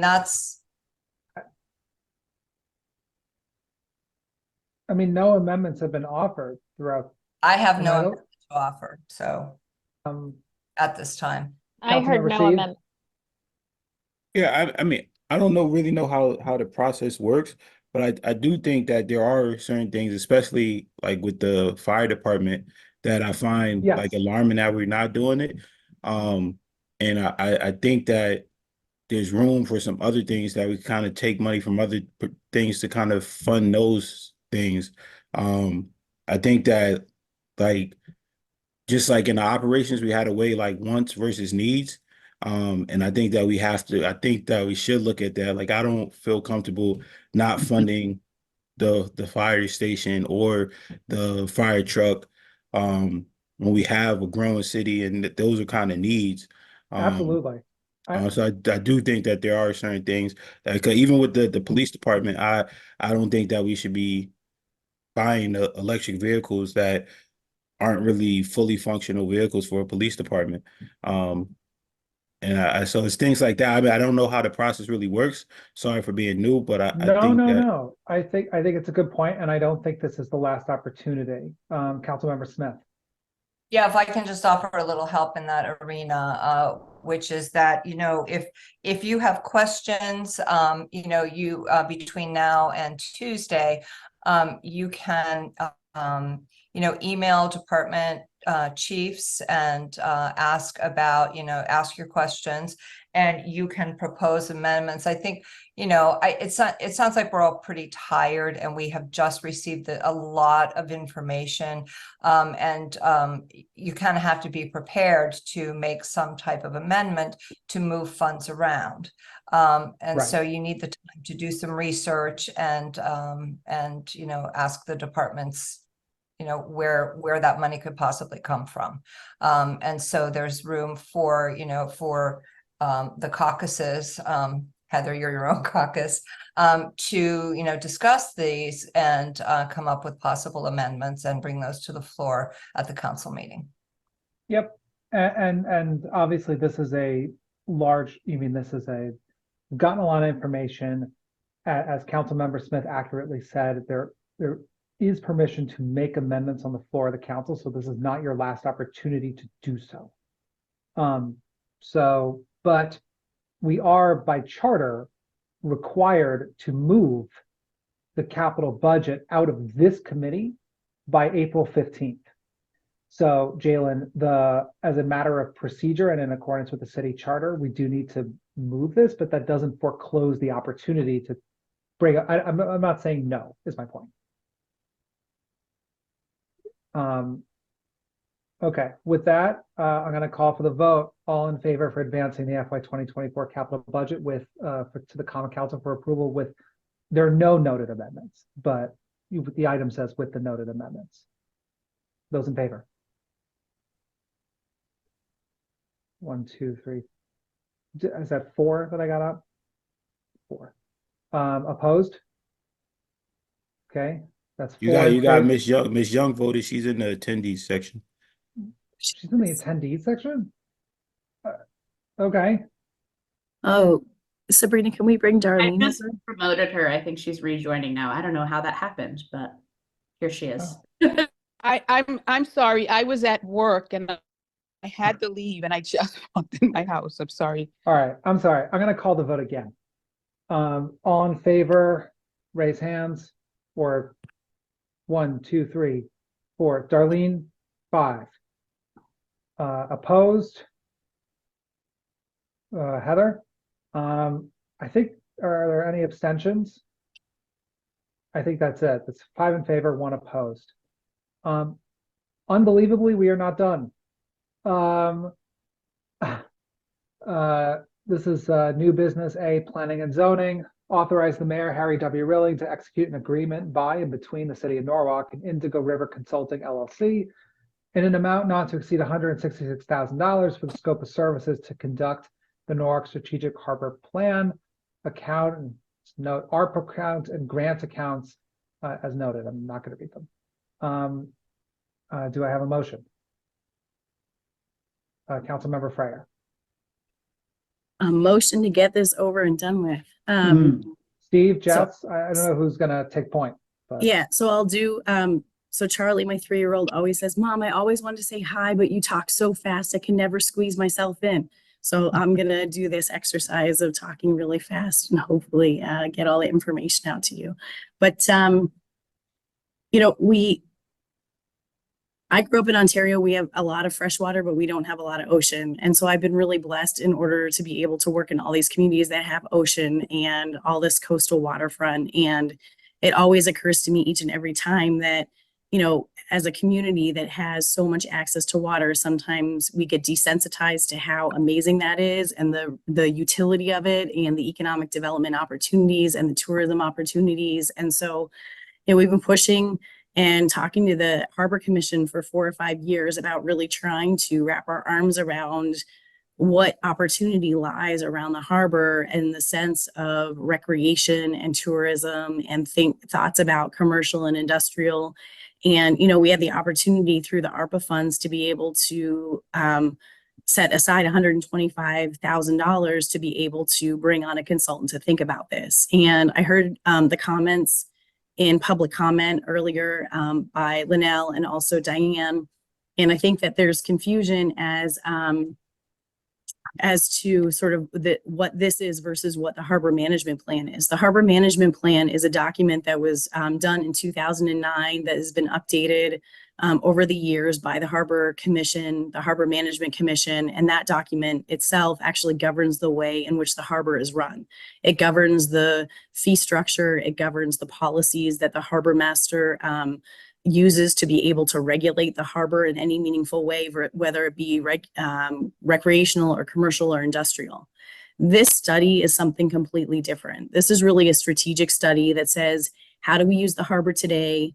How could we use the harbor in the future? And what capital infrastructure requirements are required to be able to do that? And so one really good example of that is that we've never really come in and actually looked in a meaningful way at the way in which our moorings are located in the harbor and where our transient moorings are located in the harbor and how we can really up that amount and utilize that.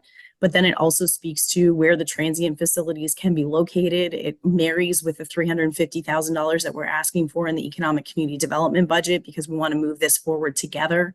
And so, I'm really passionate about it. I'm really excited about it because I just feel like we have this huge asset. And I feel like, for the people who are born and raised in Norwalk, if they've never been out on the water before, you could be out on a boat and look at your own city and not even recognize it, And so I feel like there's a real divide between people who are able to get out on the water and people who aren't awarded that sort of that chance. And so,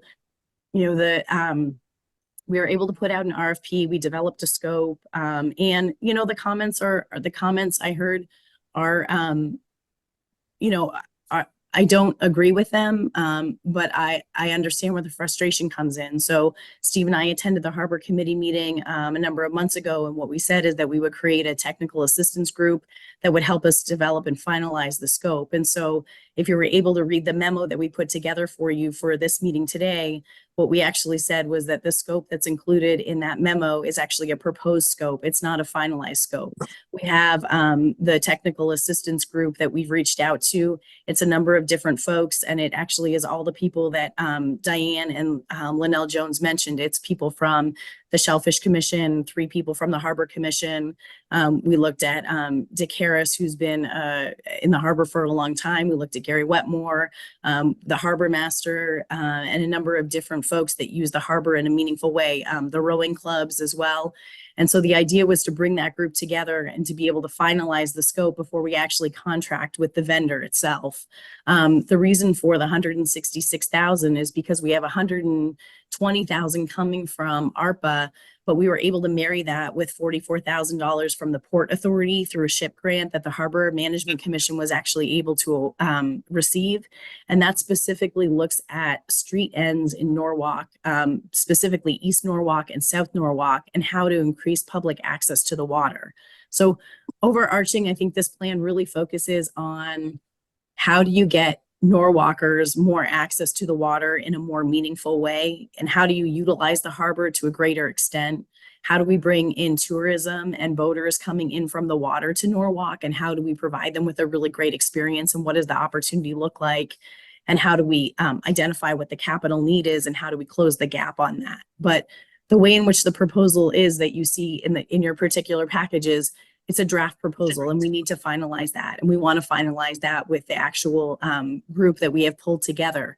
And the reason why we're presenting it now is because we feel like we can do that in the next couple of weeks and be able to contract to be able to get the vendor up and running for the summer. And we didn't want to delay the process even more than what we've already delayed it, especially with the Port Authority money that came through. We want to make sure that we're spending that down and being responsive to the state because we'd like to apply again. And the next application is in July. So I'll leave it there and answer any questions.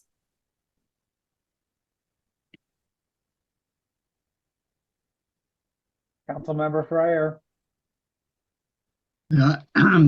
Probably about 35 years ago, I was a consultant and did This meeting also marketing started study. 35 years ago. What? No, maybe it was 40 years ago. But I was in that business of helping to develop revitalization programs for different Connecticut harbors.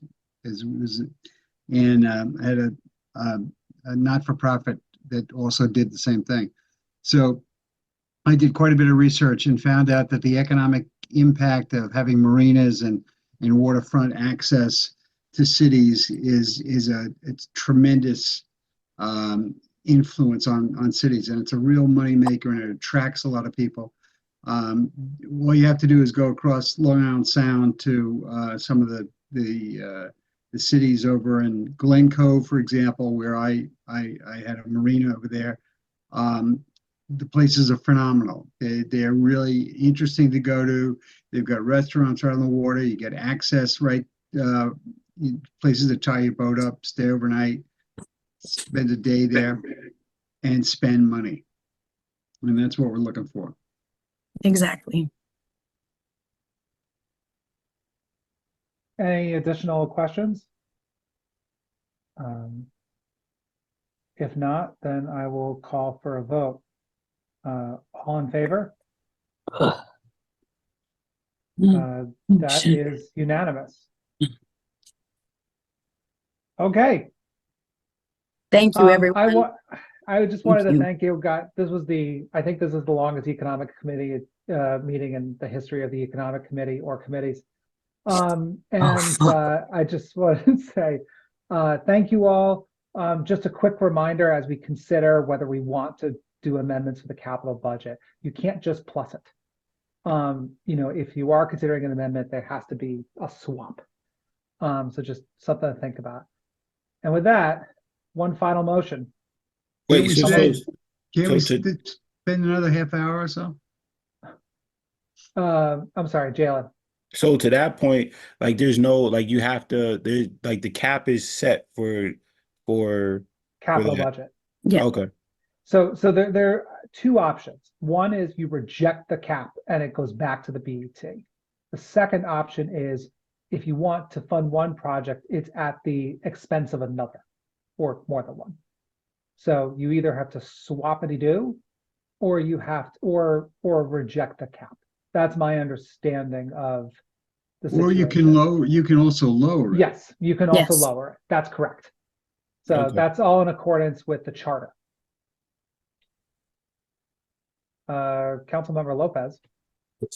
Sure, and so that swap, that change would obviously be done or proposed as an amendment in chambers, right? Yes, so Okay. it just passed through the Economic Community Development with no amendments. So is now going to the full council. Council members have the opportunity to make amendments on the floor. So if an amendment can be made, it either passes or it doesn't pass. I believe it has to pass by a simple majority. I don't think Right. it requires a 2/3 majority for this sort of thing. So, if you do propose an amendment, though, it has to be specific. As Councilmember Smith was saying, you have to say, I want to, move the funds that are allocated to this project to project A to project B, or project A and B to project C. Gotcha. Okay, got it. Thank you. So, that's my understanding of the situation. Josh, And I'm about- sorry. It seemed like there were a lot of things that we were concerned that were in capital and should have been in operations technically. That's not an amendment though, because it's in different. That's correct. Right. The question would be, My in concern. next year's capital budget process, do the departments, and Jess can help me out here, do the departments remove that from their capital budget request, or does the city say, you got to put this in your operating? Right, and I think we heard Steve say that, before Henry, we had those things in operating, and then when we got Henry as a CFO, we moved it over to capital, and now, of course, Jared is with us, so we'll be meeting with him, and he'll be able to determine, but I fully hear what you're saying, and I also agree to a very large extent, right? I have a little bit of a differing opinion maybe than Councilperson Frere in the sense of like, is it a one-time, is it investment? But, now with the new CFO on board, I think all those decisions will need to be made and a policy will need to be set as far as what belongs on operating and what belongs on capital. Mm-hmm. If it stayed in capital, it's probably better because you're writing it off over a period of time. Mm-hmm. Because you're only taking the expense you're only booking the expense if it's a 5-year capitalization, you only book 1/5 of that every year. That's the only expense. Right. Like open space though, I mean, which I'm in favor of putting money into, you're not writing that off because you haven't actually purchased the open space. It's just a fund, right? Right, so then Well- you would, right, so the capital items, you'd bond for those capital items, but the money is only borrowed when the contract is signed and you use that funding, right? And so for the 75,000, until you sign that contract, and that's when the borrowing happens. But it's also, you're buying something too. Okay, you're buying an asset. Okay, But- it's a tangible asset that you're going to have. But this is Whereas if you have a plan, that's not necessarily a tangible asset. You can't touch it. You can't pick it up. You can't hug it. And maybe you could hug it. but this is a debate for another time. I mean, this is Yeah. this is something that goes to something you sit in front of Jared, you work it out over the course of the year. That's not what this committee or the council No, members are charged with It's, right now. it's simply an accounting treatment. That's how you're doing it. And you're Right. gonna, and you're gonna you're gonna capitalize it, which means you spread out the expense over the life of the asset, or you just take it as an expense, like paper, okay? Paper is something you don't capitalize all the paper you use, you pay for it. It's an office supply. I think we understand your point, but I think it's ultimately Jared's decision, our new CFOs, as Jessica has said. Can I Councilmember just, Smith. can I just add, just one thing that, just for a point of clarification before we do actually take that motion to adjourn. I think we all felt really compelled to feel strongly about the fire department, funding that fire department and looking at the fire truck.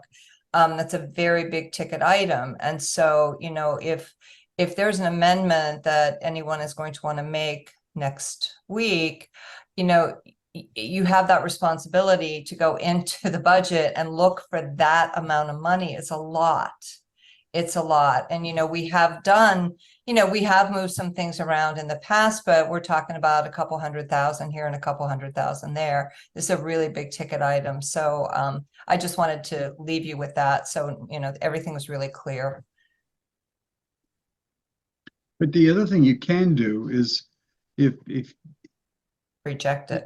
we're talking about what, a $3 million fire engine, and the story I'll see if I can find the article I was reading about small fire engines being more efficient than big fire engines. To be honest, I thought that Councilmember Smith was talking more about the station. Yeah, this was the station. But it was also about the fire talking engine about the too. station. Yeah, it's the fire engine. I think there's a lingering question I have about the fire engine, because it's based on the rationale that it needs to be fully funded if we're sending essentially an IOU note. But I don't know the answer to that. But the station, I thought Barbara was talking about the station. Yeah, I was That's talking about the station. Okay. Specifically, yeah. Yeah, because that's a $3 million item or something in that neighborhood. Well, the other one was two. Yeah, the fire truck is more of a bookkeeping thing and a question Right. for Sharon Combs. And that's, As, and I don't know, and regulations obviously she and wasn't. Right. I She's don't pretty know what her buttoned up with regulations, so, there's, I think we I just need to imagine. know what her there's- rationale is. Yeah. So, Okay, okay. can I make a Someone- motion to adjourn? now? Someone make this motion. Councilmember Smith. Second. All right. Good night, everybody. Okay. Thank you. Good night. Good job, team. Thank you. Thanks, everyone. Thank you so much.